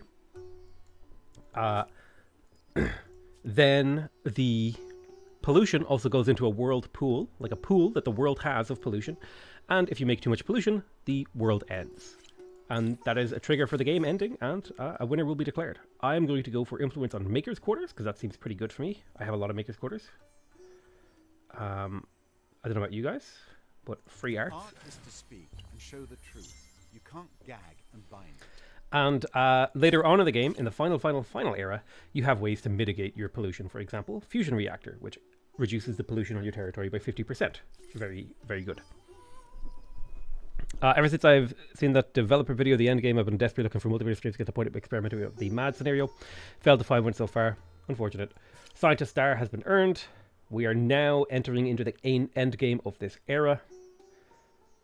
Is it worth it to wait for the silver? I don't think so. I think it's time that we pull the trigger. I'm gonna hit the next era running. Let's go, baby. Well, yeah, we're on the last 2 techs. So I think we just hit the next era running. Who are we going to be? Let us do a review of the available options. Welcome to my tier list of the industrial era. We have the Zulu, who have the Warrior's Pre-Day, which gives them 50% health regeneration on their units. That is disgusting. If that means they regenerate half their health every turn, that's insane. If it's plus 50% regeneration, as in they regenerate 50% more, that's 10%, that's actually okay too. But if that's like full healing, that's insane. Like actually insane. Plus 2 combat strength and units starting in their turn in an allied territory, also quite powerful. How are you in the early modern era? Because this date thing is just kind of wonky when you're playing, especially on the longest game speed. The Warriors is in blue. Plus 4 combat strength in combat for units adjacent or in this district. Plus 10 combat experience on creating a unit on the city or outpost. Very powerful, actually. Quite good if you want to build a late game army that has high veterancy. Also, your militarist, very, very good late game war civ. Also, they have the Impy, which if you rush to the Zulu, you can swarm someone with Impies. Impies seem pretty good if you're behind. This seems like the perfect kind of civ to go for if you're getting swarmed by someone. We got the Siamese here. I would say Zulu are C tier. They're good. They do everything right for what they want to do as a civ, but they're just not, like, because of the consequences of the mechanics of the game, they're just not very good. That would be my impression of them right now. This is like a C tier civ. Siamese, Builder, instantaneously already. Builder is really powerful. Super strong. Probably one of the strongest. They have the Gilded Orchids, which is plus 3 industry per district on all cities. Super powerful. Super. Can you please ban the spebbing webcam? Oh, sorry, my bad. Whoops. I wasn't reading chat. I'll get rid of them now. And we have the Siamese. Plus 3 industry per district on all cities. Plus 1 money generated from ongoing trade in all cities. And the Floating Market, which is plus 1 money per population. This ability here is insane. Plus 3 industry per district is very powerful. Plus 1 money from ongoing trade in all cities is quite powerful. Floating Market, plus 1 money per population. Also very, very incredibly powerful. Plus 5 industry, very good.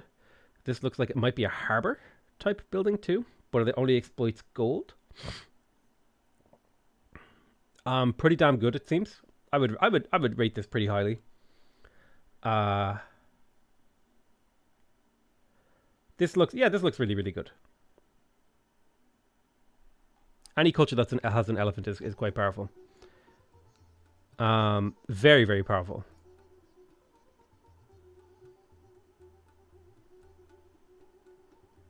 Very, very powerful. Yeah, I would say this is a disgustingly powerful golden production civ. Not quite on the level of some of the others, but I would put this in at least A tier. At least A tier. Now, it depends. It might move around based on what I see here. We've got the Russians, which give 10 experience on creating unit per number of attached territories on all cities. So you have just really, really highly experienced units. You also get extra war support when you're capturing a city. Very powerful. Very good, like, quite a good war bonus, I would say here. The only thing is that this war bonus relies you to have actually, like, be building an army in this era. We have the Sobor here, which has 3 influence and 5 stability and plus 5 faith per adjacent district and 10 health regen on unit.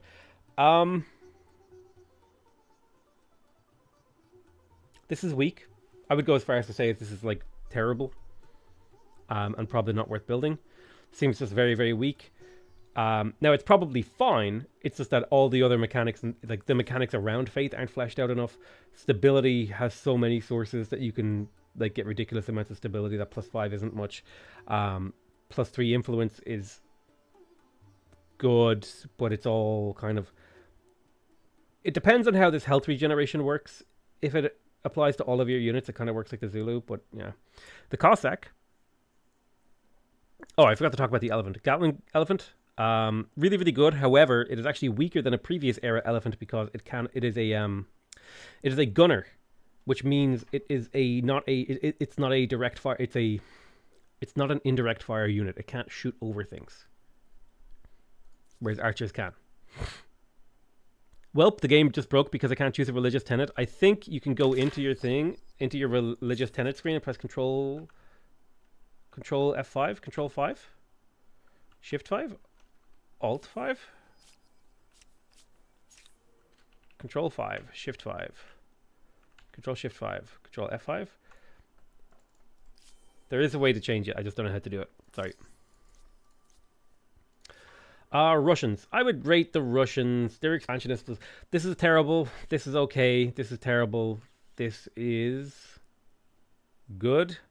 Good, good. I'd say they're like a C tier as well. Not very good.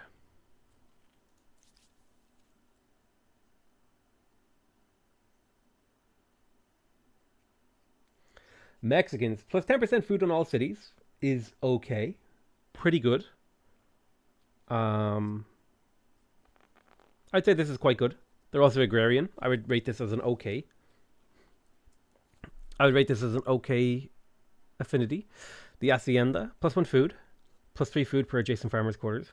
Plus 1 food on tile producing food. Okay, Mexico is insane. Yeah. Mexico is insane. Are you rating them on their own or as part of a build? On their own. As part of a build, like, that's way too many combinations and complexities to take into account. Like, obviously, Mexico scales really well if you went out how to Sony before them, because the plus 1 food on tiles producing food just means just uber infinite food. And then if you combine it with the how to Sony, where they get 1 food on every single tile in their empire that they're exploiting. I thought food was kind of bad. Food isn't, like, it's not the worst thing. It's okay. It's good, even. It's just not, like, that good. But as a civ, you know, if your food is weak, and you need, like, a mid to late game agrarian civ in your build, boom, Mexico hits the ground running. I think they will ultimately always be kind of weak. Like, I wouldn't put this higher than B. Even though, like, on paper, all of their abilities are really, really powerful, and their unit is really, pretty powerful. I wouldn't put this higher than a B, purely, just down to the fact that this population growth thing is limited to 50%. It's limited based on the speed of the game. In my game, it's 50% per turn. In a Blitz game, it's 400%, and so on and so forth. Like, the limit on this here just fundamentally makes food less valuable. So I feel like that is the big thing, big thing that needs to change. If you're gonna make food more viable, that needs to be changed. But yeah, I'd say this is a solid civ. I wouldn't put it higher than a B tier. I would pick it over Russia and Zulu, which is why they're C tier. But this is okay. This is okay. Italians, plus 10 stability on commons quarters, plus 1 influence on commons quarters, and 50% commons quarters industry cost. Decent influence civ already off the bat with this. Great stability, great influence. The Italians, they're also estate, which is quite good. But the problem is estate almost depends upon you having picked an influence civ before the era that you pick estate, because it's very hard to get those stars. Teatro. I would say this is a very powerful ability. Lots of stability, lots of influence, and saves you production on them. Plus 1 influence per traders. Plus 1 influence per researcher. Plus 1 influence. Plus 5 stability. Plus 2 influence per adjacent commons quarter. I would say this is decent. Not, like, game-breakingly so, but a mixture of influence and stability. It does exactly one thing, and it does that one thing very well. I would rate this quite highly, in my opinion. You could weave this into your infrastructure quite nicely and get a ton of influence out of it. The Alpini is a cliff crosser, can cross cliffs. That alone actually gives this unit a lot of use in a normal map with lots of cliffs. It's also a gunner. It requires no strategic resources. It's quite expensive to maintain and has good range. I would rate this as an okay infantry unit. It's, like, pretty good. Yeah, I would say this is like an above average. I would put these guys at, like, maybe A tier.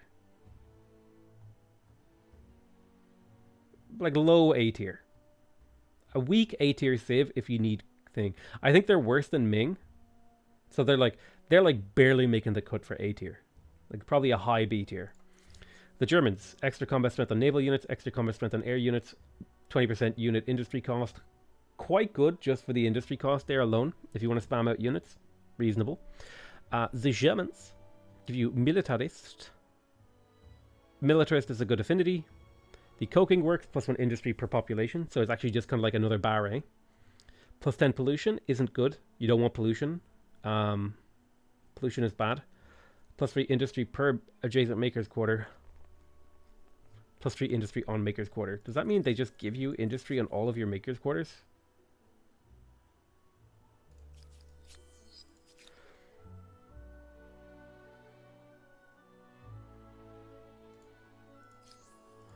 Am I reading that right? Do they give you 3 industry? Potato has essentially won the game. I won the game 120 turns ago. I won the game maybe 180 turns ago. If this is 3 industry per, like if this actually,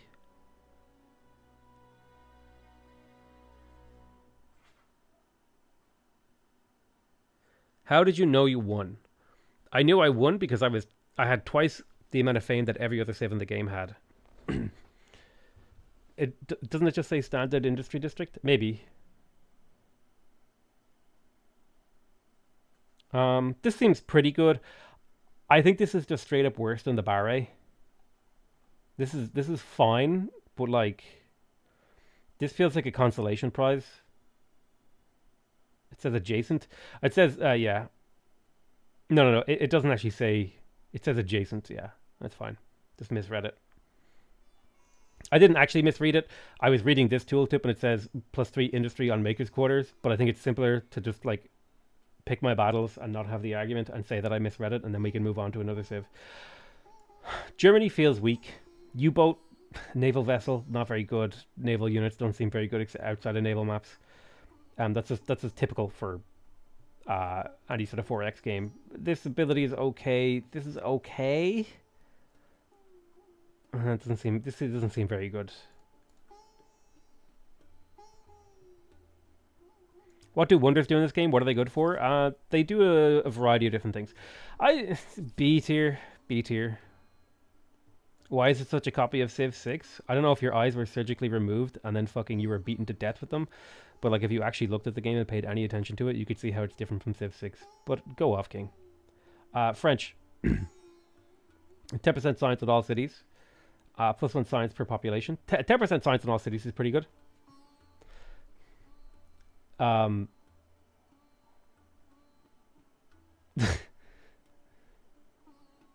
Exhibition hall. We've got plus 1 science per population. It's pretty good. I'm sorry, like at a certain point, every single video I've made of Humankind, there's like a dozen comments of people saying this game looks like Civ 6, and it's like being a woman who's a cashier and just every day dudes hit on you with the same pickup lines, and at a certain point you fucking snap and you just start killing men, and that's what's happening. Chat is getting killed. I'm killing them right now. All right, exhibition hall. Wikipedia said there's no plus 3 on all makers' quarters. Yeah.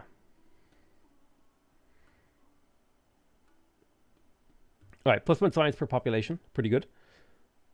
I would say this is a strong set of bonuses here. Plus 1 science population. That scales off of the district. Plus 1 influence per district. Plus 3 influence on territory. Count as research.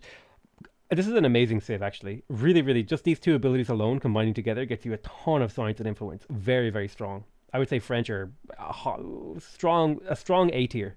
Strong A tier civ. Can you go religious victory? There's no religious victory in this game as far as I'm aware. Cuirassier. Heavy cavalry, heavy charge. I would say this is an okay unit. It gives you a way to keep your cavalry relevant into the industrial era.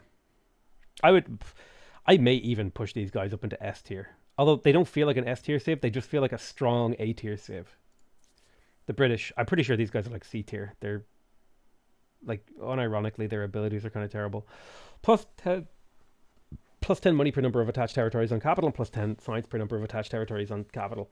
This is okay, pretty good bonus. You're going to end up with a couple, at least, like 100, probably somewhere between 100 to 300 science and gold here, which isn't terrible, but like at the phase of the game that I'm at, I'm making 12k gold per turn and an additional 4.5k science per turn. So at this point, the British don't really excite with this ability. This is a good ability, though. I feel like this could be like 25 of each, and it would still be only okay. Terrible. Expansionist is easily the worst one, in my opinion. Colonial Riches, this is a decent ability. Colonial Office seems terrible, except like in general case, unless you've very specifically gone out of your way to get vassals. I've been having a lot of trouble getting vassals. James Key, I've worked at a till in Tesco's when I were murdered. Every customer said, you look bored, I'll give you some work to do, when there'd been a 3-second gap of peace. I know. Yeah, this is exactly what I'm talking about. Like, people just say shit to people who, like, work mildly monotonous and boring jobs, and they don't understand that in that moment that you've said this incredibly dumb thing, that person has literally morphed for like a few nanoseconds into a serial killer, and they've just imagined you dead. So don't do that shit to retail workers. By now you should be done with Expansionist. Yeah, I would say this is just weak. The fact that the Colonial Office has to be built in your vassals thing, you need to like, yeah, you need to like, I don't know, this just doesn't seem very good.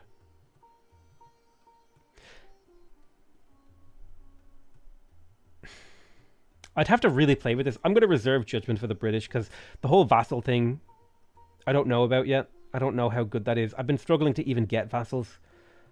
Colonial Office, this could be good. Redcoats are very strong. Regenerates health when outside your territory. Okay, that is reasonably good. Gunner, reasonably high combat strength, no strategic resources required, and it regenerates health outside your territory. Actually a reasonably good unit. I would say this ability and this ability combined makes this like at least, it keeps them out of F tier. Although it's a close thing. Like, this is terrible enough, and this is terrible enough to maybe drop them into F tier. Austro-Hungarian, Emperor's Hand, +1 influence on district, +1 influence on emblematic district. This automatically, I feel like, catapults them up into like high B tier, low A tier. They're also a steet, but they have a really strong influence bonus that doesn't require a strong scaling influence bonus that doesn't require much infrastructure to be built in that area to get the ability from. So I would say this civ is already heading up into the A tier for me, like as I'm looking at them. Who plays 4X games on the Switch? People who have Switches and want to play 4X games on them. Like, there's nothing wrong. Like, I play 4X games on my phone sometimes.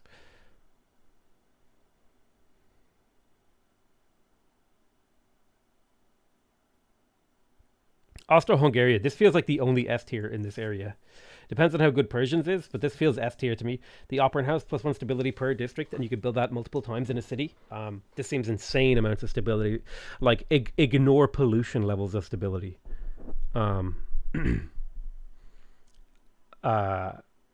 Yeah. Oops. My voice is getting tired. Austro-Hungary. The Evidence Bureau Agent. Looks like it's just like a stealth sly unit. It looks like it's an infantry that you can position around. I'd say this is okay. Mainly the real meat of this civilization is these two bonuses here. Yeah, because like if you get 10 territories on a single city, and you get 10 opera house, that means every single district you build will actually give you positive stability. But here's the thing, in the late game, you get a +1 stability per population, and then there's other things like plus stability from your districts and stuff like that too. Up here somewhere. So like you don't even need that. This is absurd. And if you pick Austro-Hungary, you can basically ignore the stability mechanic for the rest of the game. You get +1 stab per pop twice. Nice.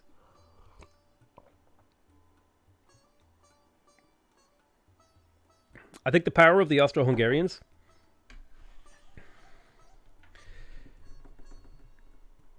is being able to ignore stability and influence requirements for the rest of the game. Persia, shared project industry cost. Cheap. Oh, wow. Okay. Instantly catapults these guys up to S tier. All constructibles, I'm pretty sure, constructibles are literally everything you can build in a city. So, Persians literally just make everything 25% cheaper in production. That's absurdity. This ability alone is maybe S tier. Caravanserai, +1 money per number of trade routes. That seems quite good. Units are not constructibles? Okay, fair. Yeah. Any infrastructure things. What happens if you choose the Mughals again? I just get an additional fame multiplier. I get 10% fame for the rest of the game. Just pick. We're talking about them. Persians have great hats, true. The Caravanserai, +5 industry, counts as a maker's quarter, counts as a market quarter. This thing just looks disgusting. This thing looks ridiculous, in fact. +1 money per number of trade routes. If that applies across the entire city multiple times, like if you look at the city of Ligma, I have 61 trade routes here. 61 trade routes in Ligma, which means every territory would get me 61 gold, and if I continue to attach and merge, yeah, that's insanity. So Persia feels really, really strong to me. How are you liking the game so far? I really like it. It's fun. They're also builder affinity, which is one of the more powerful affinities in my opinion. There's Jaizayurchis. Seems good. Honestly, like, what am I lacking here? Like, I have enough science. I have enough gold. I have enough production. I have enough growth. I'm lacking influence. I need an influence civ here to round out my build. Like, as cool as Persians are, I don't think that's what I need. I need like an influence civ like the Austro-Hungarians, just to to round out my build. Either the Austro-Hungarians for their insane influence and stability, or the French for their decent influence and good science. Choose the worst save, commit to chaos. Okay, it literally says in the title of this video that this is a god run. Why would I pick a terrible save on a god run? Think, damn it. Yeah, I feel like Persians here would be really, really powerful. But I have enough gold. I really need influence. So I'm going to go Austro-Hungarians because I'm just lacking influence here. Can you show us all the saves? I've just spent the last 20 minutes talking about this set of saves. I'll go through them again. Change my mind. C tier unless you're behind and someone is going to go to war with you. Then maybe A tier. A tier. C tier. High B tier, maybe. Low A tier. Low A tier, maybe. No, B tier. A tier. C tier, possibly F. S tier. S tier. There you go. Tier list complete. Let's go Austro-Hungarians, baby. The world gets larger, the cities expand, buildings reach higher, and roads Italian stretch teatros are so good. They are really good. And yet, if other empires won't open their front doors to your artists and thinkers, you can send in your agents the back way. Now I'm thinking about it, I should have gone Italians. I regret. Hang on. Italians actually would have been so much better for me here.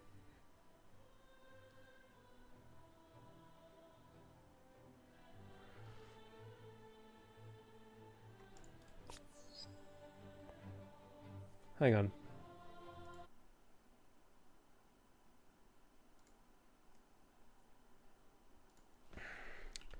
Italians, Humankind, Ricky. What do they do again?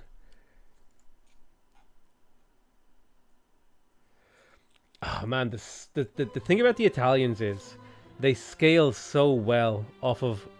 Yeah. No. I regret my choice. What turn are we on? We're reloading.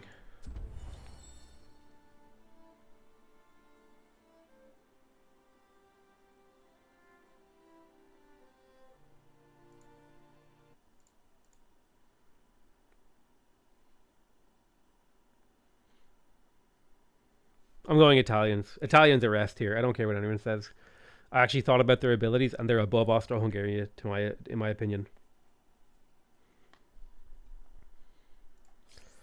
I mean, to be fair, it's not like I'm reloading a massive amount. I'm reloading just this decision. So the reason why I'm going to change these guys is this scaling influence here is insane because of the amount of traders and scientists I have in my empire. Like, it's crazy. The sheer ability that I will have to generate influence here if I go Italians is going to be insane. Ridiculous amounts of influence from this. Ridiculous amounts of influence for the Teatro. Yeah. Italians, go. No farmers. Are farmers useless? In my opinion, with the build that I am going for, farmers are useless. And yet, the world gets smaller as bridges. Why is this guy unite tweaking out? land. Who? Towns congest, and railroads bring even centuries after the Renaissance. Italy remains a hotbed of painting, culture, ideas. Right. It's time. It is time. I assume that with 12 builder stars, you have managed to put a wall around pretty much everything.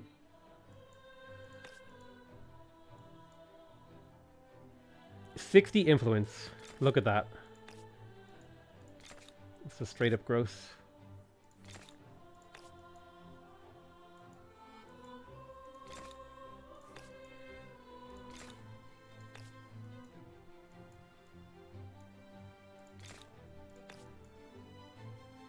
And they give stability. Ugh. Disgusting. And that's just one city scaling so hard here.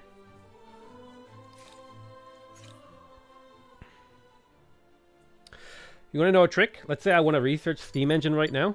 And I click on it, it's 3. I have to go back and cancel these. If you hold down Alt and then click on it, it makes it your primary research. And we want Steam Engine so we can build a colony blueprint and make another pair of cities in here.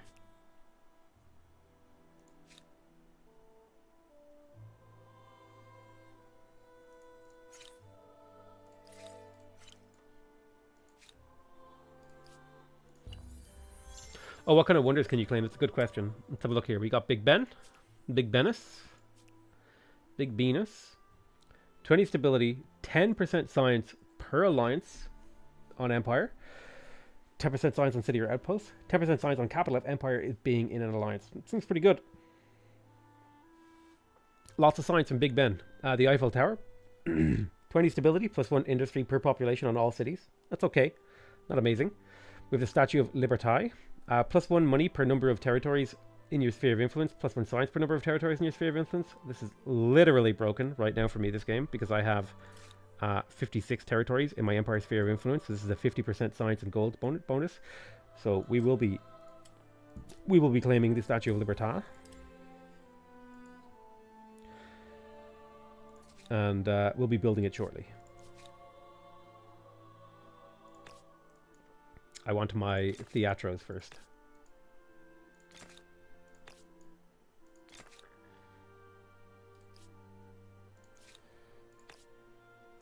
Theatro.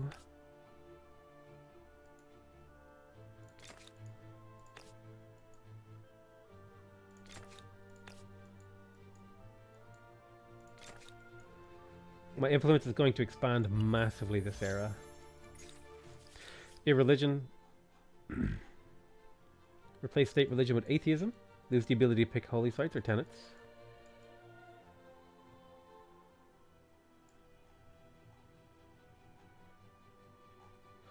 I think we just skip irreligion. I have the most powerful religion in the game, so I may as well keep my religion.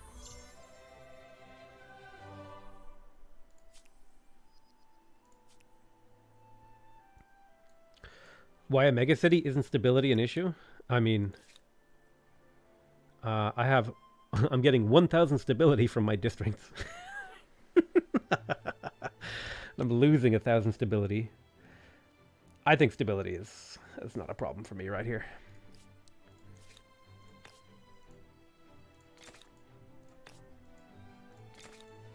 I'm just popping these down in what I would consider reasonable places. They don't actually have to be optimized.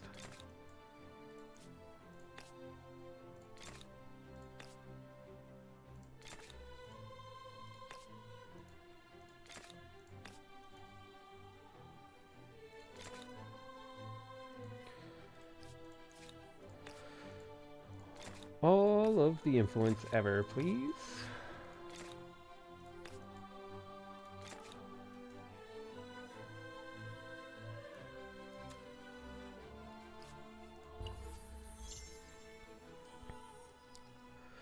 It's not obvious you can change it, but there's a drop-down menu that appears when you're upgrading your religion. The problem is it appears after you've like spent all of your time like picking your belief, and then a drop-down menu appears. So you've like already made your decision, so you hit this, and then you hit the I'm done button, and then you don't realize that there's a thing here that you can change your religion. How many territories do I have? I have 56 territories under my influence. In my direct empire, I believe I have 31. It will be more. Steam engine is about to finish. We'll have access to coal soon.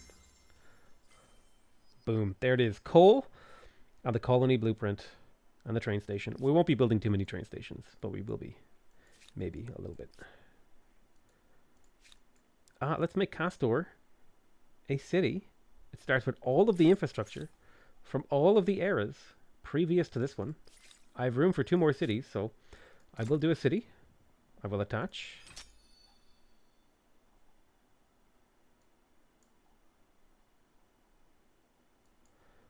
I will attach, and I will attach, and then I will come in here, and I will make another city, and I will attach, attach, attach, and attach. Put this on expert policy. Put this on expert policy. So I've just made 2 extra giga cities here, already making 700 production, already making 600 gold.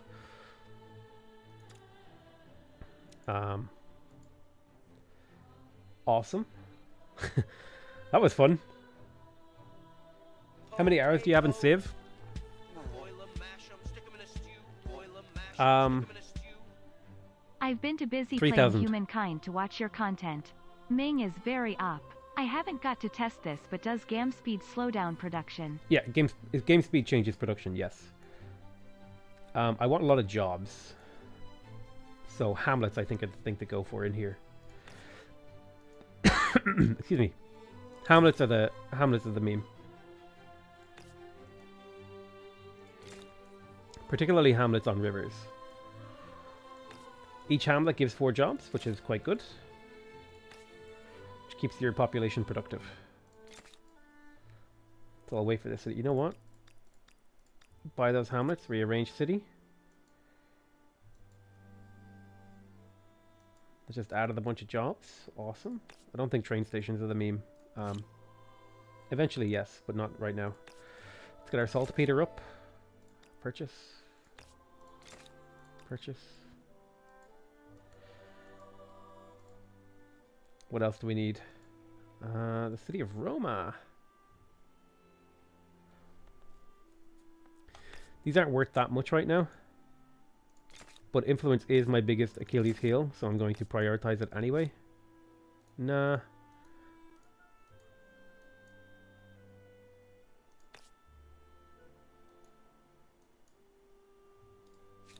I'll tell you what I will do. I'll make a big nest of production districts with a train station in between them.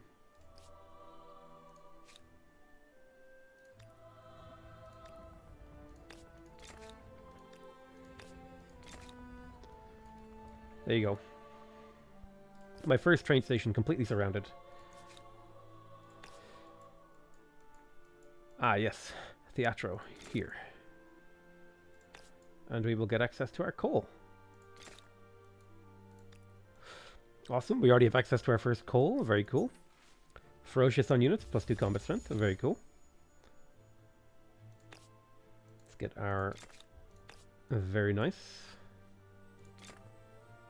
And get rid of the hamlet. Yes. Influence, please. That's what I'm looking for. Not in here. Napoli is a brand new city, so I will be building hamlets to beat the band. because I want the city. Hamlets are a great way to expand a city's production capabilities and also help you urbanize it. So hamlets are in order.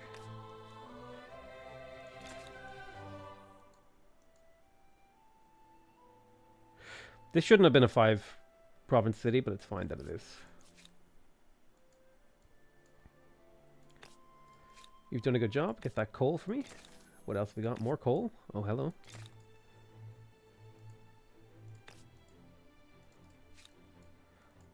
What is this? Just a maker's quarter? Right, let's... Huh.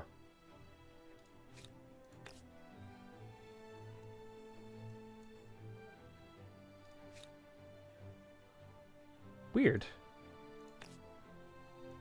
I guess I need to like link up my infrastructure here.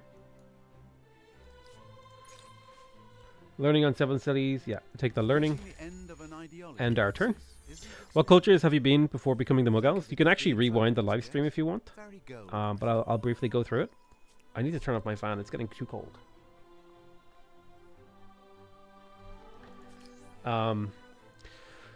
Started off as the Harappans, into the Mayans, into the Khmer, into the Mughals, into the Italians.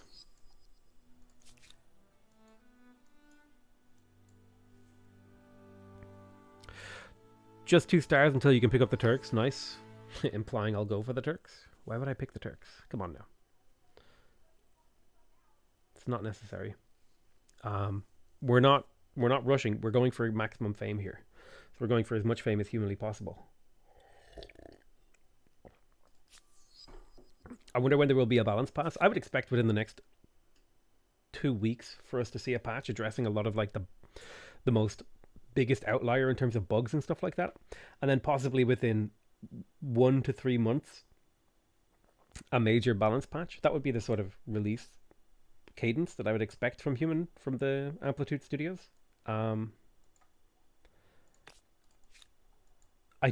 like that's just me speculating. I don't know what they're actually going to do. So that would be just me putting an expectation upon them.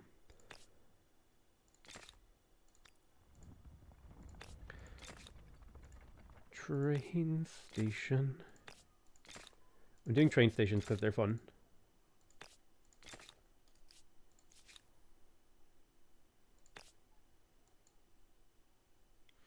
Train station there.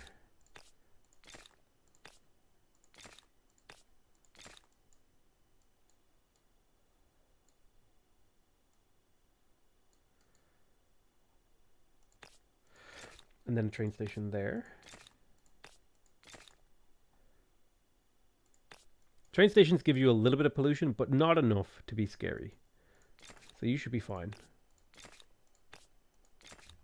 I'll keep you guys busy for a while. Let's get those builder stars nice and quick. Naval artillery researched. Cool, cool, cool. Let's have a look. What is a priority for this? We already did colony blueprints. Labor charter. Cheaper tanks. 2 science. Military schools, howitzers, nature reserves. These need to be buffed in my opinion. Customs agency. I think there should be some sort of extra thing. Research quarter cheaper. 10% food. Science. Alpini. Entrenching tool. Army hospital. Ah, yeah. Coal generators. +1 with every yield on every tile for every coal that I have. Seems pretty good to me. I definitely don't want pollution. I'm going to be avoiding building these pollution things.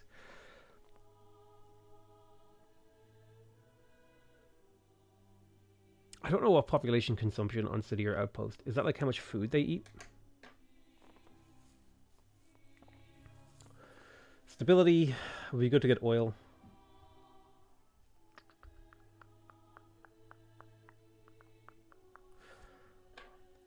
Stability, cheaper units, Hamlet, radio broadcasting seems okay. A lot of these things don't super matter to me. So I'll just pick up some basic stuff here. And then beeline for wireless telegraphy for the extra influence. Yes, theoretically brings it down to 7 food per pop. I feel like the population food number is like, it changes based on the amount of population you have in the city. Because like if I look here, I have 90 pops eating 530 food. If I do the maths on that, 1530, 1530 divided by 90, they're eating 17 food each. The star farming to aging up is the problem, I think. The game's only been out a few days and you're already crushing it. Do you feel like this maybe are just too easy after a few playthroughs? No, I think I just got incredibly lucky in this game. In this particular game, I got incredibly lucky and I got the God Run. So I was like, all right, let's just see how far we can take the God Run. Let's get the Statue of Liberty. We'll just plop it there, I guess.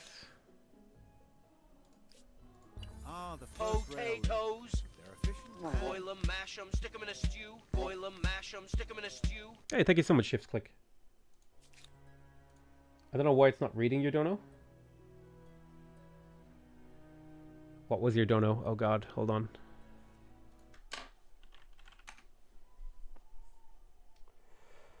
I have to fucking load up Streamlabs just to see what you donated. Apologies. There, I don't know why I didn't read it.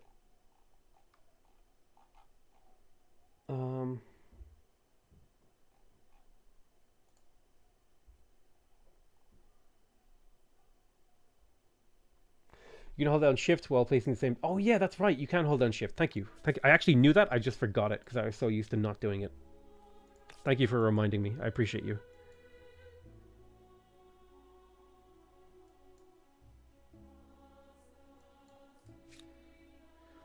So I'll put a harbor here. And then another one here, I think.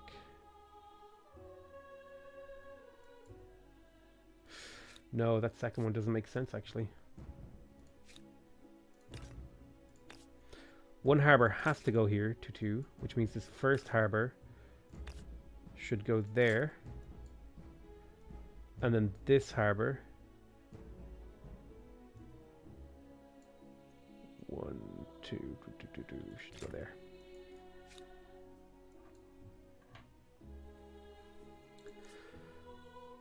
What's the point of buying resources from other civs? What does having multiple copies give you? Every copy of the resource that you have applies a buff. So like, if you have 1 silk, you get 4 stability and 2 production on your maker's quarters. If you have 6 silk, you get 24 stability and then 12 production on your maker's quarters. Alright, I really enjoy the new ideas Old World brought to the genre. Yeah, you always want to have as many copies of luxuries as possible. Like it's one of the key indicators of success is how many of them you got.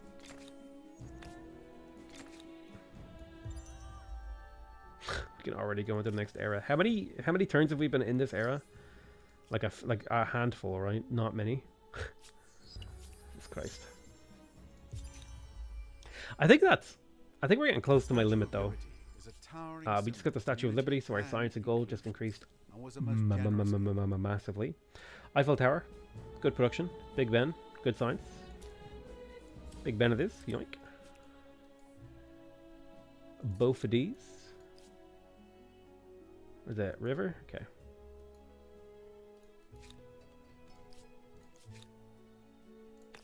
Theatro, you've done a good job. So I will now grab my Theatros over here.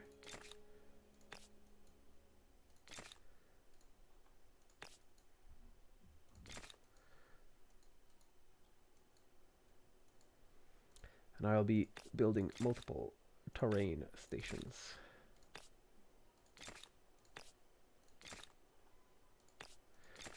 Because the pollution here is still very, very low. +5 pollution per turn. Which is low enough to where it won't cause a problem really ever.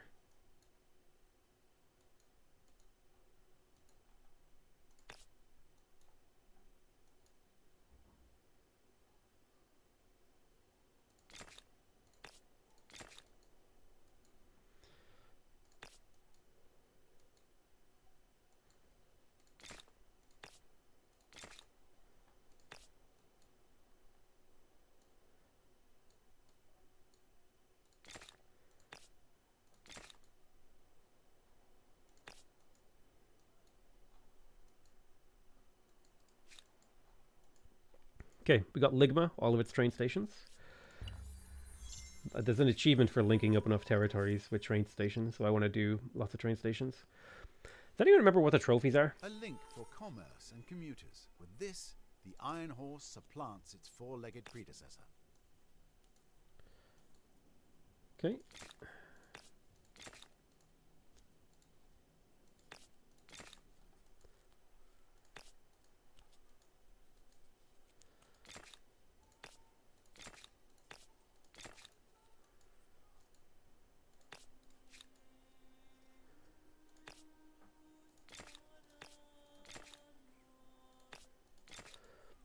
Let's go nuts, keep these cities busy for a while.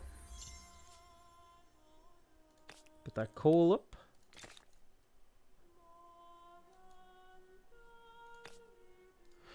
Little bit of pollution here. It'll take a while before this world has a problem. Unmined cold on Ligma. Was there? Oh yeah, there was. Make sure we get that.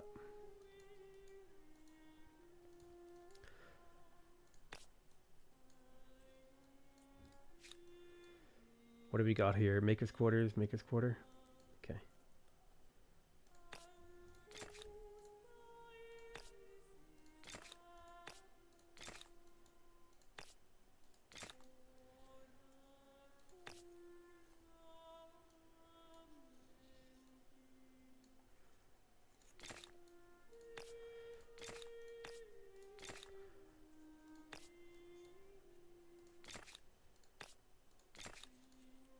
Need to be careful about the timing on your pollution.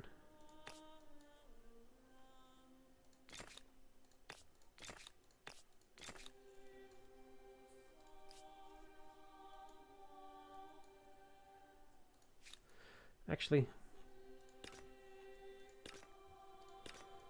I keep forgetting to shift click, but it is what it is.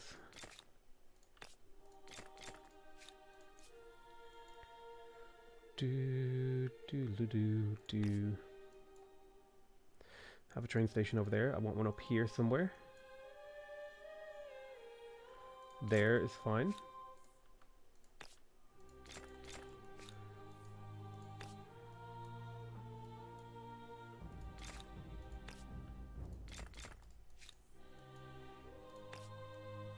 It's probably not necessary to do this, but it is fun. That's the only thing I really care about, is setting up my train stations. Given the fact that you have 12 of them, you seem to be Construct sowing 7 cultural crops wonders in a of single things world. not. Nice. I wish I could see those trophies better. Big Ben will give you a We built visible Big Ben, and which is cool. official correct time. And now we can Rather build important, the Eiffel however, Tower, which will give us also +1 industry per entire population in all empire cities. need It to cost me realize. 10k fame. We shall claim this wonder. Both of these. Why don't you go ahead and build me the Eiffel? What does it need? Build it anywhere, I guess. Here.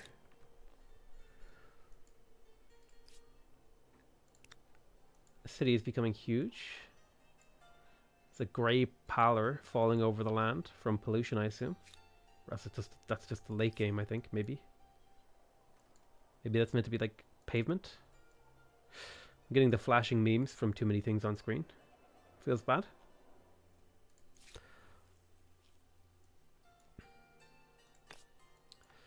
Right, train station. Yep.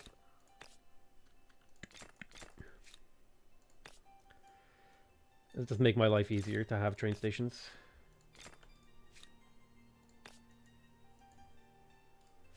It's not necessary over there. Human Carnival. Defined on 9 cities. Science investing. We're celebrating. I think we take the science investing. None of these events really matter. Plus 25 science, minus 20 gold. The narrative is cool, but I think once you read through it, like once it kind of loses its luster. I mean, you can pause the stream and read it if you want. They built a great base game. They definitely have built a great base game. It took me a lot of concentration to go ahead and do all of my train stations, but now we've done a lot of turn, and we could talk about things. District yields are better than terrain yields. I think in the early game, terrain yields are more important, but as you get into the late game, district yields matter more. Coal plant, we won't be building this. Safety to industrial production. Change. It's very spooky to build. Discover electricity, Aerostar, scientists, merchant star, perfect.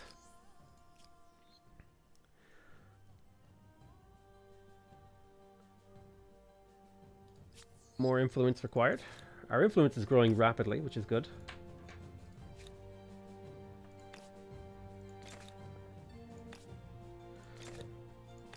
And it will continue to do so.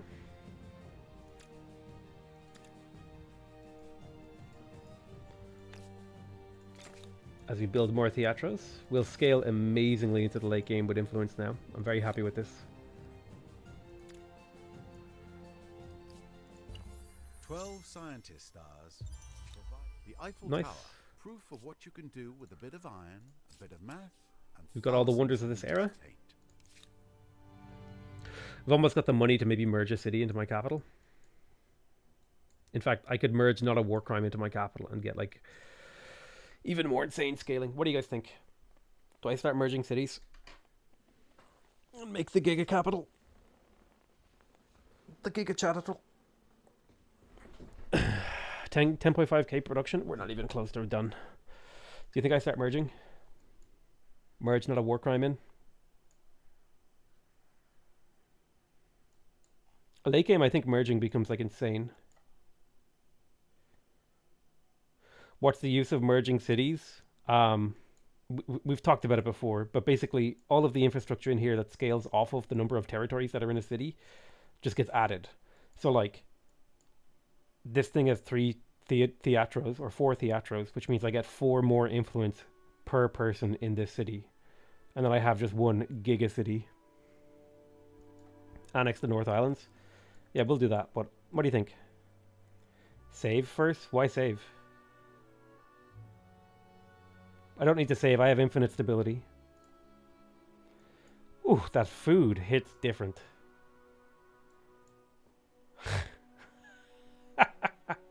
20k industry. Oh my sweet Christ. Holy shit.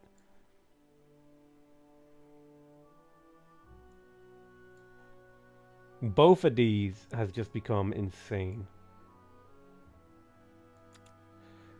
What if I put this as a priority here? Okay, that saves me. I don't need that much food though. What if I go balanced? Balanced seems pretty reasonable at this stage of the game, to be honest.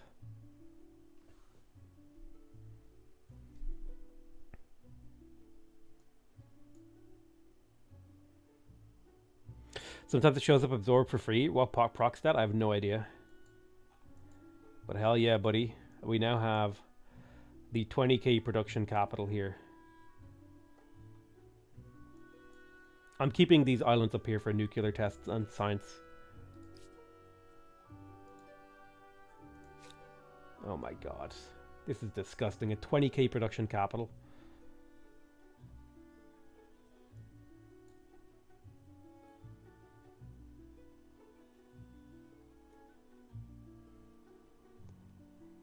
Need to be careful about what I build though.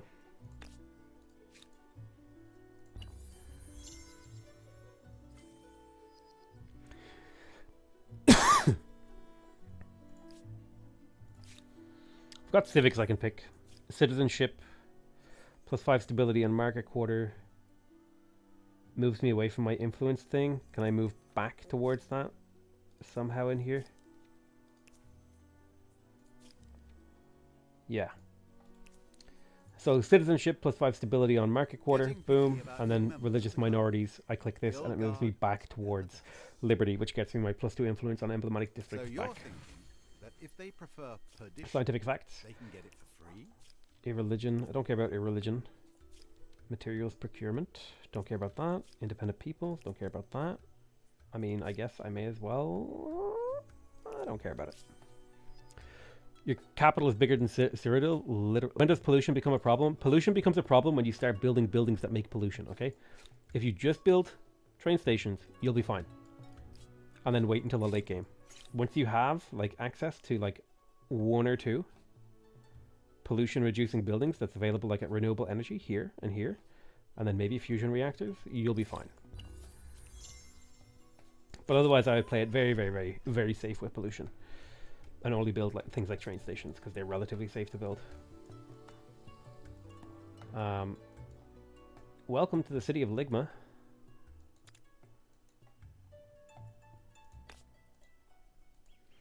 I definitely feel like it's reasonable to build these on coastal things. They're relatively cheap. But not on these. Yeah, I mean, it's fine there. Never built a harbor over here, so we'll get that underway. 10% food. Growth has stalled over here.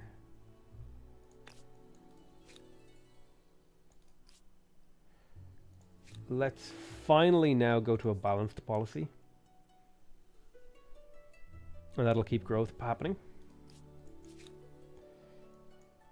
We did a bunch of train stations. I think I'll make sure I put nature preserves on my coastal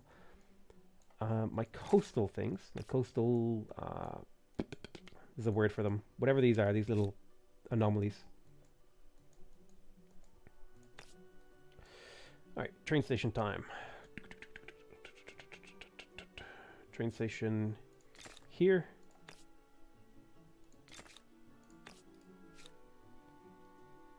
Let that make its way. One more terrain station. I keep forgetting to hold down shift. I'm so used to playing the game. Excellent. Should go to War Trail Plains against Orange. There are indeed some War seems spaces boring that to are me. better to be preserved and We're up to nearly 5k not dug influence up per in turn, which is process. feeling good. It's still 30 turns to hit silver on a steed though. Jesus.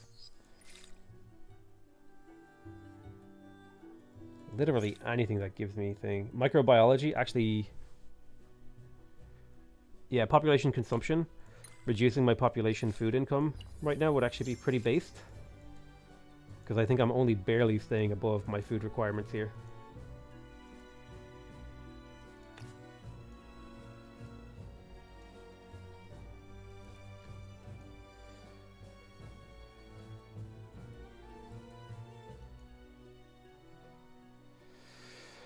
Lose a bit of production, but that's fine for the train station. Train station there.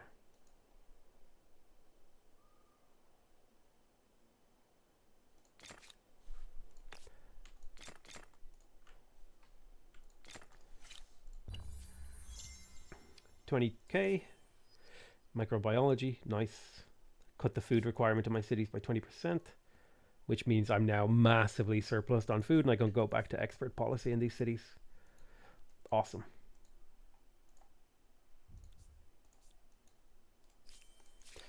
Don't need the food. There's a limit on how useful food is the thing. Hell yeah. I'm looking for influence, so I'm building these. These are good for influence. Now, at this point, what I research doesn't matter so much. Cheaper commons quarters is good. Ah, propeller and seafood wholesaler. These are both really good. Money per naval, food on coastal. Quite good, quite good. Are trains really that valuable? There's an achievement if you build enough train stations, I'm pretty sure. That's what I'm trying to get. I think it's 10 territories, all adjacent to each other with train stations. So, that is why I'm doing it. It's for an achievement, not because they are good.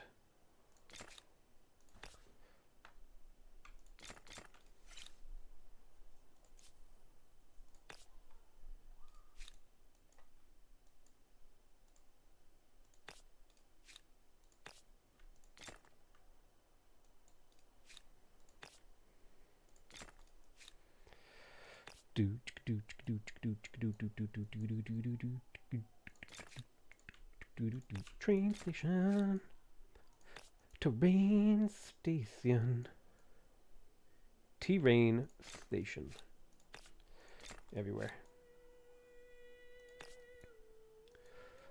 I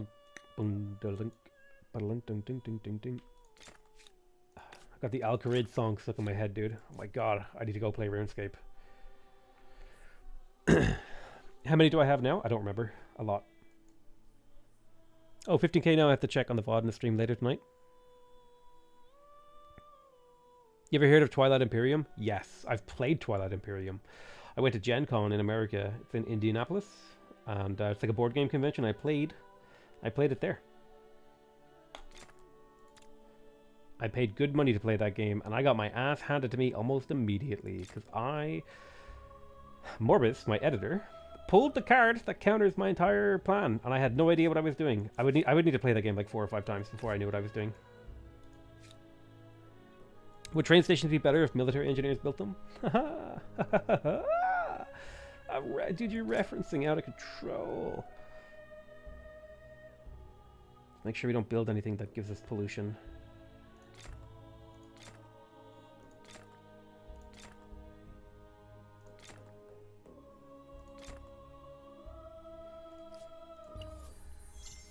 You're making 120 pollution per turn? Yeah, it's not much. It's fine. It takes a long time to sink the world in a cavalcade of disaster. Let's make sure we get those new buildings we just unlocked. This one, the seafood wholesaler, and the whale fisher. We have 33 trade routes on this city. God damn. I think tech-wise now I just click, click, click. I'm like 1-2 turning techs, which is absurd.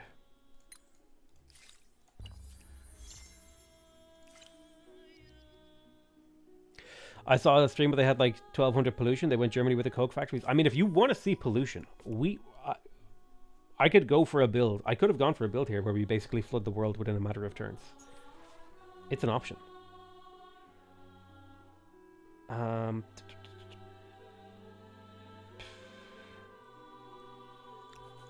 Reaching the end of an ideal. It's a valid way to play. You go for the late game pollution and try to end the game really fast. Being focused, yes?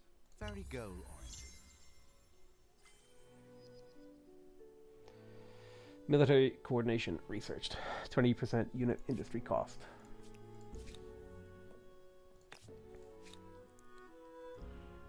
Alright,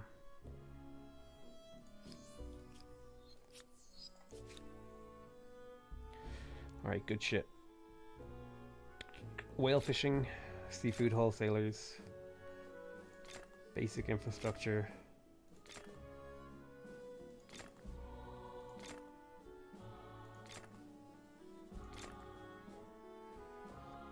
Keep you busy for a few turns.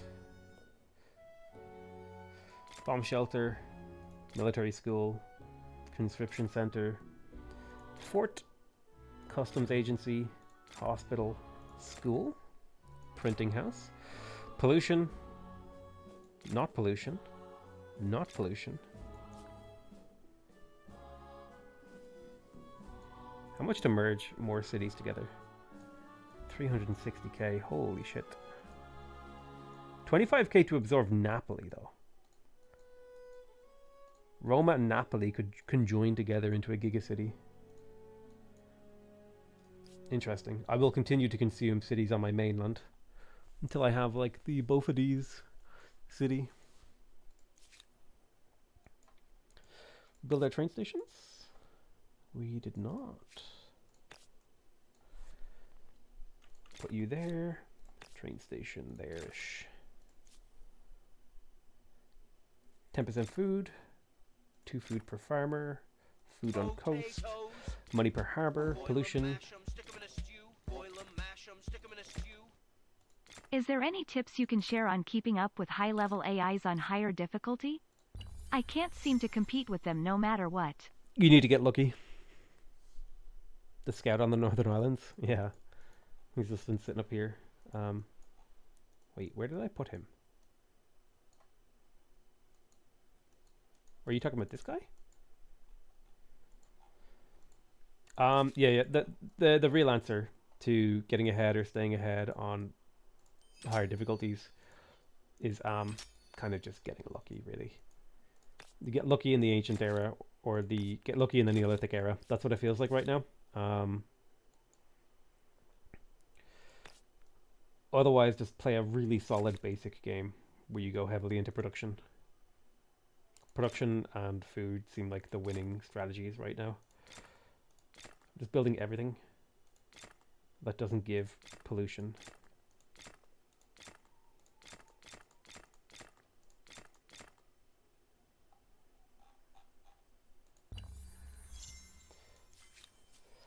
Line formation.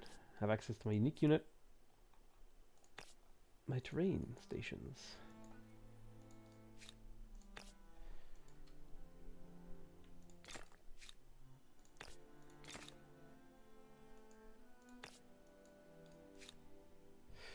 Do, do, do, do, do. Do, do, do, do, do. Do, do, do.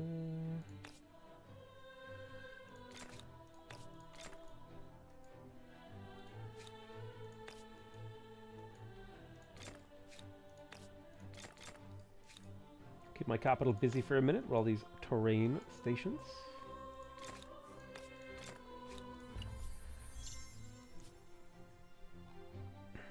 Roma's doing quite well, actually.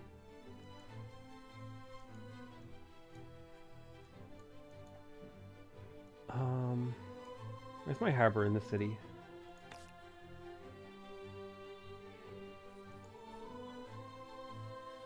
Am I just blind?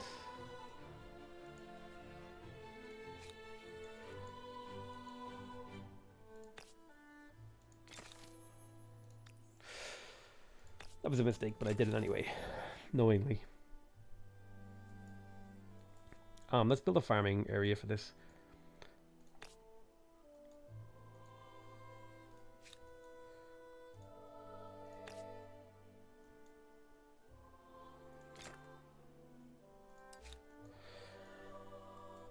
Is it a must buy if you're a Civ fan? I don't know if I would call it a must buy.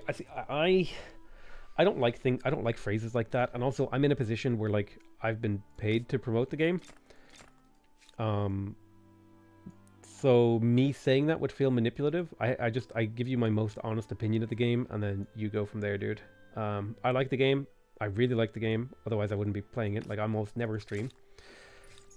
I'm doing a full series on it. Let's see. Encyclopedic knowledge. The Empire is renowned for achievements both scientific and commercial arts.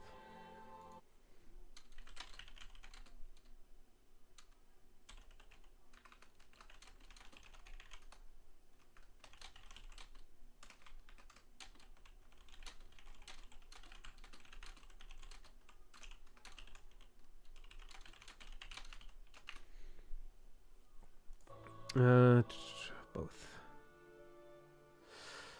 Lexicon, encyclopedia. I'll just take encyclopedia here for the science. You're at the end of an ideology. Is this or Civ is better? I think, Well, there's like, something my to be honest said opinion for is that unswerving right now dedication. Civ is the better game, Civ 6 is, but that's just really just down to the fact that Civ has had a full development cycle plus another 4 years of post-launch development.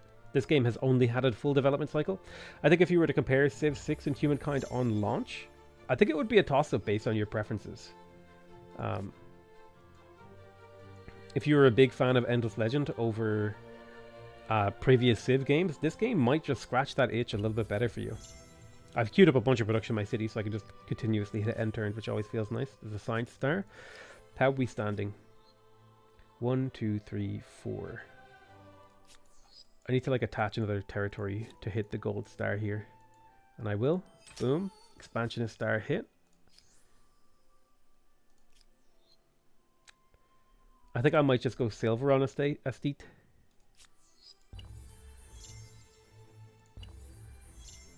Just ending my turn over and over. What culture are you going to take next? I think the meme is to go Turks. Like, this is the God run, so we go the God run civs. Turks or Sweden, probably.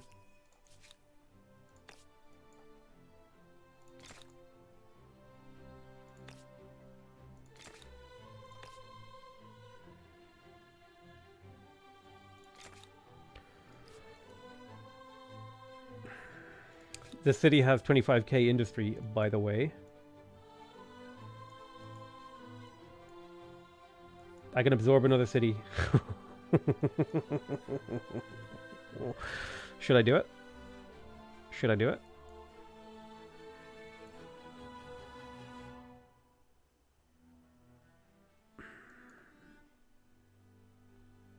We're making the Gigacity. Okay, we absorb. Minus 300 food, oh god. Okay, we're barely stable on food.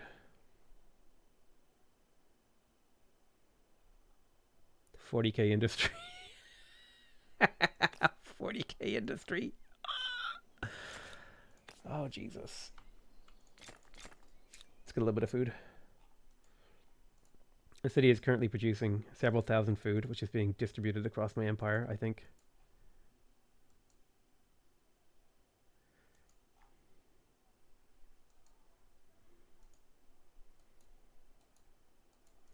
I need 1,000,000 gold to absorb another city. Jesus.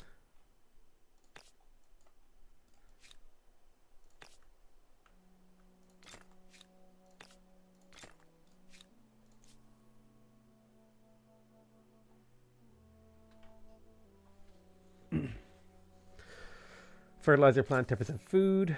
1 food on this. Money. Pollution. Industry. This. 10% money. Taxation. Money per trader. 10% money. Influence. Stability. Influence. Alright, that'll keep the city busy for a while. +1 researcher slot on city per researcher quarter, or +1 worker. I feel like I go for researcher slots here. The long-term strategy seems to be smarter if it's built on lifting everyone up. The religion name is just cosmetic. How many cities do you have at the minute? I have 7. And I've absorbed 2 into my capital to make this 40k industry monster that's eating more food than it can produce. How much pop do I have? How much food is my population eating? The last time I did a calculation, it was 90 people. There's currently 225 in here. 225. Hang on. What am I eating? I am eating... Currently eating... Oh my god, I keep leaving my calculator in the way. You can't see it, but I'm doing that. 5,500 food. So we call that 5490 divided by 225. Each population is eating 24 food. 24.4 food. How important is specialization in this game? I don't know. That's pretty good. Jesus.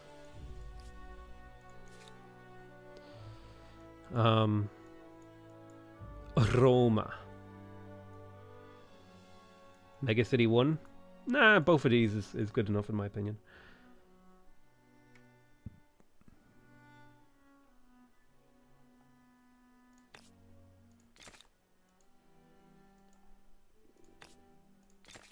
More gold, please.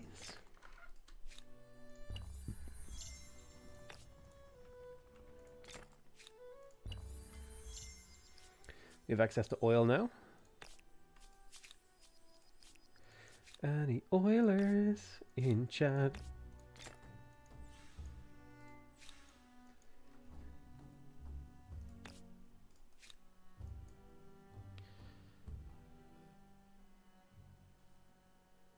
Theoretically.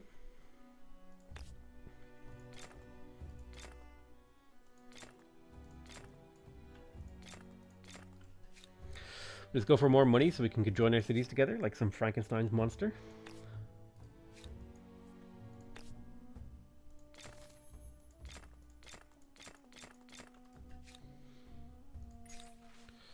Entertain? Are we ready? 5.8k influence per turn. This is another 2. It's only a few more turns before I get this gold star, so I'll wait. The only gold star I'm missing is the militarist, this one. Are you a billionaire? One day I might be. Make a city world like Coruscant? That might be what we do eventually with this save. Well, for now, we're making oil. We have more oil somewhere. There they are. That's all the oil. Grabbed.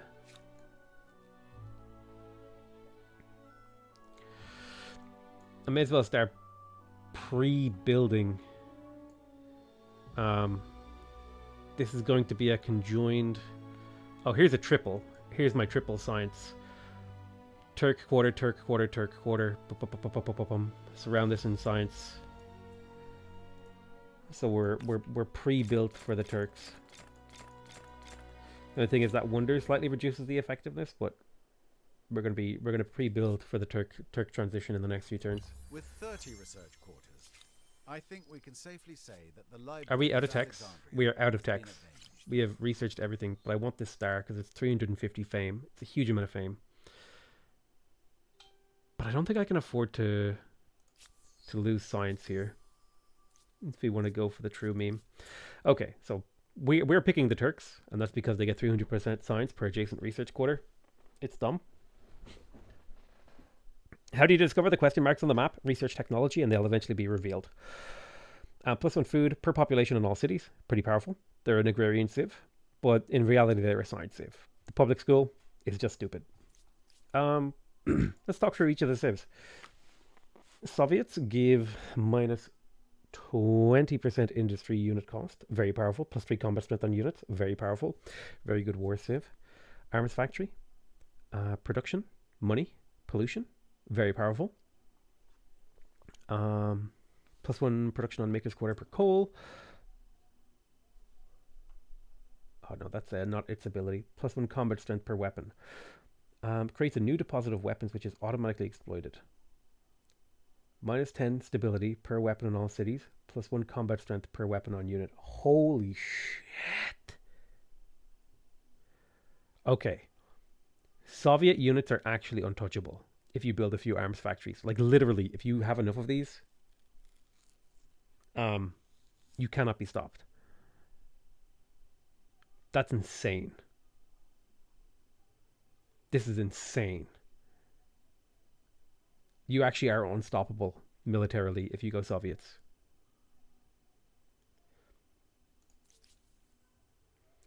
Americans, +10 influence on resources being sold. Very good. +1 money generated from ongoing trade. Okay. Defense agency. It's okay. This is weak, I would say. They're expansionist, the weakest one. I think this should be changed. The ability, I mean, it needs to be updated. Multi-role aircraft, aerial stealth, seems pretty good.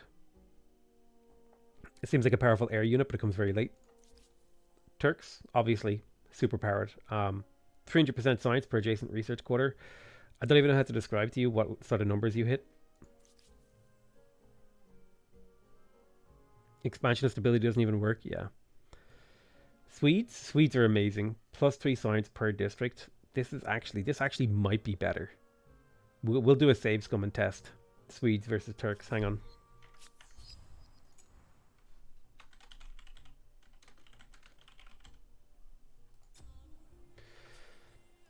Because in our particular situation, Swedes might be better. But the Swedes, if you don't get Turks, Swedes are an awesome backup. +1 science per district in all cities. +3 science per research quarter. Research institutes give you 3 science per district in the city. Really, really powerful. Really, really insane amounts of science. Japanese, cheaper techs, quite good. Robotics lab, quite good as well. A lot of industry, a lot of science. Counts as a maker's quarter and a research quarter, so has a lot of value there. Very, very good civ. Most of these late game civs are like S tier, like levels of power, but you rank them based on the differential of power.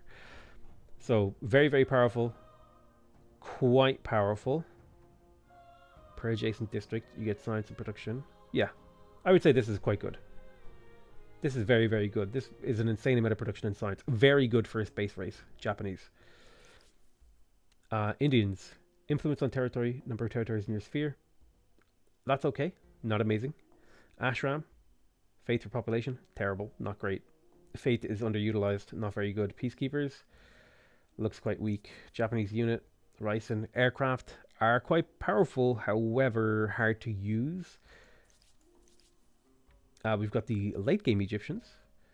+4 influence on emblematic district. This is quite good if you've been changing your thing quite often and focusing on this. This seems like a lot of power you can get from that. Archaeological dig.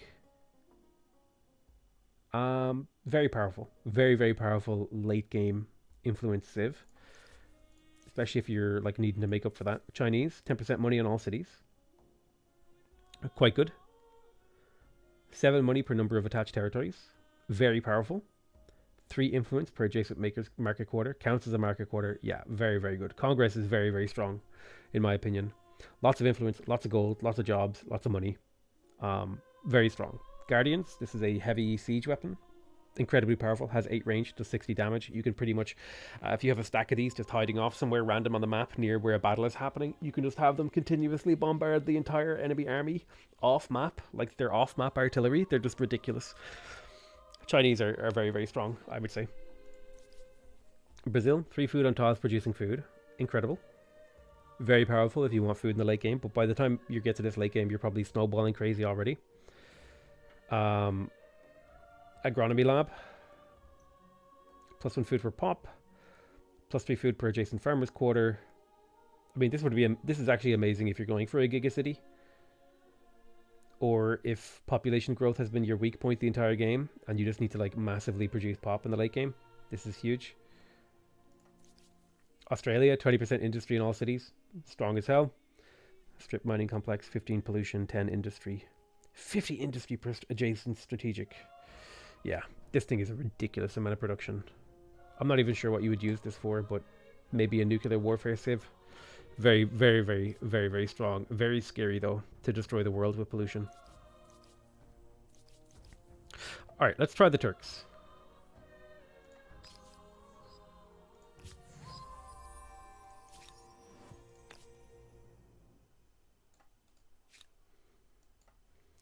My public schools will be going on these 3 tiles.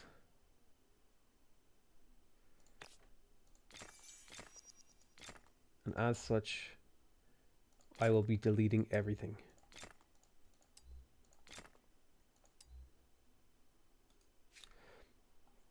To make a 3-way thing here. The human mind. Creative. Imaginative. It's funny the Turks get a 30 range ingenious ICBM. at turning every single human invention to its most violent end. Public school in Octagon is over 1k science. An ancient culture with a heritage. So of how are we comparing the agriculture and Swedes? education. I predict they will be full of surprises. So like,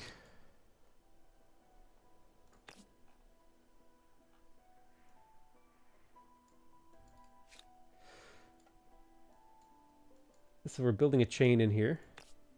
This alone is worth 249 science. And it's not even remotely done.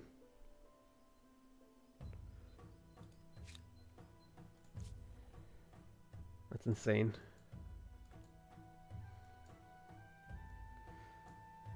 So we'll be doing the same thing here.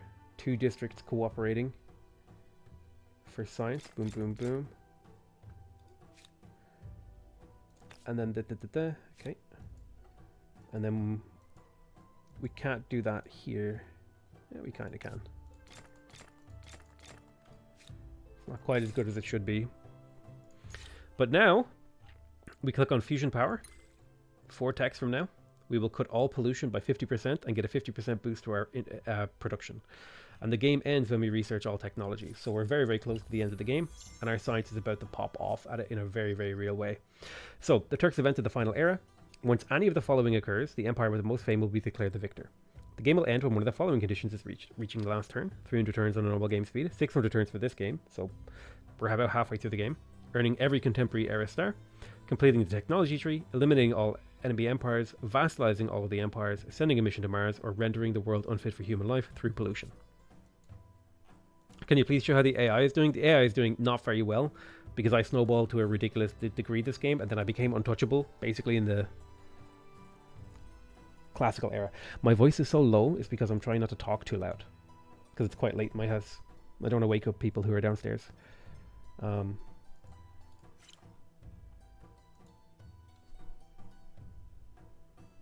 You have to turn up volume to max. I mean, I don't understand why you have to turn up volume to max, because I'm hitting -10 on my speech. -10 decibels, which is really loud. You have unlocked It's almost as loud as it can be. Research Institute. What age are the AI in at the moment? Provide additional I think they're in open up like a whole range of ever more So tell me early modern, today. industrial, early modern. So they're 1 to 2 eras behind me. Finally get to see you live from the stateside. Hey, Caleb. Rabbits have huge teeth, better not wake them up. I have placeholder text problem in the game. How can you solve it? I don't know. I have seen that bug from a few different people. I don't know how to fix it. Okay. What is this here? A prairie. 246 science. So if I do boom boom.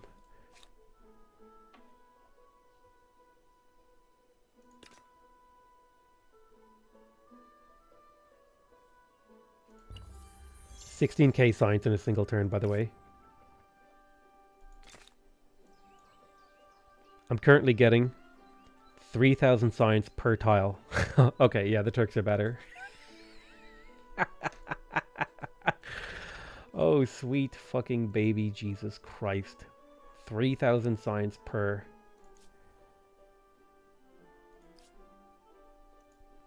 That is just dumb.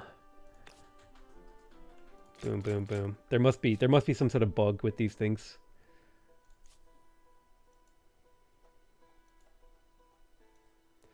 I can't imagine that that's intentional.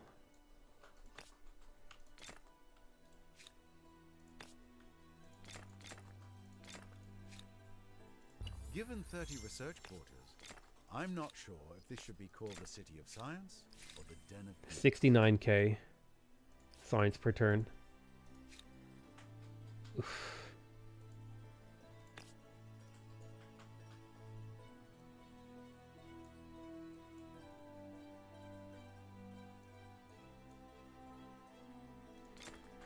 Place this and then replace with research quarters.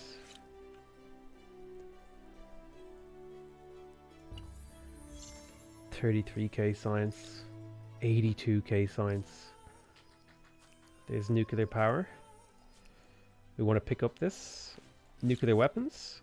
Oh yeah, we want that fission test, baby. So, the plan is that everyone points a gun at each other Yes. and nobody pulls the trigger? Let us get our uranium. 20K, we will purchase that immediately. And begin the fission test. We will use our little useless island up here. What else is the Arctic for but nuclear weapons tests, baby? The Turks have launched nukes, so that's worth fame to do that. That's why I'm doing that. I have some more uranium somewhere. There you are.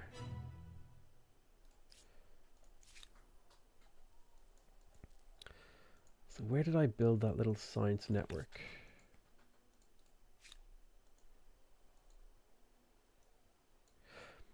There's a triple here. Boop, boop. What's this? A train station? Yeah, well, I'm afraid you're going to get replaced. Build the giga. The giga science. I'm zero turning technologies, by the way. That means I'm researching technologies.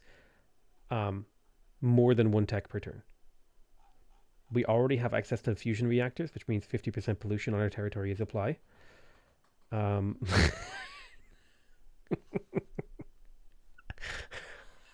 zero turning. Alright. Let's just get aluminum. Let's just start queuing up everything.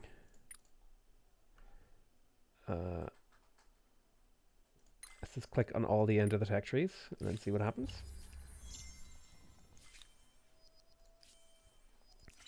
I should probably actually prioritize the space station.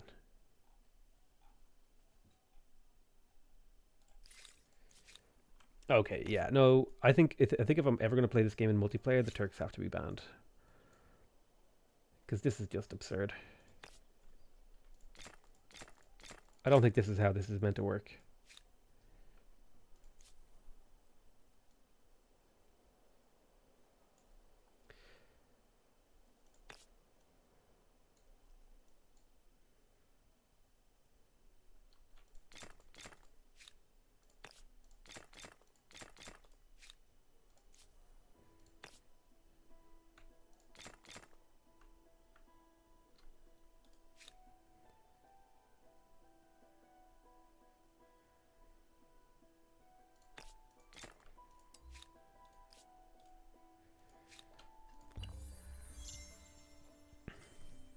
%2% stability in capital?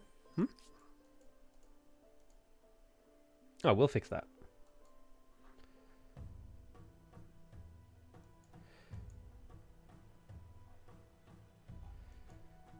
Don't you worry about that.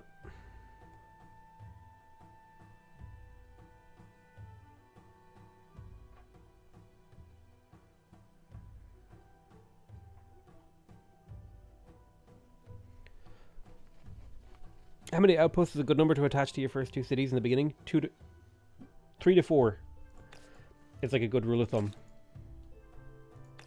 Seems like the game like pushes you to do that and encourages you to do that. Okay, you deal with stability. Best way to deal with stability. Well, I'll get the nuclear plant. And then I'll get all the things that pollute. And then I'll get the things that reduce pollution. Maybe not. But I'll get the nuclear plant to reduce pollution. And then I will stability my way out of this problem.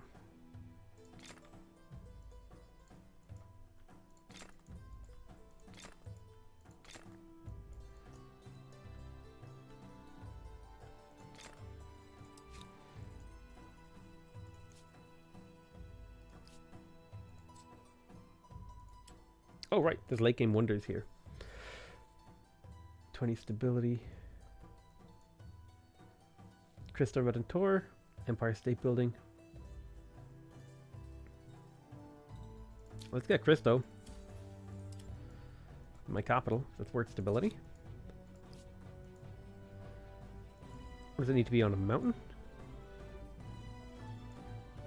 There you go.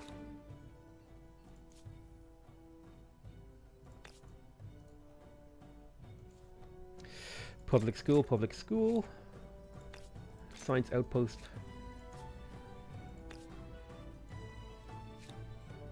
The game ends in 330 turns. 2 million gold. Mental. Mental.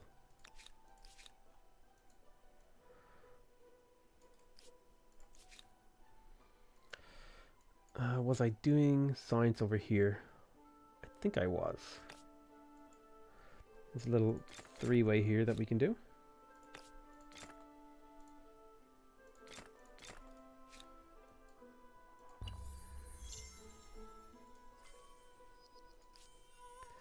Stability's back up. Social housing researched. Oh man. Jesus Christ. Rocket science is researched, so we can start doing space stations. Let's do it. Builder star, new wonder can be claimed. Build the cultural wonder. Let's claim another wonder. Oh my god, my empire is so disgusting. 20% money. We shall claim. We can ban whale fishing. Oh no. Destroy the imprison or prohibit. We will regulate the fishing of whales. They want me to stop fishing whales. It's worth so much food, though. We'll regulate it. We will regulate it. Okay, we still want that food. Okay, my empire is starting to bug out. I have built too many things. My empire is starting to bug out. Let's get the Empire State Building. Pop it right there. Also build a space station. Outside the borders of your empire.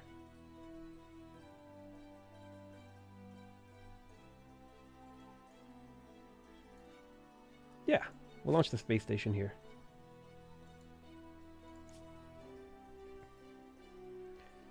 You build the Empire State. Automation researched. Cool.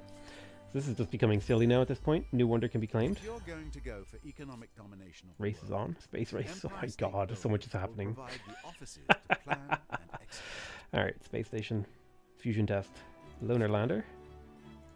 We will launch a lunar lander. I want you to help with the lunar lander. We will one-turn the lunar lander. This story will echo through time. Amazing. A first step onto another world, and perhaps into a great future. Communicate. Though humankind's Oh my thirst for god. energy has no limits, Oh my god. I've 19k fame. Everything is just popping Now off. we can You earned take 200 what we fame. need Oh my god. while Oh leaving my something god. for the future. This is absurd. This is absurd. I'm literally one turning space race projects. I have 50k per industry in my capital. I can absorb another city. Become part of the collective.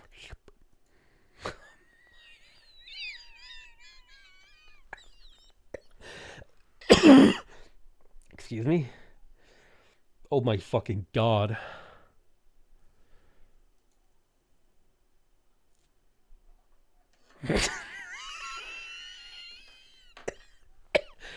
um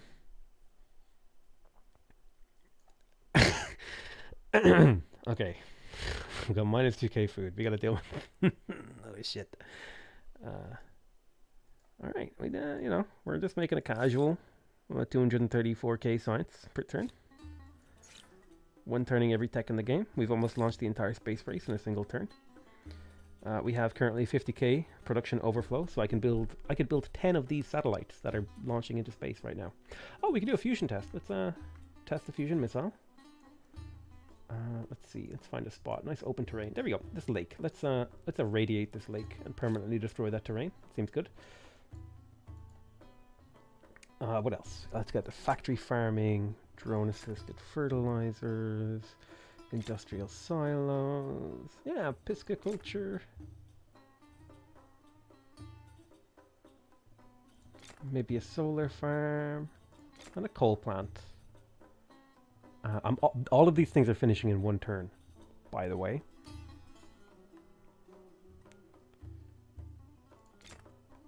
Alright, we'll finish all this in one turn. Seems good. Fusion test. No.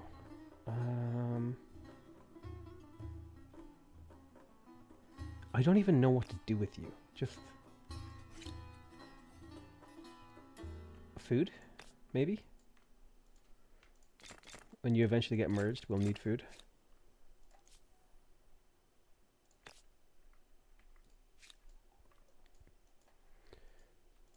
God, this is absurd. That capitalist juice, this is insane. This wasn't a tall build game. This is a meme game. Military laser. I'm pretty sure the game ends soon. I'm literally researching like 4 or 5 texts per turn. Alright, 100% stability, 50% influence on main plaza. 100 fame, nuclear weapons test. Alright, cool. What's going on in the capital? Oh, well, we wiped out nearly 1,500 of that food problem by building food buildings. So we're getting there. Let's go to an expert policy and put the focus on food.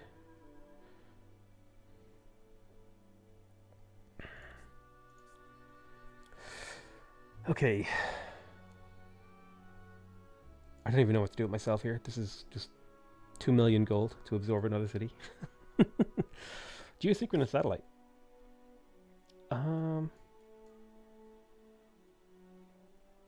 Yeah.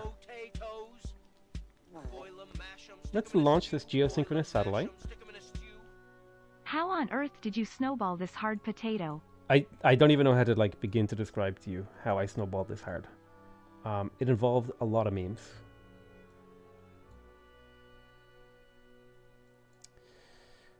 I guess I launched this project here. Yeah. It's the geosynchronous satellite.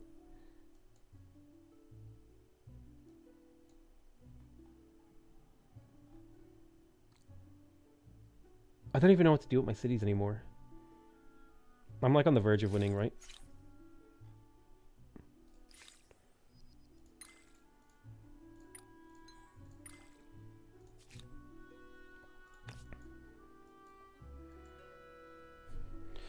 Douche, douche.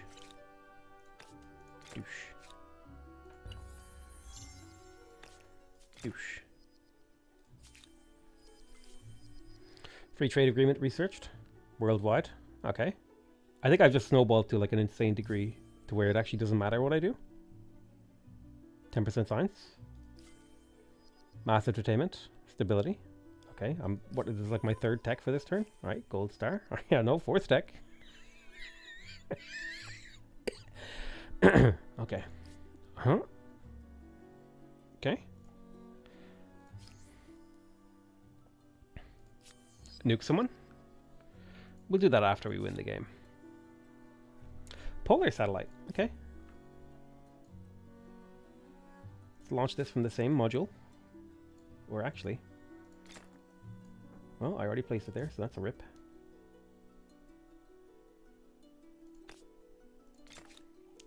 How do I build nuclear weapons? I need a missile silo. Okay. Missile silo. Click. Missile silo right there, in range of his cities. Buy the aluminum. Buy this. Nuclear missile silo. Don't brag about See, it, nuclear missile. else everybody Nuclear else will device. start building them. Consumed to perform a single strike action on a distant target. Detonates 1 turn after its launch, creating fallout.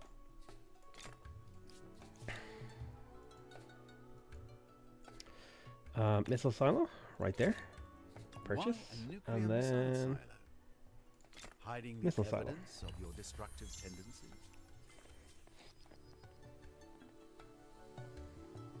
exosuits. All my units have +8 combat strength, except mounted units and vehicles. Composite armor researched. Armored personnel carrier. Okay, interesting. Civil engineering researched. Colony grid. Long span bridges. Construction team is basically a late game settler. It's kind of an interesting idea. Planetary observation. 200 fame for launching a planetary observation project. Let us do it again. Satellite network. Satellite network will give us 30 influence, 30 money, 30 science, and it will give us 100% vision over the entire map, I believe.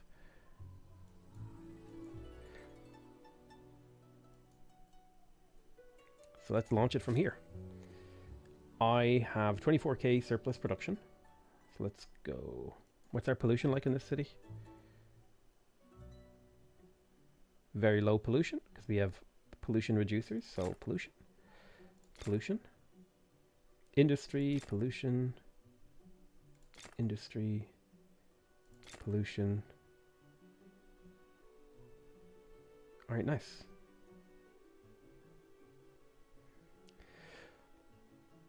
Combat strength against air units on garrison. This is like anti-air bunkers, so bombardment doesn't hurt me as much. Fortification. Stock market, yeah. Show me the money. Sewage treatment plant. My god. Okay, it took me this. I had to fill my entire queue before I ran out of my 70k production. Also, I need to build food. So I think I'm just going to like build a massive lattice of farms over here. Space orbital. Is that it? Did I win the game? Research every technology in a single game. A phenomenal achievement of civilization. Observation. End of your turn. Perspiration, Oh. collaboration, Whoops. I won the game. and a dozen supertankers worth of Whoops. I didn't mean to win. I didn't even get to like... I didn't even get to do everything that I wanted to. Whoops.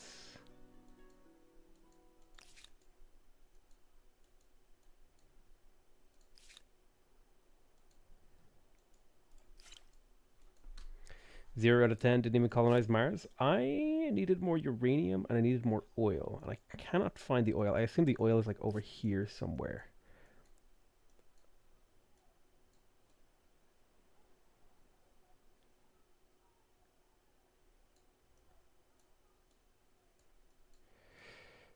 Probably a way to like find it, but I just like not having that brain moment at the moment. Welcome. Let us speak honestly with each other.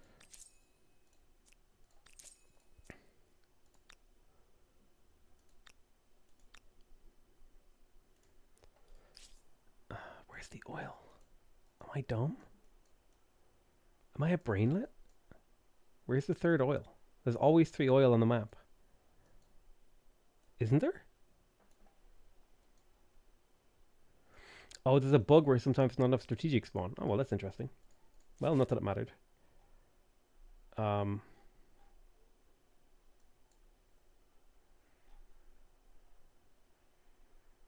Anti-aircraft gun. Provides anti-aircraft. I guess I don't need science anymore. That's a bit overkill. So we have airports, which provides air trade routes.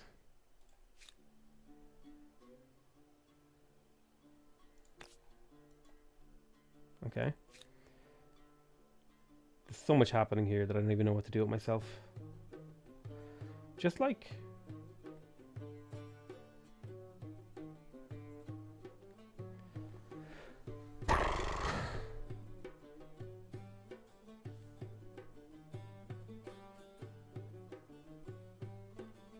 After all this time, it must not have come up much in the development. It must be like a new bug introduced by a latest build. Sometimes these bugs just come out of nowhere.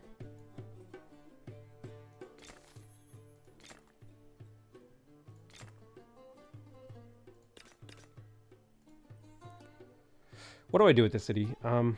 Just...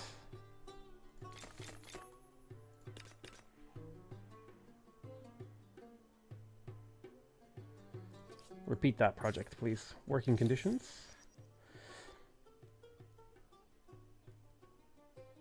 +1 stability on Maker's Quarters or +5 money on Maker's Quarters? I think I go for the money on Maker's Quarters. I have a ton of Maker's Quarters. Hey, we won. Get the last wonder. Whoops, forgot. An even greater achievement. No other civilization has equaled your ability 21k to leave a fame. lasting mark on humankind.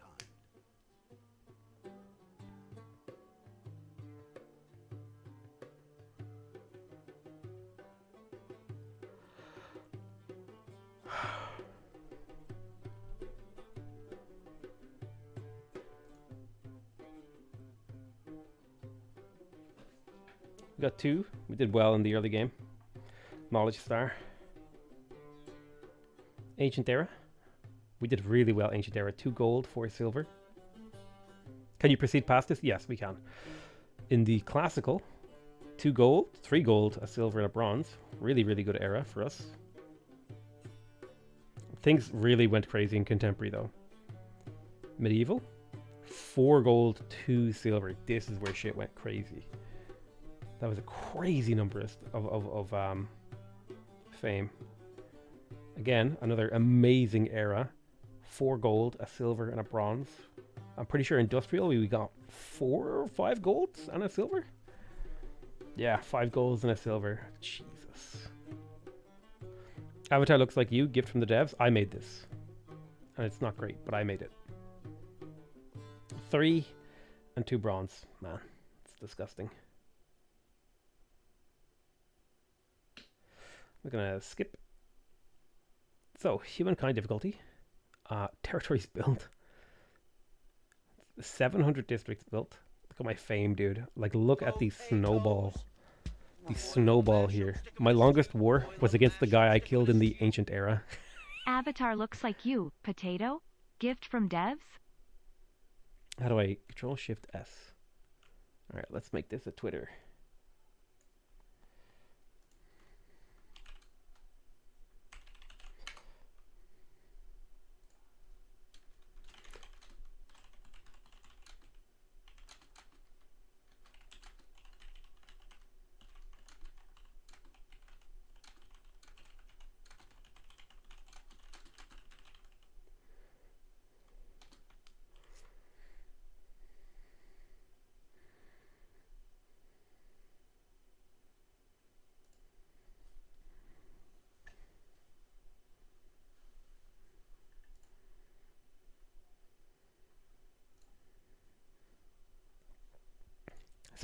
Seems way too easy on this difficulty. Remember, what does the stream say, guys? This is the God run. We got incredibly lucky on the first 2 turns of the game that pretty much decided the game. This was like the most unfair game in the world. Okay, the AI never stood a chance. If you go back and watch the stream from yesterday, you will see why we won this game so hard.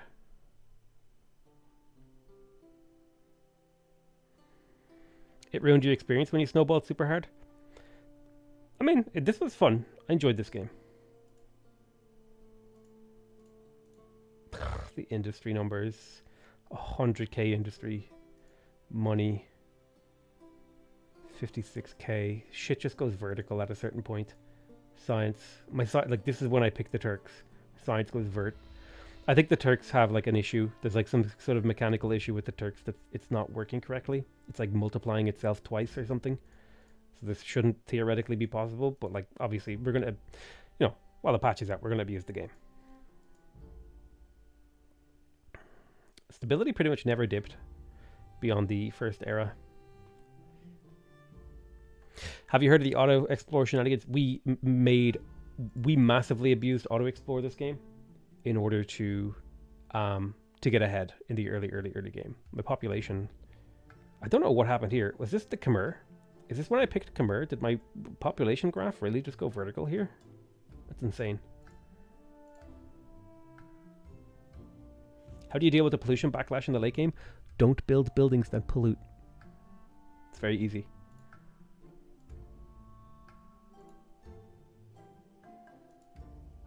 Don't build any buildings that provide scaling pollution. What's wrong with auto-explore? Auto-exploring units have a radar that lets them find curiosities in the fog of war. So you won in 6000 BC. Don't worry about that timer thing. Alright, let's continue our game. Post credits meme. Oh, it's free to absorb cities now.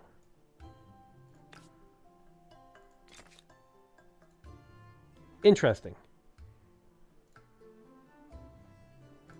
Welcome to Mega City 1. Good sir. The city of the future. Home to the souls of 6.1 billion people. Minus 17k food. We got an issue. Houston. We're losing food. We're consuming 33,000 food per turn. We can deal with this. We must convert the entire world to a food. Yeah, let's begin. Currently producing 200k industry per turn.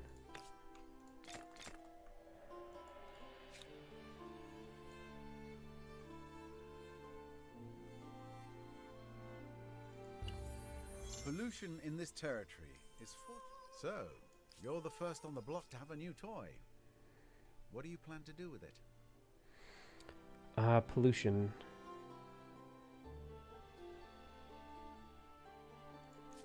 Pollution is low.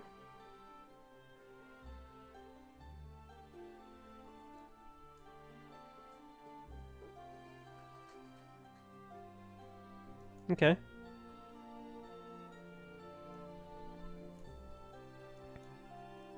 Forests bring the pollution. Pollution is killing your food. It shouldn't be. I have fusion reactors.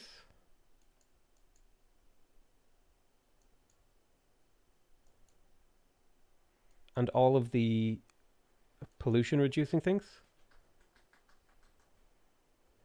I'm getting no negative effects from pollution here. It's just the fact that my population eats an insane amount of food and I don't produce that much.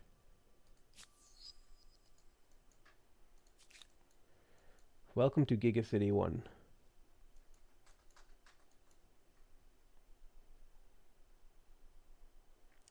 Missile silo. Even then, I'm not getting negative effects from pollution here.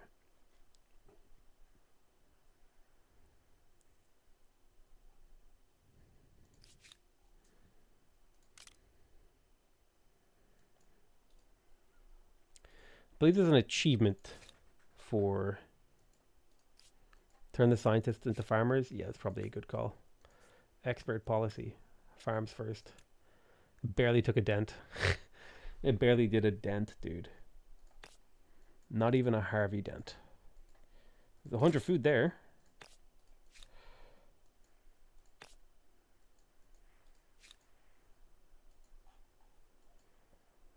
Welcome to Mega City 1. A city that spans almost the entire world.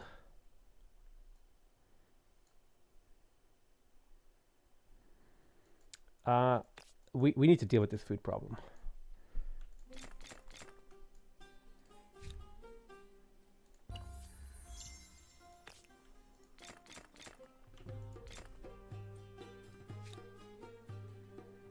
We're slowly taking bites out of it.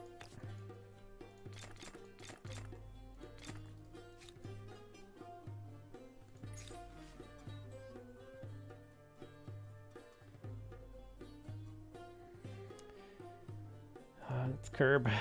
I don't want any negative events. Oh, we have taken 2 points out of this. So tell me, how are you today? How's it going, Mexico? Sit.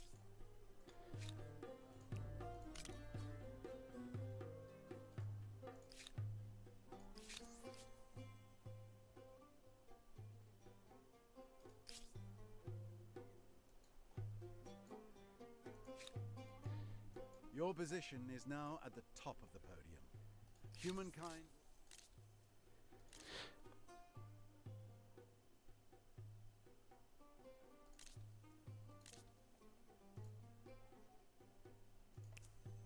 Break. Break. Break. Let's really piss this guy off.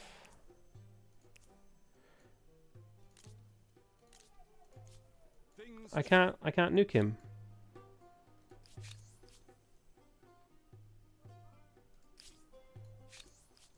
I didn't have the war support. That sucks.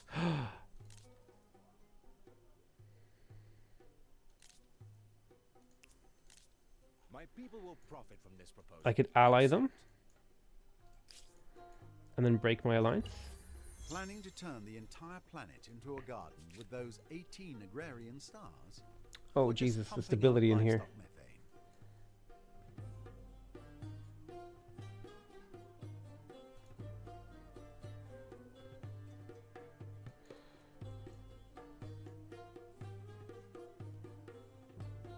Why is my stability so bad? Where am I getting? Am I getting pollution somewhere? Have a look.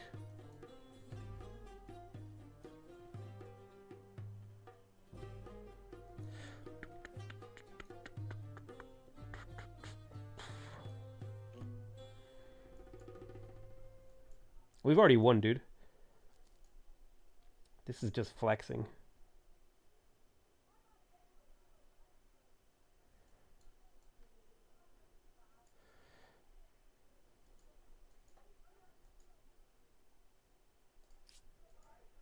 You know what? We're nuking. If you seek the greater good, I demand that you give me Merak. understand that this is not a negotiation. Have you no shame? I need more war support. Is there some reason you warrant my...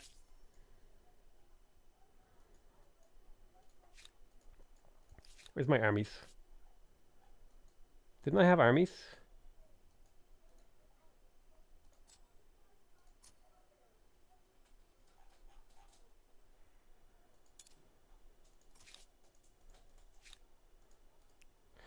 Ah, my armies are invisible. Okay, cool. Noble Javelineers upgraded into riflemen. Alrighty then.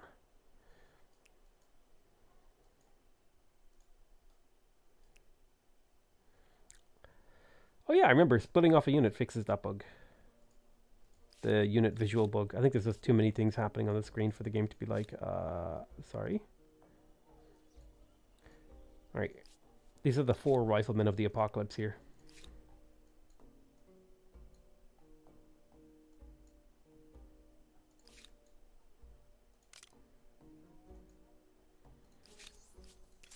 Too late. There will be no discussions. I don't even care. Only war. The destruction of your peoples is all that matters. Leventa. Well, somebody had to have that planetary first. Congratulations on fixing your place in history. We have launched.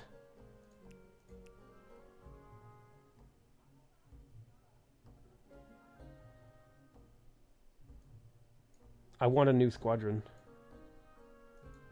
Alright, let's see what happens.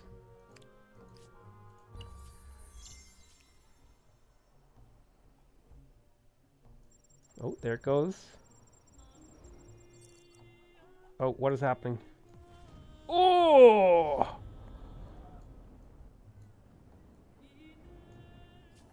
Oh! Oh, shit. It actually just deleted the fucking city.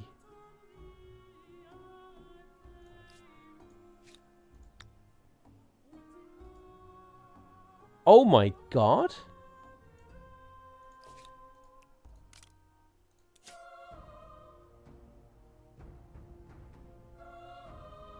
It actually just fucking deleted that city.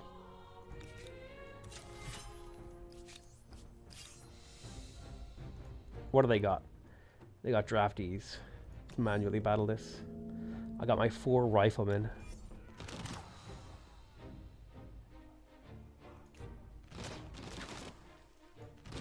Against their draftees. Let's see how well they do. Actually, they're doing pretty well.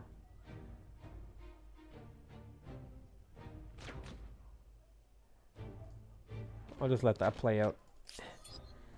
Will I get more units?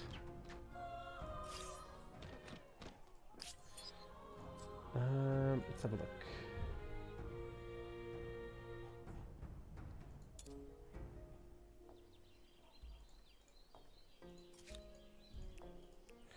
You step out, then you guys join him. Upgrade, upgrade, upgrade, upgrade.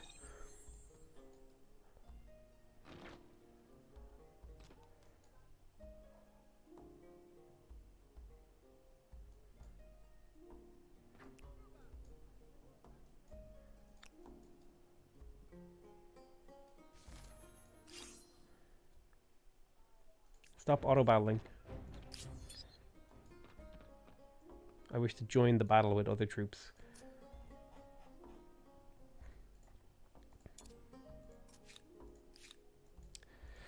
Step the unit out to make them visible again. Rejoin. Upgrade. Upgrade. Upgrade. Upgrade. Go join the battle. How are we holding up? Retake your flag. Get in there, boys. Reinforcements abound. Alright, here we are. Reinforcements. The cavalry. The cavalry has arrived.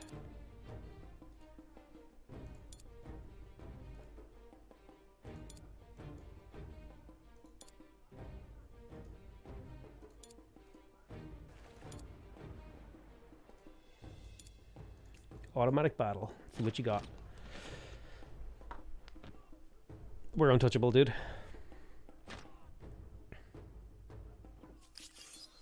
Just took the city of Mexico. We killed 23 units with these 4 units. These 4 units actually just fucking shit on the entirety of the Mexican civilization. Oh my god. I'm about to nuke one of his last cities. And then it's the San Lorenzo and we own him. The emergence of the internet. Well, we've only just invented the internet. We'll restrict. We'll consent to the internet.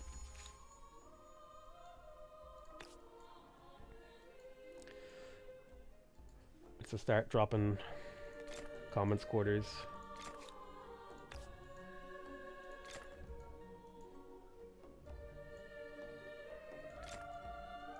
We need that stability.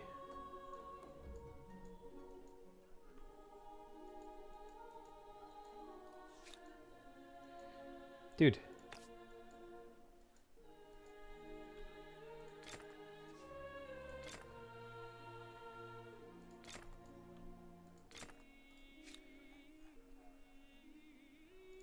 These are only 15k each.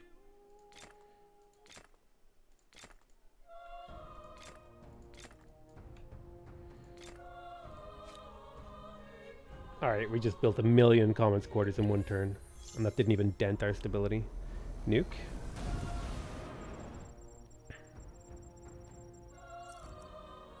Alright. Ooh. Oh. Build over the science districts? Why? Well, that's fucking Mexico just done for, dude. Apologies to Mexico.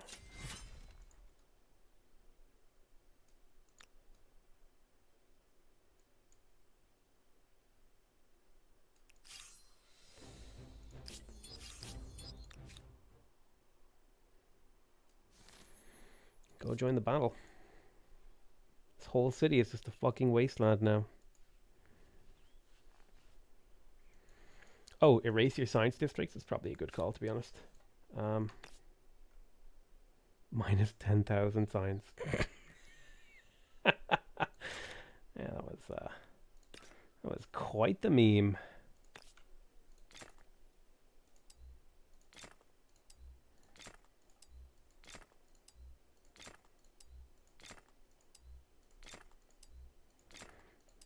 Oh yeah, you know what I can do actually to maybe help as well? If I go in here, I can revoke this and focus on farmer slots. Well, there's something to be said for Now we're down to dedication 15k your food cause. minus. Every time we lose a pop, our food problem gets easier though too. Go join.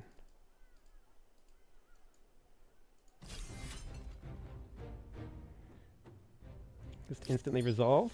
We win. Okay. Mexico defeated. Now we've unlocked army wages. Okay, it's kind of weird. If an army Paid wages wants seems okay. reliable soldiers, they had best provide a reliable income. Militarist star. Let's these are worth 16. Stability. Could be 26 with that.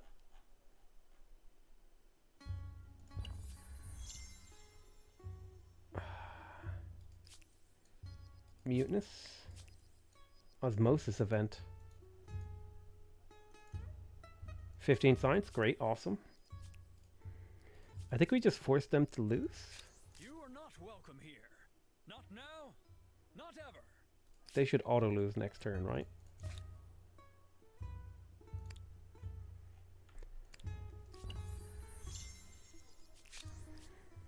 I can make them a vassal in theory. I can't actually. I don't have enough war score. I'm going to get Mexico. Although I'm pretty sure I nuked Mexico, so whoops.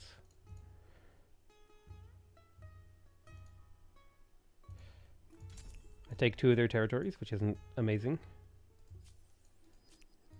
Kind of hilarious though. How easy it was to win that war. I literally auto-resolved.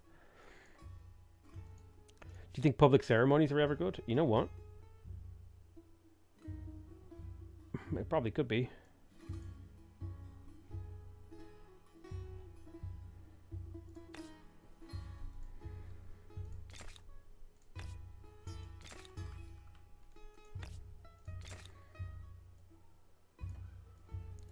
Let's see how these do.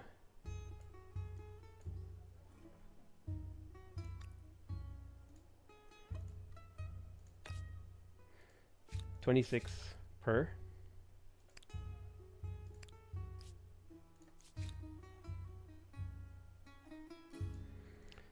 I would like to absorb Mexico into the collective. What happens if I nuke my own city? Let's see if we can crash the game, boys. Nuclear silo. A nuclear missile silo. Don't brag about it, or else everybody else will start building them.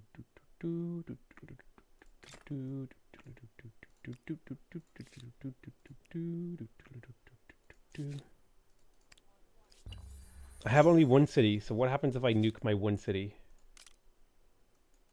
Oh, it can't be done through your own empire. Okay, they knew. They knew my trickery.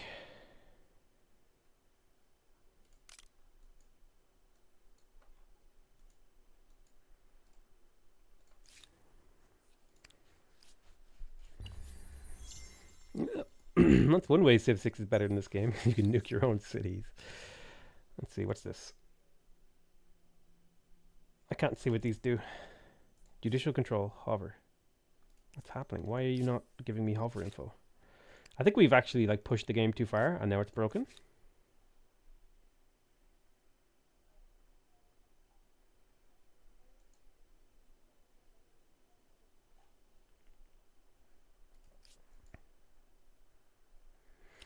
You could try ransacking your capital. You know what? Helicopter gunship. Let's do it. Stability, still a problem. What's this? We've got 65k overflow sign. Let's just get all this info. Infrastructure. The air management and cooling Now have systems alone 125k are overflow a science. wonder that could not have existed a few decades ago.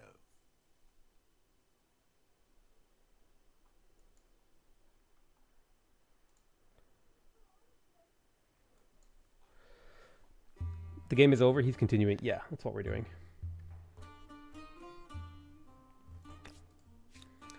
I need like an absurd amount of food.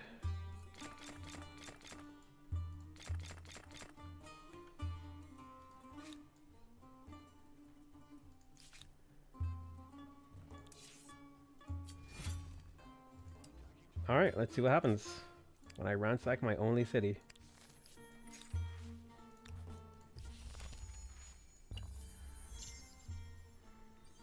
I guess City 1 was deleted. All of my territories were detached.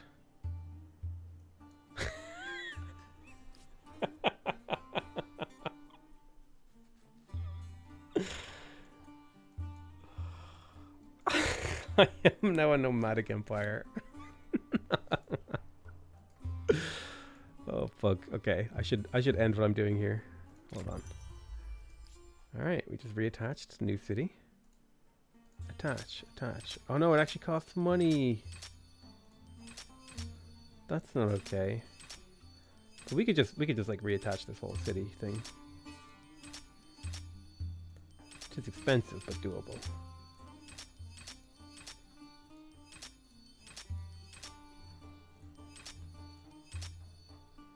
I don't even own my own capital anymore. Wow, really? Our city just isn't actually anywhere near as good as it used to be. We lost all of our population scaling. Oh god, we killed the entire population of my empire with that pillage.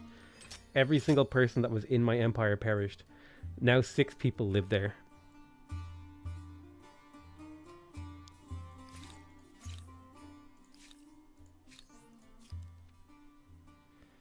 +3 stability on district. +5 stability on garrison. I actually just accidentally performed seppuku, or whatever the meme is.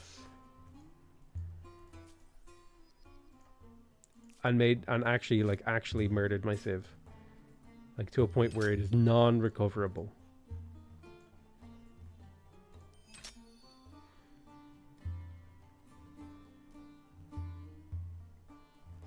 We did solve all of our food problems, you're right.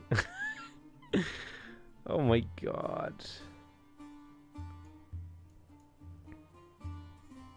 Did you not save before you did the dump? Oh no, you get auto saves. You just auto save it, just like.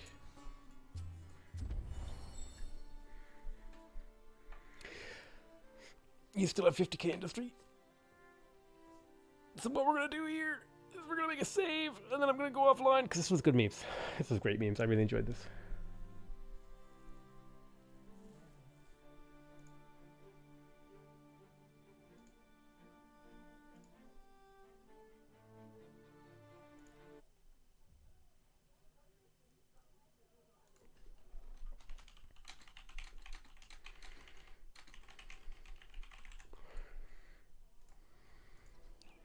Oops, no, I meant to go back one more turn. I may like make a video about this save file and like, I don't know, spend an afternoon one day just painting the entire map and districts and take over every city. Can you check the Swedes real quick to compare to the Turks? It's not even a comparison. The Turks were getting 10,000 signs per district. The Swedes were getting like 200 signs per district. It's not even a comparison. I'm sorry. Can you show us the breakdown of your stability? Sure, I'll show you now in a second.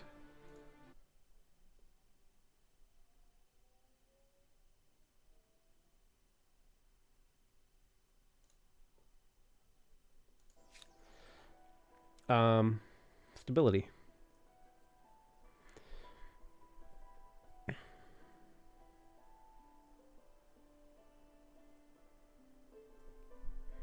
I'm pretty sure my stability will normalize if I come in here, grab judicial control, do open The fact that inspections. you're watching them doesn't mean that they won't try it anyway. Oh, really?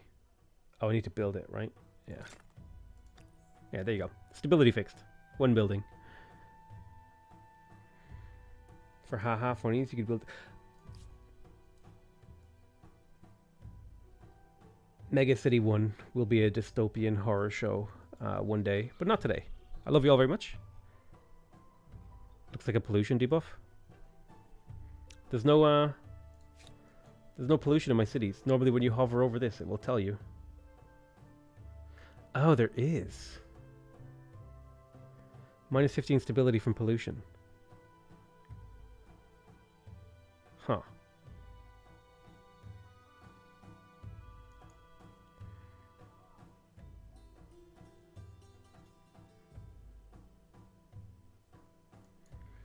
I thought pollution didn't kick in until it was like actually low.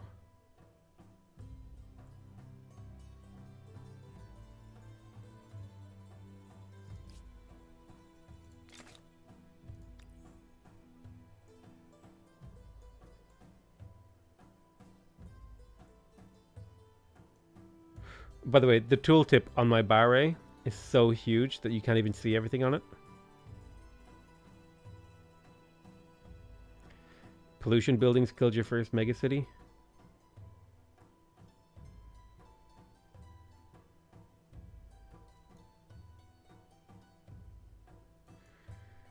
So if I do a little bit of reforestation here, hang on.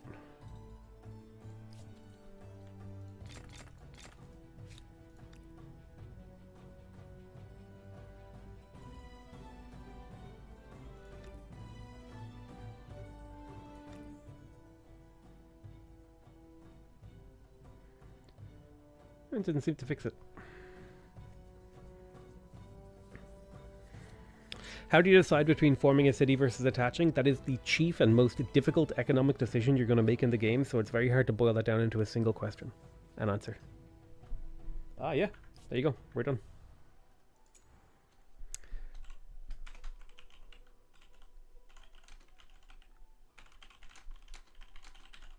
Both of these megacities in your face. Alright, I love you all very much. And, fuck. I should have painted a picture at the end of the stream. Hang on.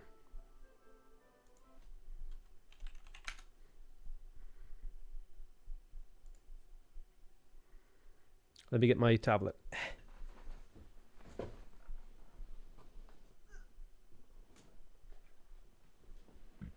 Oh shit, I don't know where my tablet pen is. Never mind. I have to find that. I totally fucked it up. It's the old tradition of painting a picture.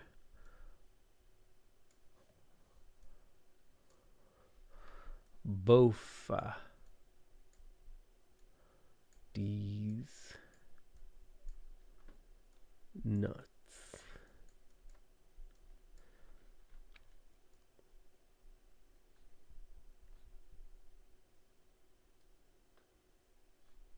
But it's actually just a monkey nut.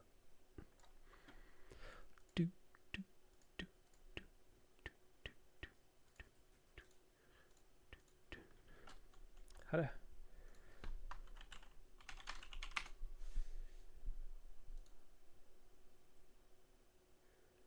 trying to like remember. They have like ridge lines, don't they?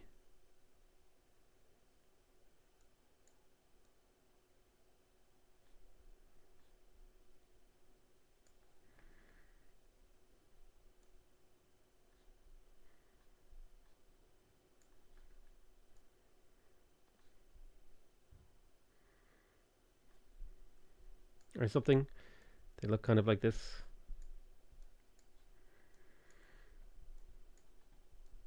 Both of these nuts. There you go. That's a peanut. It's a monkey nut. It's got the shell on it. Okay. I love you all. I'll see you guys next time. Bye bye.